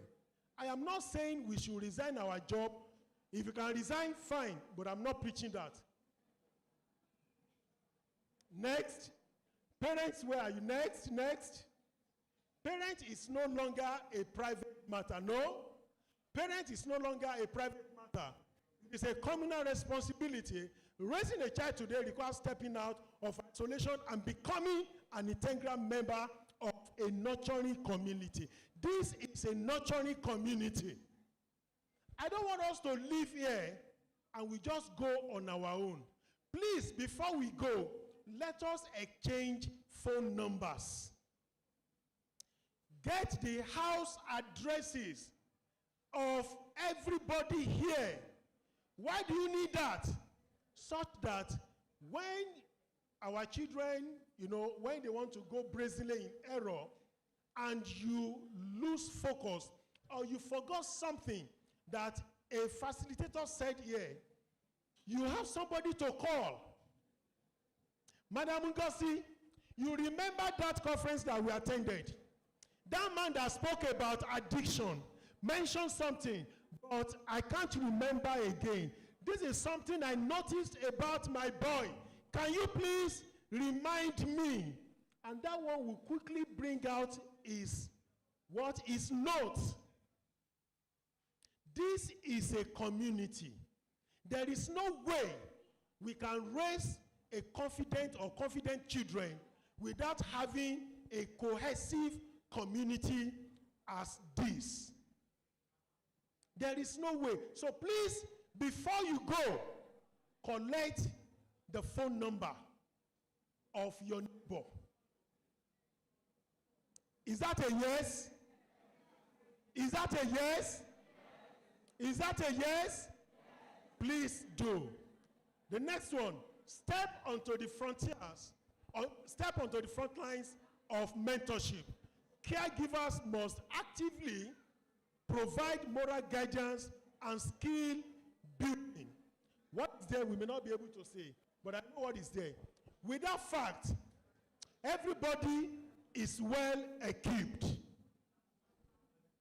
Impact.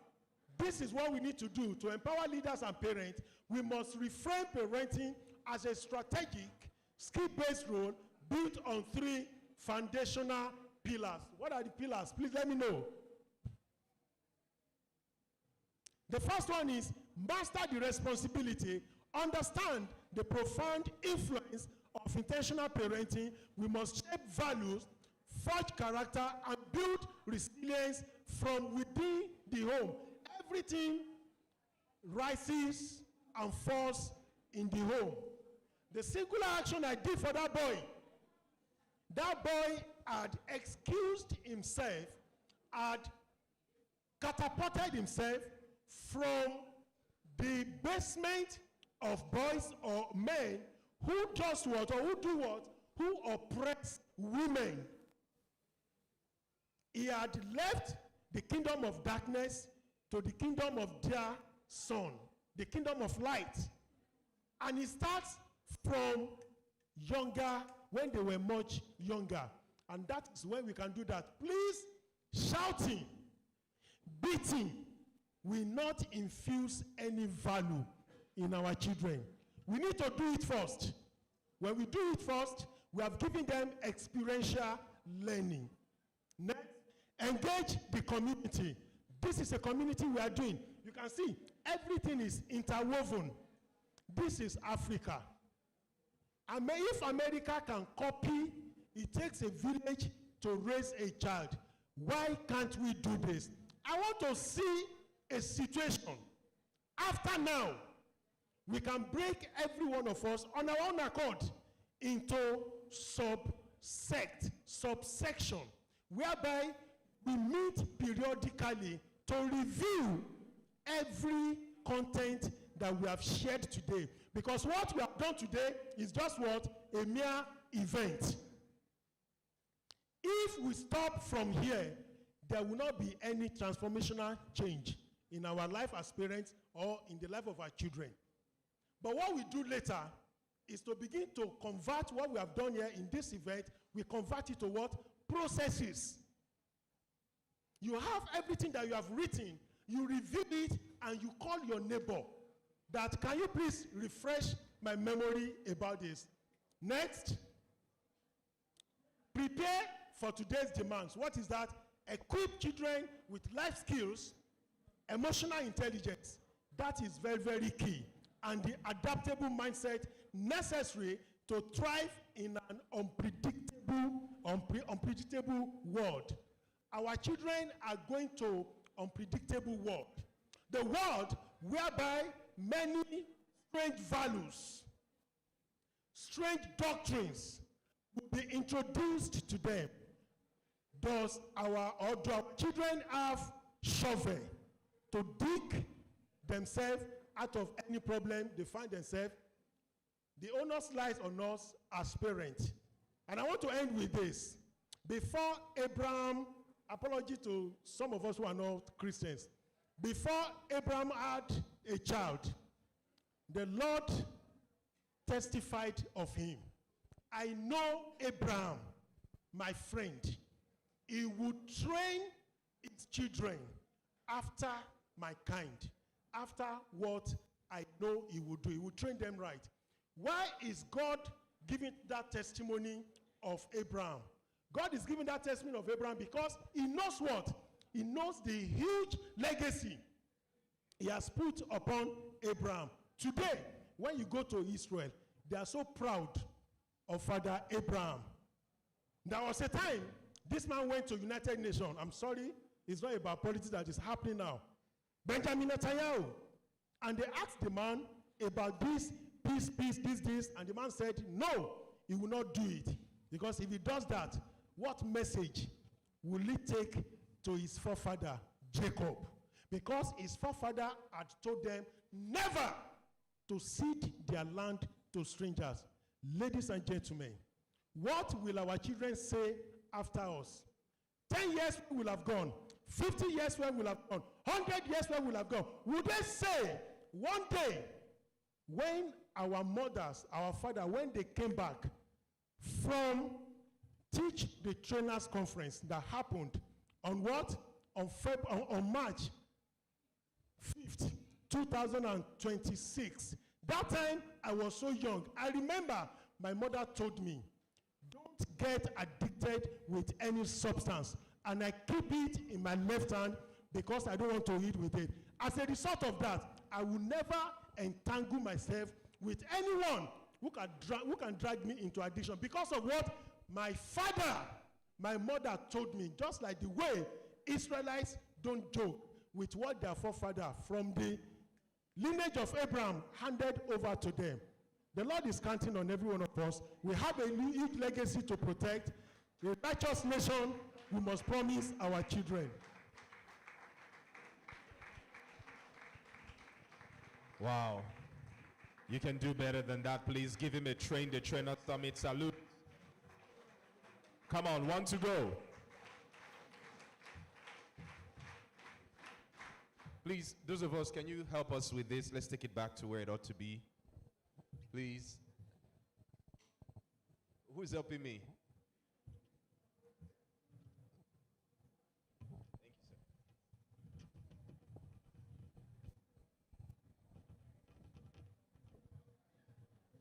All right. Ladies and gentlemen, did you learn something from that session? All right. Right now, I think it's time for us to hear from the convener herself. Distinguished guests, ladies and gentlemen, it's indeed my pleasure to make welcome the founder of the Duke's Infant and Child Foundation and the convener of Train the Trainer Summit. With a resounding applause, let's give her a big, big hand.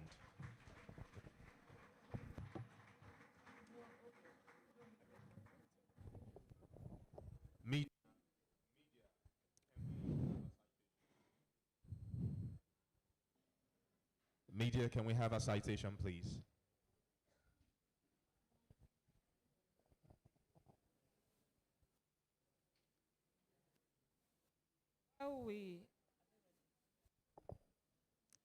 Can you hear me over there?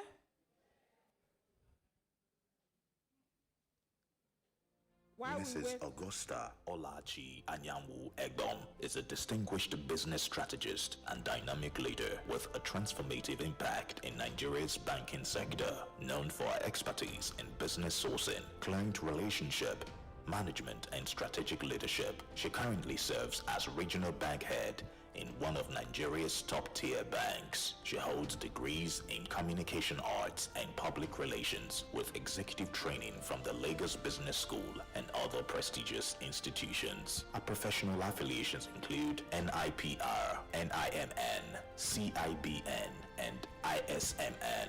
Beyond banking, Augusta is the founder of the Duke's Infant and Child Foundation, Shopper Home, My Errand Gurus, and Ostola LLC USA, and co-founder of My DigiPay and the Tonola Empowerment Initiative. She is also the convener of the Train the Trainer Summit, a national movement empowering educators, parents, and community leaders to raise confident, value-driven children and future-ready leaders. Her vision is to inspire policy reforms that redefine childhood education and leadership development across Nigeria and Africa.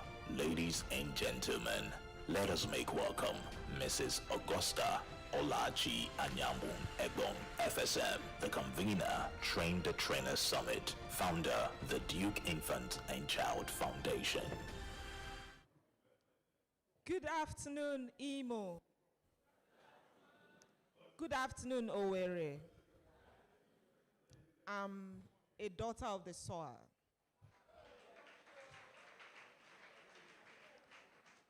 I'm your daughter and also married here. Thank you for trooping out in your numbers. Thank you for honoring me. I love you all. So, by the way, the last speaker is a BBC featured columnist. We connected with your son. Thank you.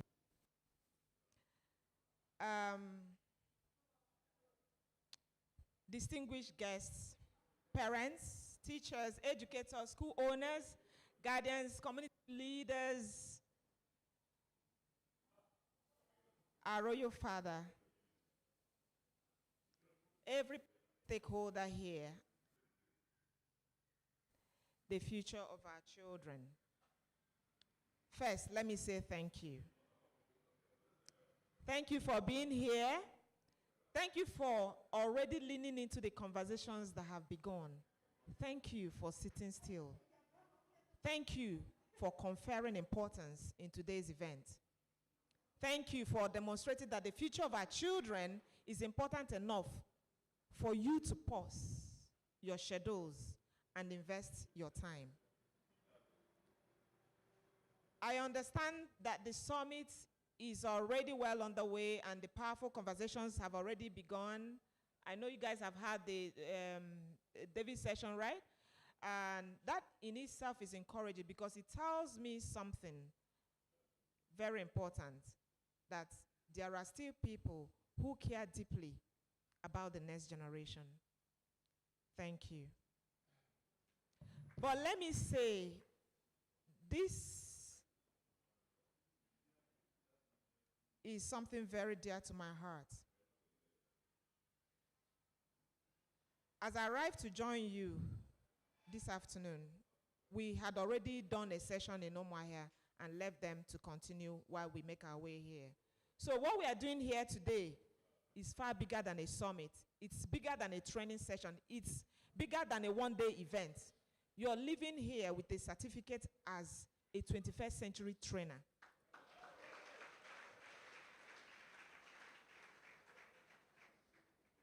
What we are doing here is nation building. It's most foundational form. It's nation building. Because every nation is ultimately built on the values, confidence, and character of the children it raises. And those children are shaped not by chance, but by trainers. Parents, your trainers. Teachers, your trainers. School owners, your trainers. Guardians, mentors, community leaders. We're all trainers, just like he said. He said before that it takes a village to raise a child. But today, The village is distracted. That is why we are here. We are calling all of us back. Enough. We can't get there by chance. We need to be very intentional. So every day, through our words, our examples, our corrections, and our encouragements, we are either strengthening a generation or weakening it. The world our children are growing into is very different than we grew up. I hope you know. The way the internet is navigating things, I know I've heard enough already. They are navigating a world of constant digital influence, a world of competing values, a world where information is abundant, but guidance is often very scarce. This means something very important for all of us gathered here today, that good intentions are no longer enough. Because I know that if you check around your families and all of that, you see good children, even from, children of pastors and all of that. You see children of even governors and all of that, acting strange, doing some sort of things that you see or feel they are despicable out there. Is it their wish? Is it parents that they turn out that way? No. So good intentions are no longer enough. Raising children in the 21st century requires preparation, awareness, and deliberate leadership. While I was out there to grant interview to News Agency of Nigeria, one of the parents met me and was like, she just feel or she wish she had this training long today. The people we are raising today will become tomorrow's decision makers. They will lead institutions by the grace of God. They will businesses. They will influence culture. They will shape policies, and they will determine the direction of our nation. So we have to be intentional in raising them so that we can build the nation, the Nigeria we all desire. But the question we must ask is, are we truly equipping them for the world they are about to inherit? Are we? Because the 21st century child must be equipped with more than academic knowledge. They must develop confidence in who they are. They cannot go get influenced by, tomorrow a boy child you sent to Canada to go to school would come back home as a girl. They must develop the courage to speak up when something is wrong. They must develop critical thinking in a world full of distractions. And they must develop character strong enough to stand when pressures come. That is why the Train the Trainers Summit exists. So I want to charge you, because we believe a simple but powerful truth. When you train the trainers, you transform the generation. When parents are empowered, homes become stronger. When teachers are equipped, classrooms become transformed, not just a classroom. Teachers, a round of applause. Communities. When become intentional, children become unstoppable. That is why Akin Ropo was making reference to parents. As we continue with the conversation today, I encourage every person here not to see yourself as just an attendee. See yourself as a builder. See yourself as a builder of the future. Engage with the ideas being shared, reflect on the responsibilities we carry, and commit to becoming an even stronger trainer for the children instead in your hands. Because the future will not be shaped by chance. It will be shaped by people like us, like you and me, who decide that the next generation deserves better guidance, stronger values, and clearer direction. Gentlemen, we are not just raising children. We are raising the generation that will lead tomorrow's world. And the work of shaping that generation must continue, starting with us. Thank you very much.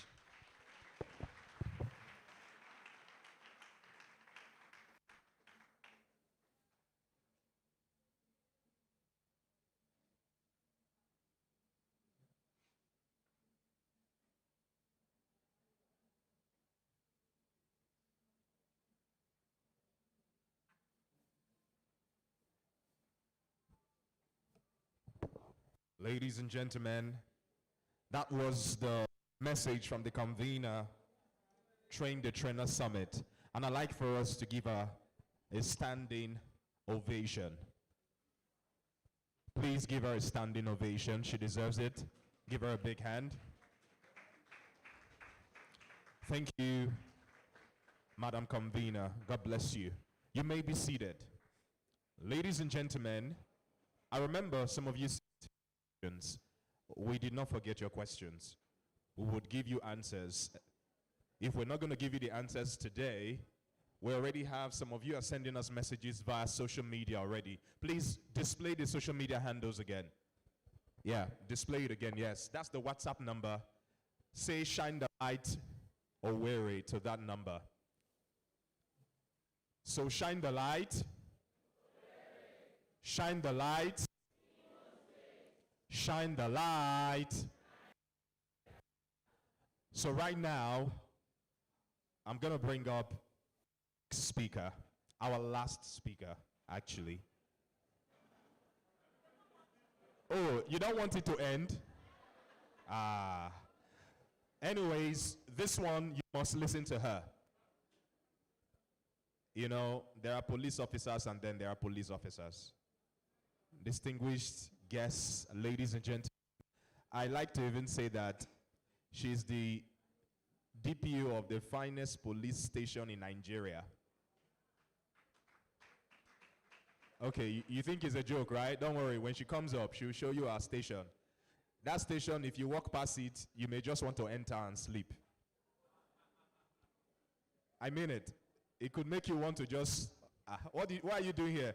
I feel like I committed an offense last year. Let me stay in your cell. The cells have air conditioners. They have DSTV. Ladies and gentlemen, I'll leave the rest for the multimedia, please. CSP Omoshetemi Agbede Zuokumo is a dynamic law enforcement leader and trained legal practitioner, currently serving as the Divisional Police Officer DPO of Owerri Police Station, Bendel State, Warri, under the Delta State Command of the Nigeria Police Force. She holds a master's degree in law and diplomacy MLD and is widely recognized for her reform-oriented approach to policing. With a strong passion for youth engagement and community-driven security, CSP Agbede Zuokumo champions initiative that fosters trust, safety, and civic responsibility.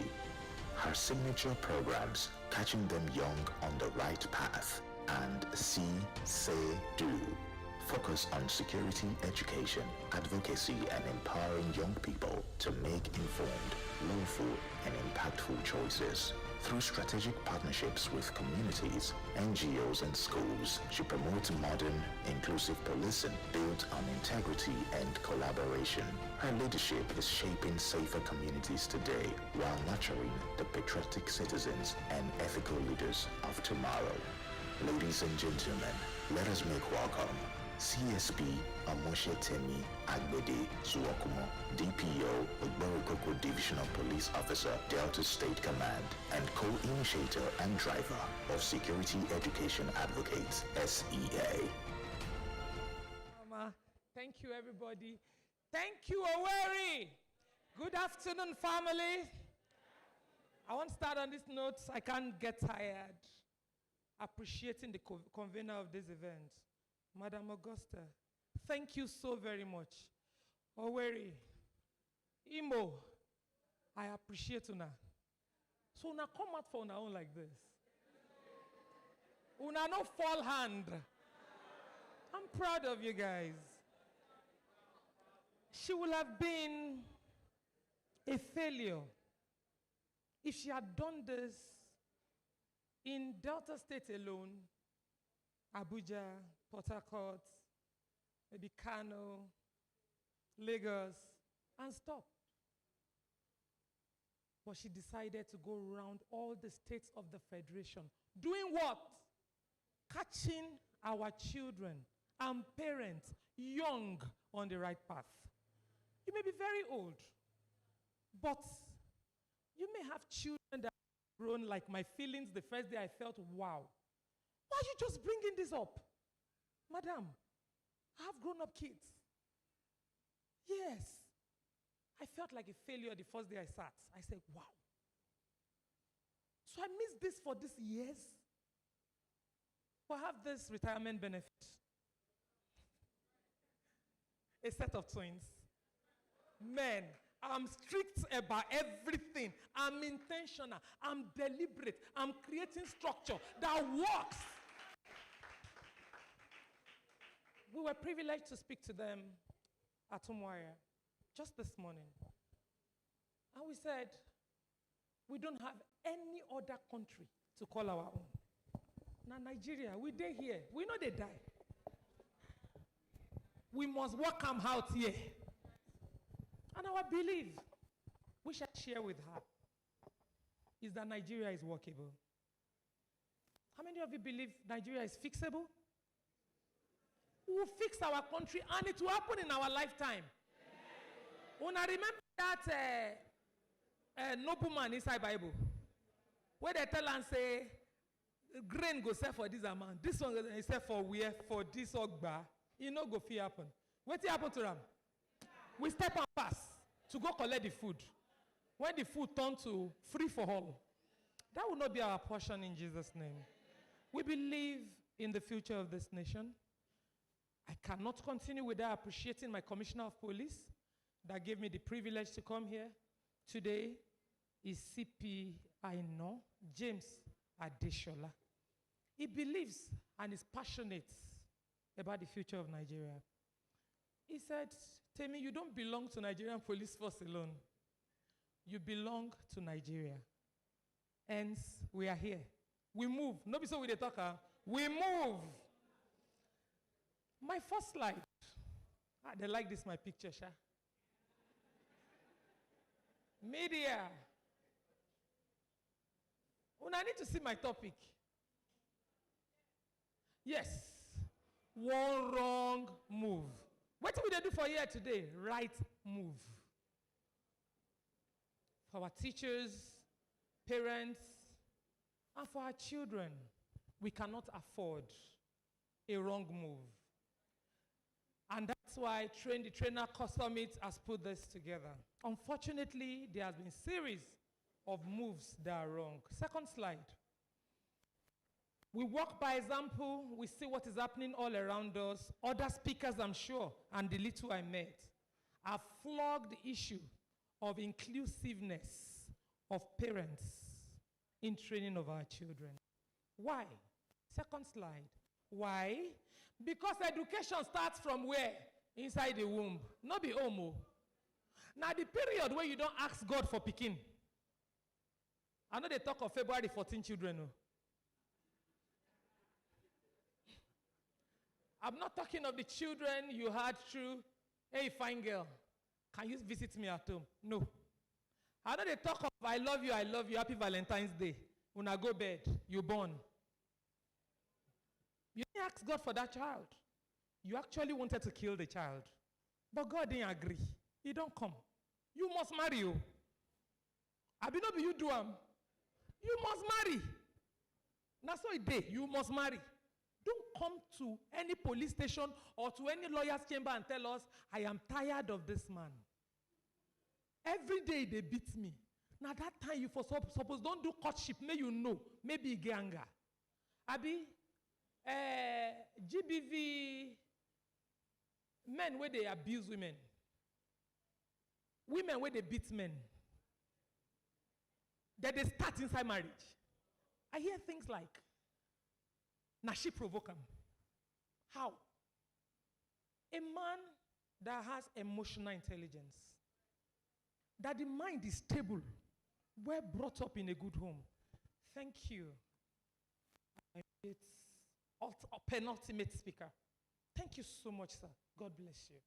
Thank you for what you did to that young man. I just can't imagine him growing that way and telling somebody like me, Temi, that the kitchen is the place for a woman alone. I go tell her, Oga, me and you, I dey pursue money, you dey pursue money.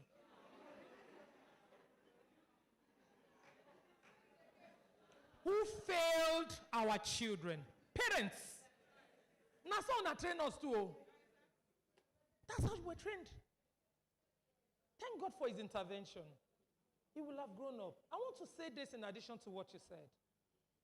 Before my children marry, in fact, if I don't find partner for them, I go that investigation well. You cannot invest your time. You sat here since 10 a.m. taking notes. Then you will go home, practicalize them. Then one nonsense untrained child will not come from another family and come and destroy the virtues you put in your child. Not be abomination be that one. Not juju. We have become careless about things we do.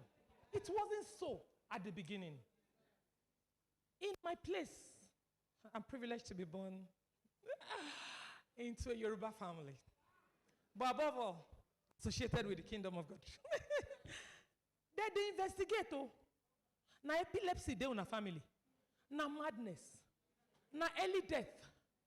We go find out. And please, he said something I need to talk about. When is the marriage contracted or conducted? When I think so, the dance go shush. No.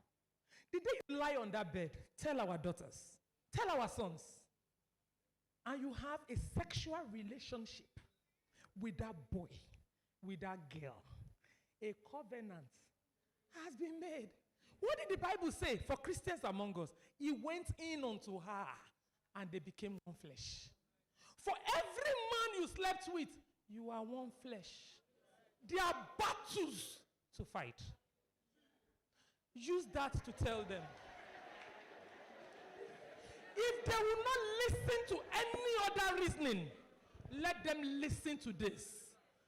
Tell them that it is real. They are fighting battles they have no business fighting because of the carelessness of the past. You heard our speaker saying, he still they fight some. He's not lying. All of us, they fight. We know in our heart. We they think I'm now. These are people we don't know. Like I was saying, Valentine Day, I love you. Now the Peking come. You are not telling me, hey, Madam DPO, I've had enough. He beats me. I just want to go. What happens to the products of that one night stand? It will not be a problem for us. Do you know that 75 to 80% of suspects that comes to police station, of convicted persons in prisons, are products of broken home? How many of you knows that? Once they come, you go ask them, where's your father? He dey Benin. Where your mama? He dey Owerri. So now go create problem. Live for us, we no go agree. That's why we said, look before you leap. If you must sleep with a man or a woman, can you be intentional and know that this is the person, for better, for worse, I won't stay? She didn't become rude when she entered your house. She was raised rude. Those days, ma, she be that they ask, in mama the husband house, how they treat the husband. You know you have a daughter-in-law. But if you don't look, even when they say a mistake, it was rubbing off on our generation. If your mother didn't stay in her husband's house, for the daughter to marry, now prayer and fasting. Oh. And I think in a way, we need to introduce it. How do we do this? Communal living. Being community parents. Let every life be important to you. Let every child be your child. Not be only that one where you born. Because, listen to me. Those ones you did not correct, they go jam your pikin for school. We had a case late last year of a mother that was molesting the daughter sexually. A mother. And the little daughter. Wanna ask me how old is the daughter? 3 years. I will tell you the danger of this. A man walked up to my office and he told me, Ma, I've been seeing you going to schools, talking to children, going to communities and churches, talking to parents. I have a problem in my house. I've reported everywhere it's not working. I had to come to you. I know I will have solution. I said, thank God for that. He said, but I've been waiting. You are not giving me attention since. I said, because of your appearance. Why? He had mopping stick on his head. He had earrings set like this. like this. He had nose ring here. He has one here. He has one big fat boot. I never seen him for my life before, yellow color. He has a short knicker that was sagged up to this place. Then I was seeing his white pants up here. Then he had crop jackets. I don't know, same men they wear crop top. Until I see him. Now my camera, by the way, they told you of my division. When I think in a lie. I bet maybe I show them in between if you see him. May they, may they enjoy him. One single move. He met this girl. He said he impregnated the girl. The girl has a daughter. The girl was 19. He's far advanced, maybe in his early 30s. And he said he took the girlfriend's phone, because I can't say the wife. And while looking through the phone, what did he see? He saw the daughter. He did my phone. Naked, the way God created her. Inserting hand in her vagina. Sucking the mother's breast with the mouth. And the woman set camera. Yes, please. True life story.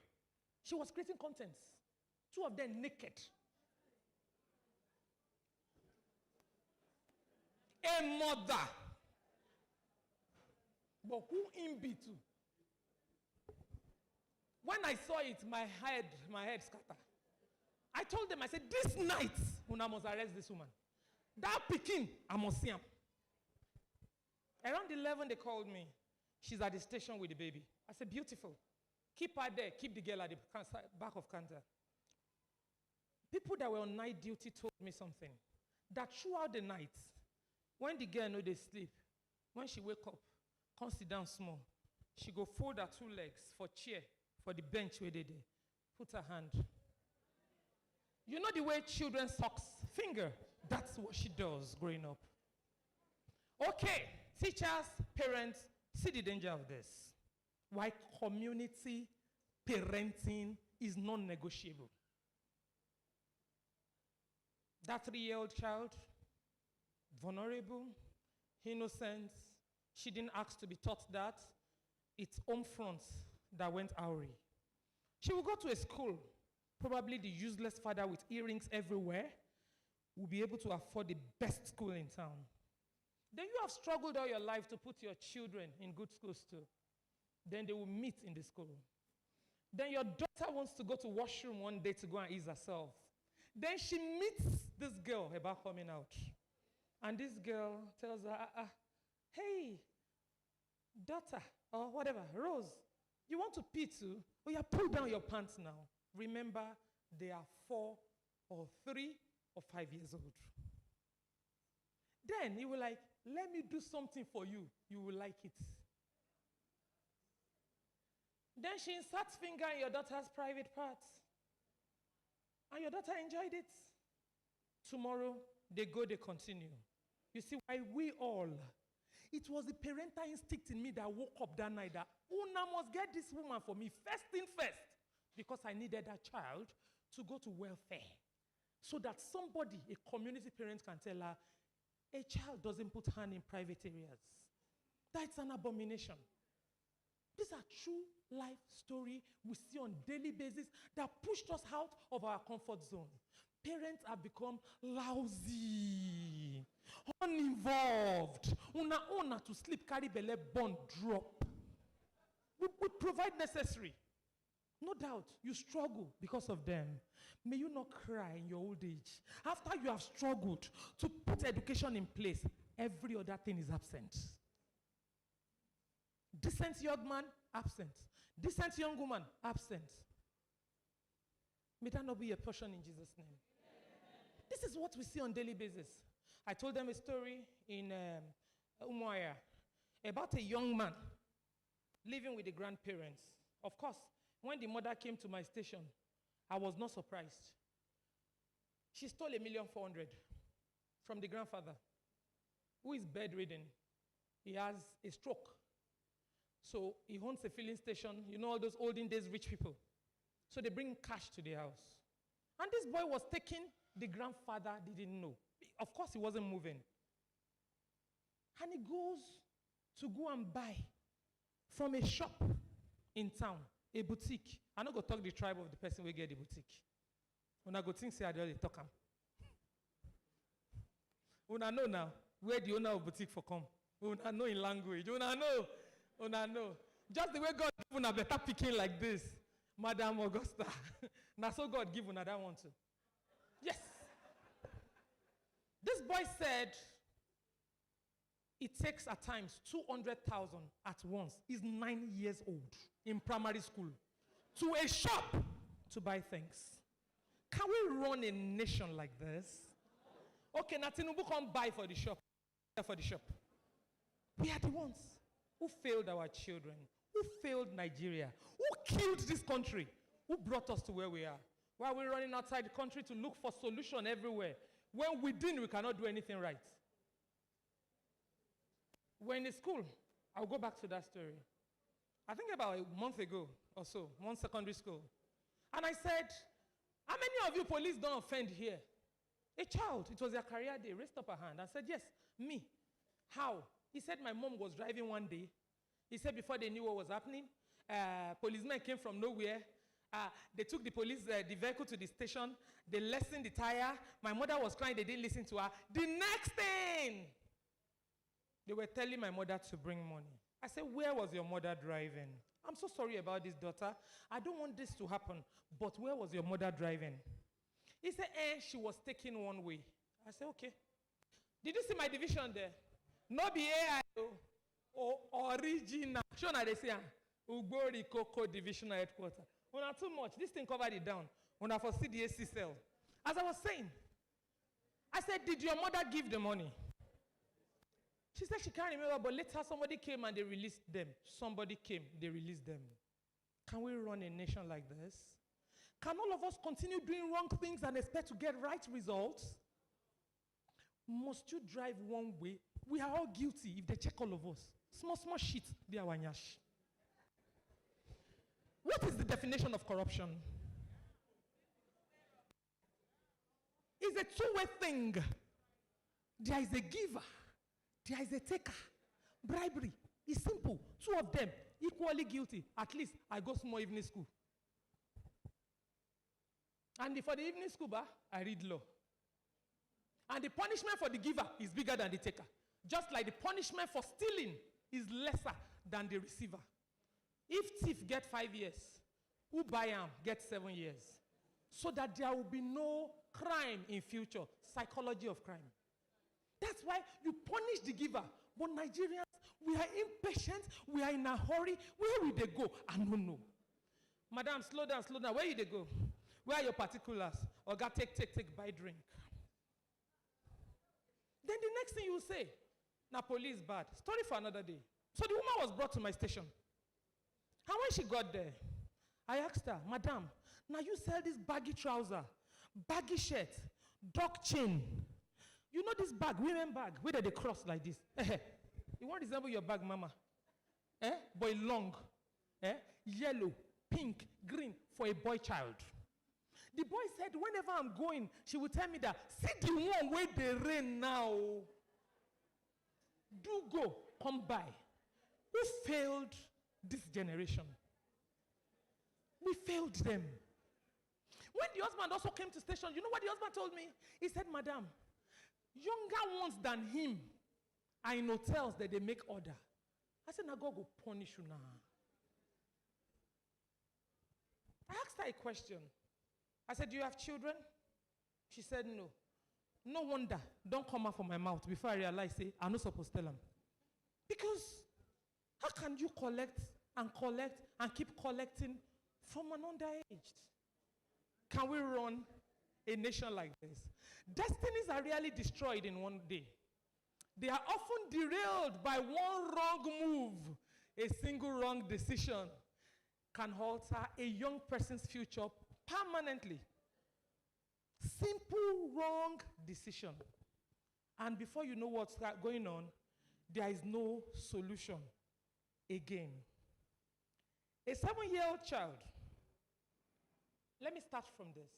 Children are now used to sell drugs. I know Coach Dave has done justice to drugs and substances. Some of them go say, thank God, my children know they take drugs. I sure say this fine drug for now.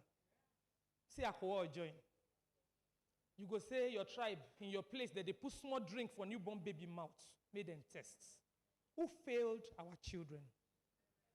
Put your tongue. I don't say me you drink. Hey, this one, he resembling papa.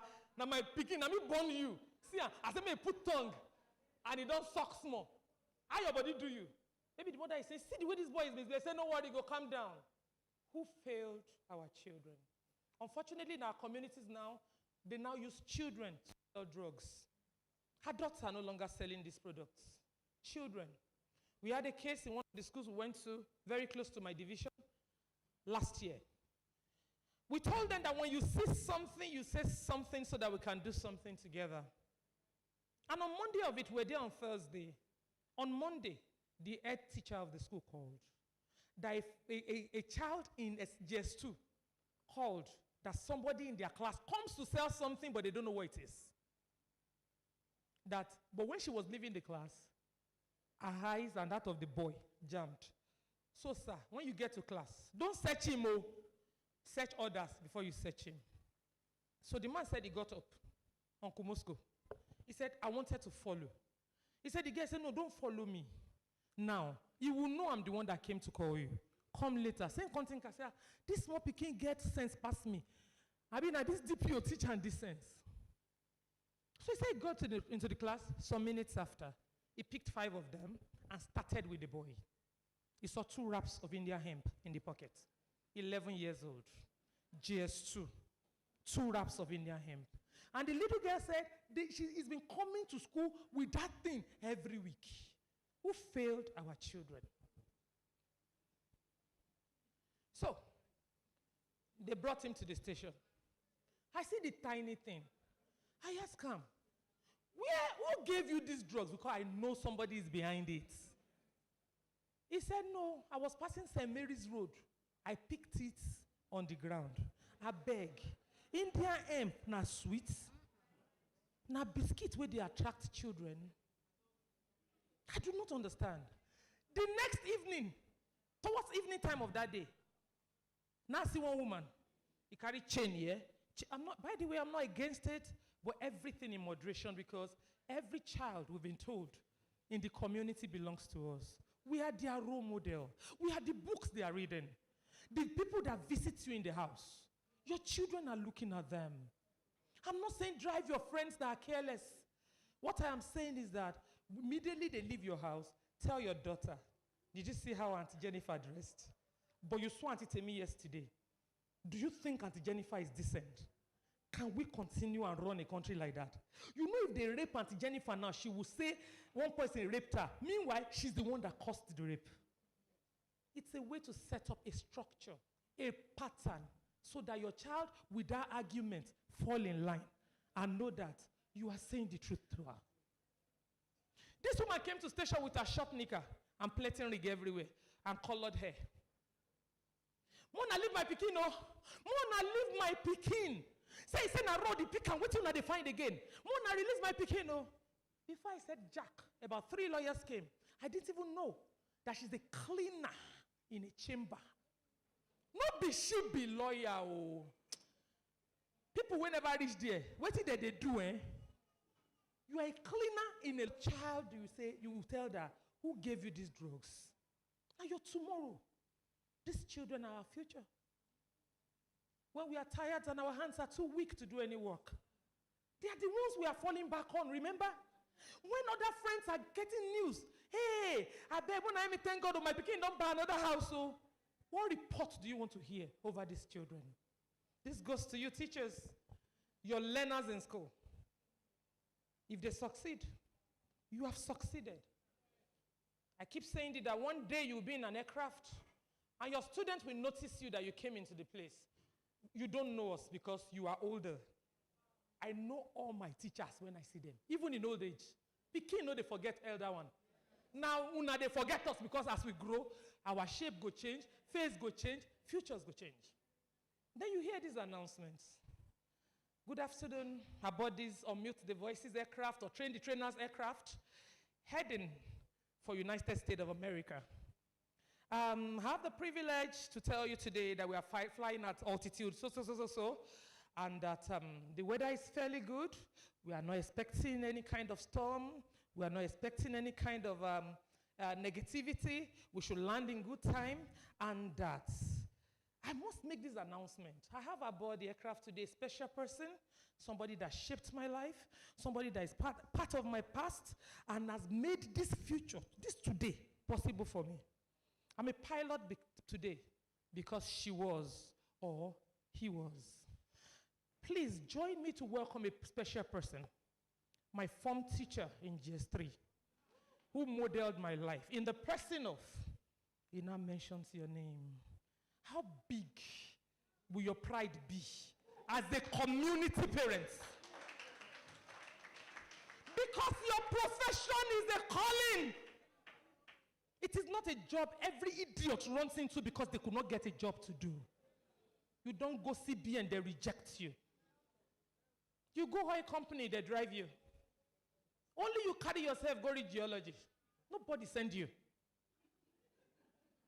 When you don't come, go, nobody here. Nobody can follow you or take you. You now resign into teaching. You now become a teacher without calling within you. If you fail this once, heaven will ask you. Because we will give account on every child that passes through us. Be it as a teacher, in the hospital, as a police officer, you are in a called job by God. And the only reward that will come for you is in line with what you did. Are you teaching them or selling granules? Are you collecting recharge cards from them? And you know they are fraudsters. We've been to different schools, we've seized phones while we are going on advocacy. And when we open this phone, what will they see? Not be waiting how they see. Oh.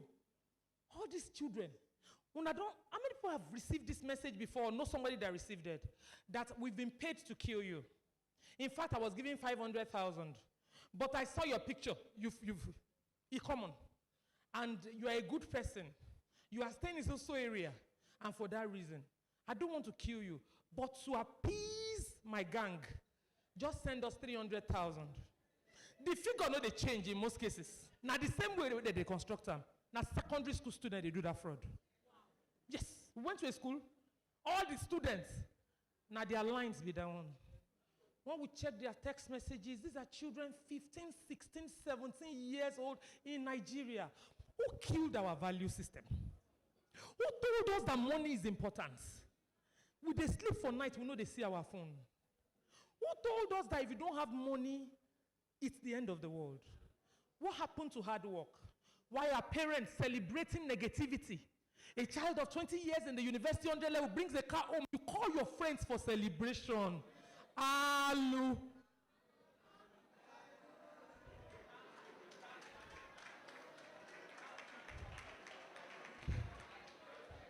We can't continue like this and expect to get to a good destination as a nation. The future starts today. And it starts with us. Can we tell them, where did you see this? Make noise. My mother, make noise. Hey, this weekend don't kill me. Where is the motto? Hey, mama, also go. Mama. Hey, Mona, come on. He don't do blood money. Wallahi. Two things. He might not come on again. But someday, sometime, his conscience will tell him, if he doesn't get destroyed before then, that my mother must be saying the truth for her not to support me. But when you celebrate it, one day they will tell him, it's you that they need for the next rituals. Why not tell our daughters that they amount to something in life? That a time can come they will build houses for men. Why wait to collect stipends passed down from these filthy young men around town? Why not infuse dignity in your child? That my daughter, if you follow this path I'm showing you, one day you go buy sub for them tire. So that when they park their dirty, blood-stained vehicle in front of your daughter will say, Oga, good afternoon, sir. Now your money you take by him. Where you they work? Will he steal tomorrow if every girl on the street tells him, no, I don't want? Will the image of Nigeria be battered if everyone does the right thing, how come we have to wrap our passport to go to other nations of the world? Because we have not taken care of our home front. We support negativity. Hey, una good evening, they want serve them round. What is it doing that is serving them round? With your teaching job, can you go to a restaurant and serve them round? Then why are we receiving from them? If everybody in that beer parlor gets up, leave their drink and have eaten food on the table and walk out, you look around, now only in day, you go thief tomorrow. So why are we lying on government? Why can't we shine our light from this position? Why can't we make up our mind that we want a change? Our daughters are selling their nudes for 500,000. We discover from phone we seized from schools. Then they call their classmate boss. I beg now, I don't finish that money. What is a 15-year-old girl doing with 500,000? Egg by me. But when did we reverse the roles? Why are our children paying house rent for us? I'm telling you true life story. These boys are paying house rent for their parents. They call it investment. Mama, papa, go buy phone or laptop. He ain't go hustle on the internet. Then he's not the breadwinner of the family. I cried. Can we put the cat before the horse and expect royalties to get to their destination? The answer is no. I'm sorry, my coach, my leader, Ogarotimi, I'm not following my slides. I'll be more no vex. They don't tell you now. What did they not tell you for a year? We are witnessing the troubling crime and violence. We don't tell you everything before I come. But can we take true life stories, things we see on daily basis, so that we'll make a change? What of leaders, teachers that have schools, your own school, na Miracle Center? By the grace of Almighty God, the person that will take delivery of your grandchild will be a product of that Miracle Center. Can we continue like this? You forgot, you think say na only Imo State day. How should they do your own for here? Another person dey my state for Ondo State with your own Miracle Center. So as they produce in doctor, architect, engineer, you two they produce. Maybe your pikin can't grow, can't go Ondo State. He can't build house. One day they say it collapse. Who failed our country? Now, the cry we are crying is justice for Nigeria. Because the family system failed. School system failed. And it's the result of what we see every day around here. It's not about government. Where are our values? Patriotism. Attachment, material things. Who cost us? The person where they say richest man in the world, you go see him for abroad inside train, mama. With touchlight phone. But I want to buy every iPhone that comes out. Who failed our children? It's a time for reflection. You see the graph? One attempt to belong. That's what happens to our children. They said a story here. I said a story at Umwaya. Our penultimate speaker said the daughter, they were discussing in class. Now, what did happen for school with that one? No? That's what is happening. This particular boy, he was in his classroom too. And what did they say? Have you ever slept with a girl? And he think and say, hey, now only him. Oh. Even when some feed a lie, oh, they create story for their head. Say, so now only me never have sex experience with anybody. He was 14 then. Then he went to Ashawo quarters and paid money to have sex so that I can go back to class and say, me too, I don't do them. He went away with it when he was 14. At 15, the new Yab, influence, attempt to belong, unchecked, we never reach anger, we go reach there. When he went, they now said, no be a shower you go for. Now shower now. No be that one with the talk. You get girlfriend, young person like you, no be old woman, we collect money. So this day, he stood in front of an uncompleted building and was calling every child passing by. Hey, fine girl. Some of you, my father's in the house, I greet you now, hop tight. A father should be the best friend of their daughters. My late father was one womanizer like that. But me, He saw to it. Say knife. They say when they take knife, kill. No, they greed. Make them bring cutlass near your neck. He told me in a letter, men are like butterfly. They fly from flower to flower. When they are done with the nectar of one, they go to another one. The letter don't brown. I keep them. He did my fire. It's no more. But the letter is there. When last did you send a love letter to your daughter? So that when they ask her in school the stupid question, she will answer. My father is enough for me for now. He's my first love. He has the love I require for this age. When it's time for that one, I will be matured enough to handle. Are you part of their life? Are you a visiting father, visiting mother? You make provisions, and there you go. He told me that when next a car parks beside you, in our school days, he said, make I ask the man, do you want to dash me this car? The first man I asked before God and man, he just park. Now I tell him, say, bros, are you going to dash me the car? He was like, what's that? I said, I mean, do you want to dash me this your car, or you want to use me to decorate it for today? To the next one we can carry another one.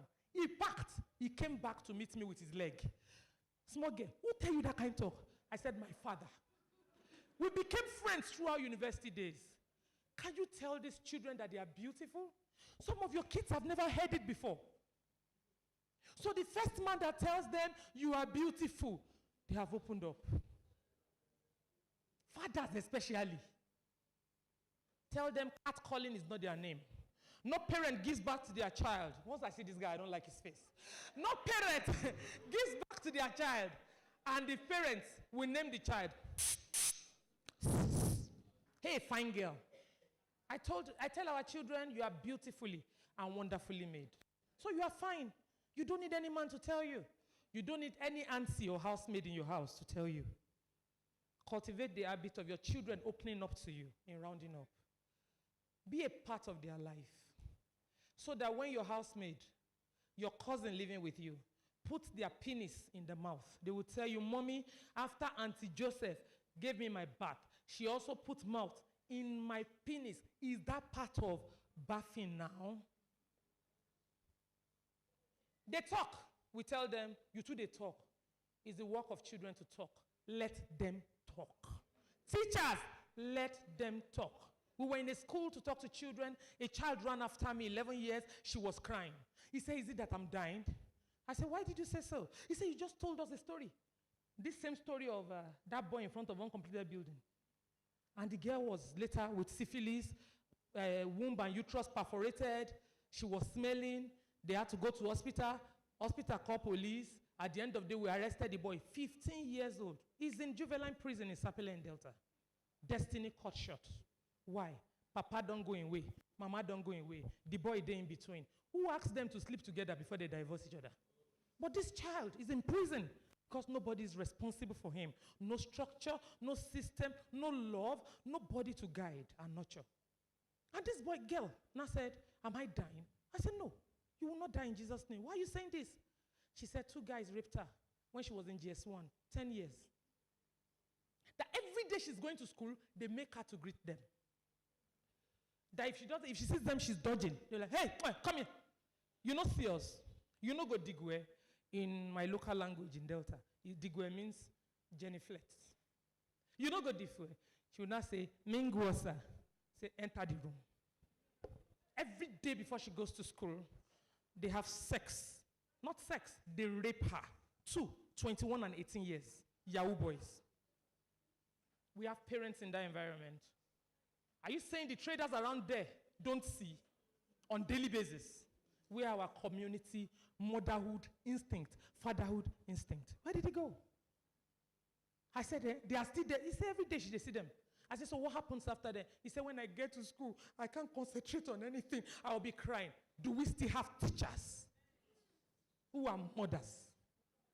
You know, student that was looking very happy yesterday comes to school today, she's down, crestfallen, bitterness, anger. She can't write. Instead of you to ask her, you carry out cane, you flog her.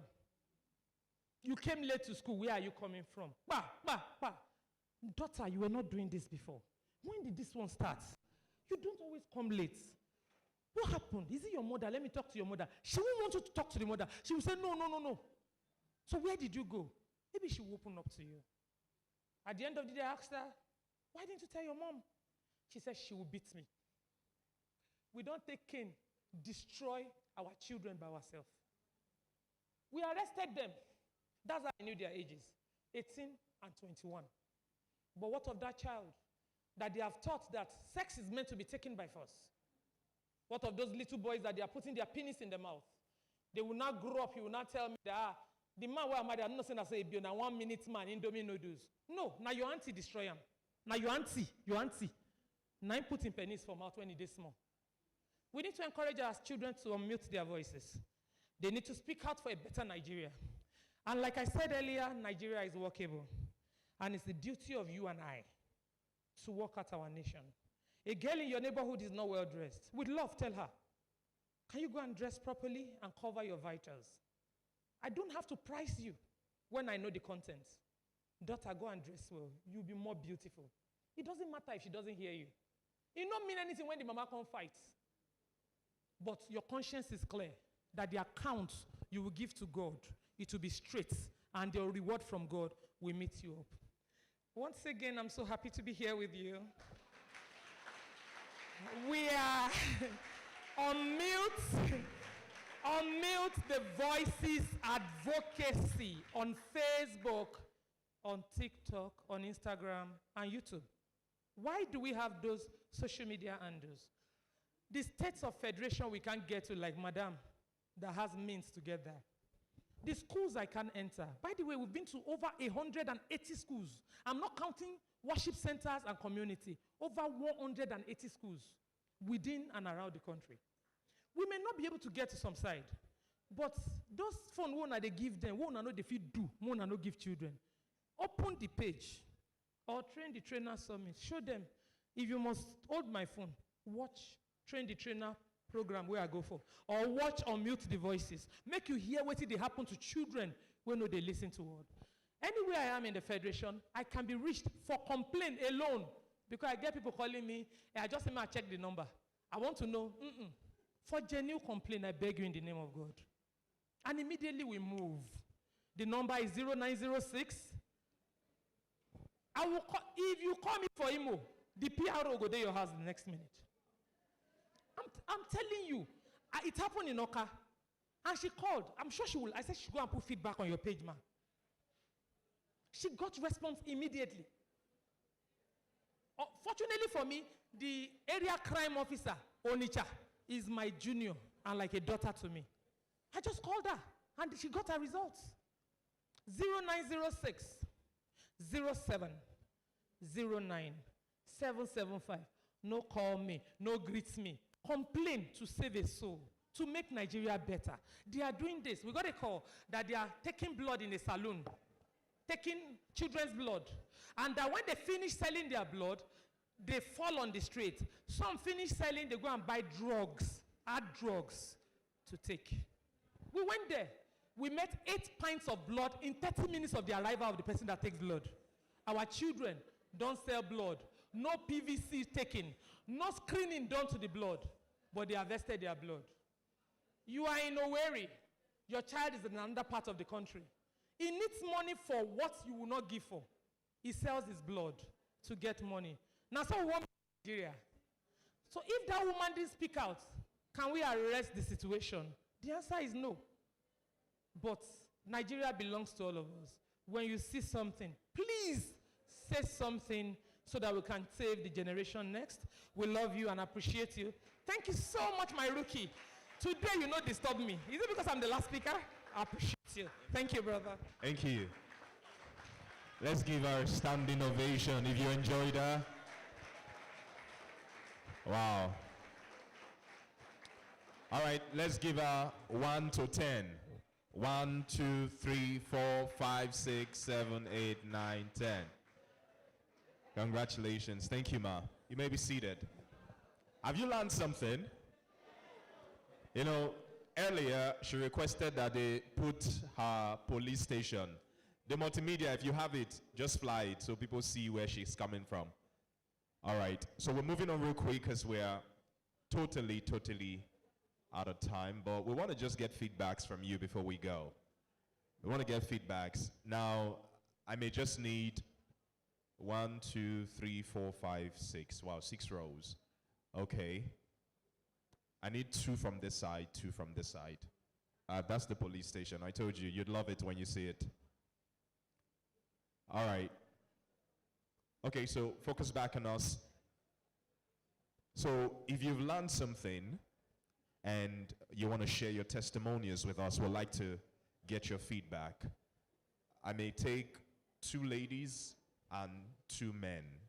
We've been here since 10 o'clock. We started 10 on the dot, and we are winding down like right now. I believe maybe I'll hand over the microphone to our global coordinator to continue from here. Okay, he said I should continue. Oh, before we go. Oh, we did that earlier, but we're going to do it again. All right, our convener wants us to shine the light. So bring out your, selfie, of course. Oh, 9. Is okay. So all the speakers.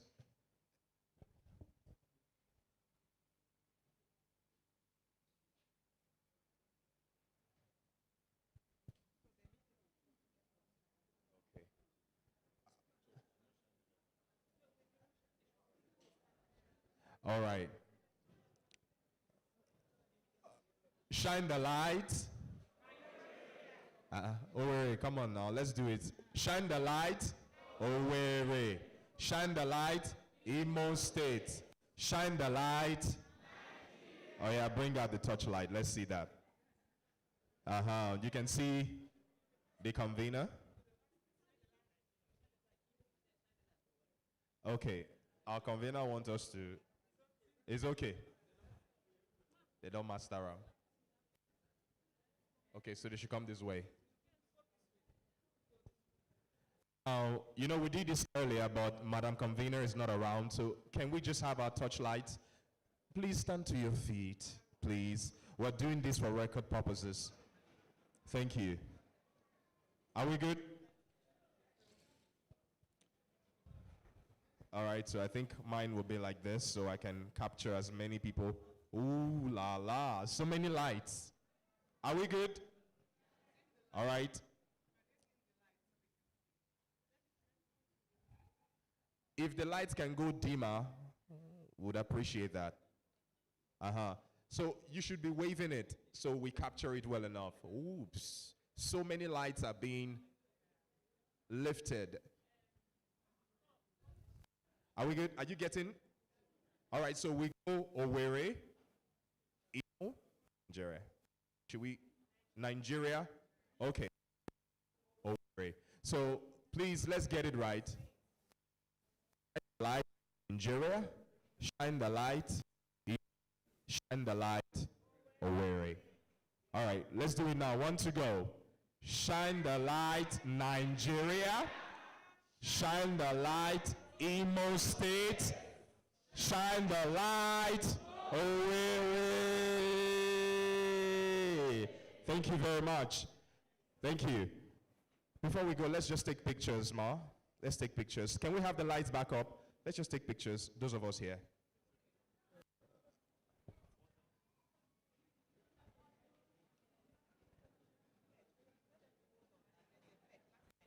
All right, before you go, we have a pledge. Just sit down. We're winding down. Sit down. We have a pledge. Yeah. All right. Can we just take a picture? Sit down, sit down, sit down, sit down. All right.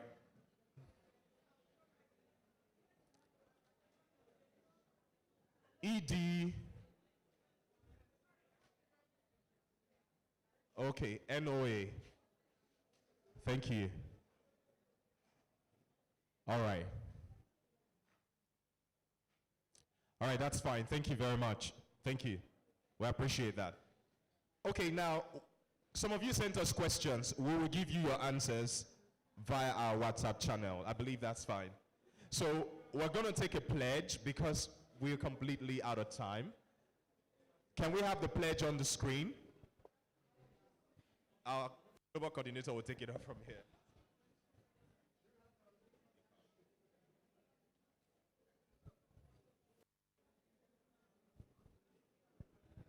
Okay, all members of AFED Imo State Chapter is hereby reminded of our state general meeting holding tomorrow, being Friday, at Oji Owerri. Oji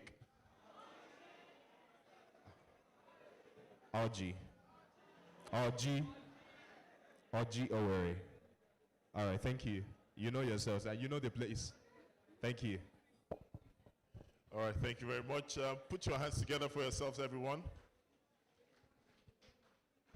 All right, we're going to have a pledge to bring this to the climax of this summit. Okay, yes, we have it on the screen. And I want us to take this as a solemn pledge. I want us to all stand, if you don't mind.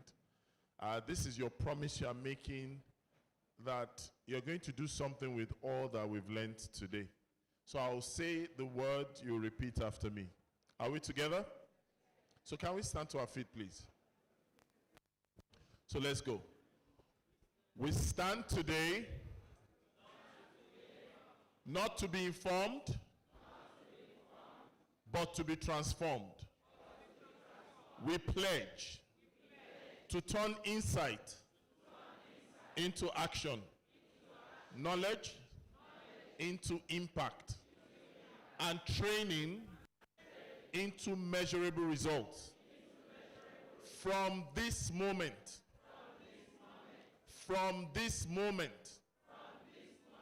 we will teach with clarity, lead with courage, and train with purpose. We will raise the standard, multiply value, and refuse mediocrity.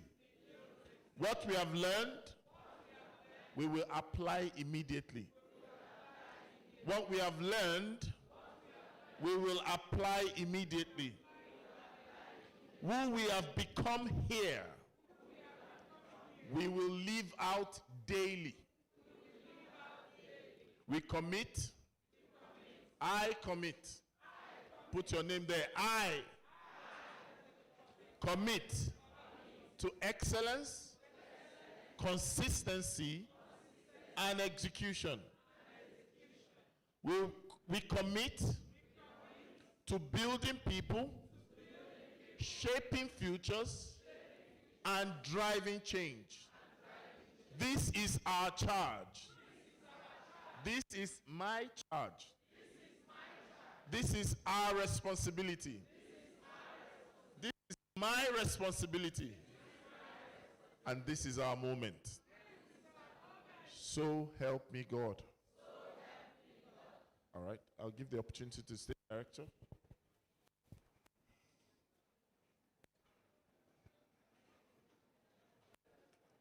Hello, please, before we go, I would like to take some recognitions.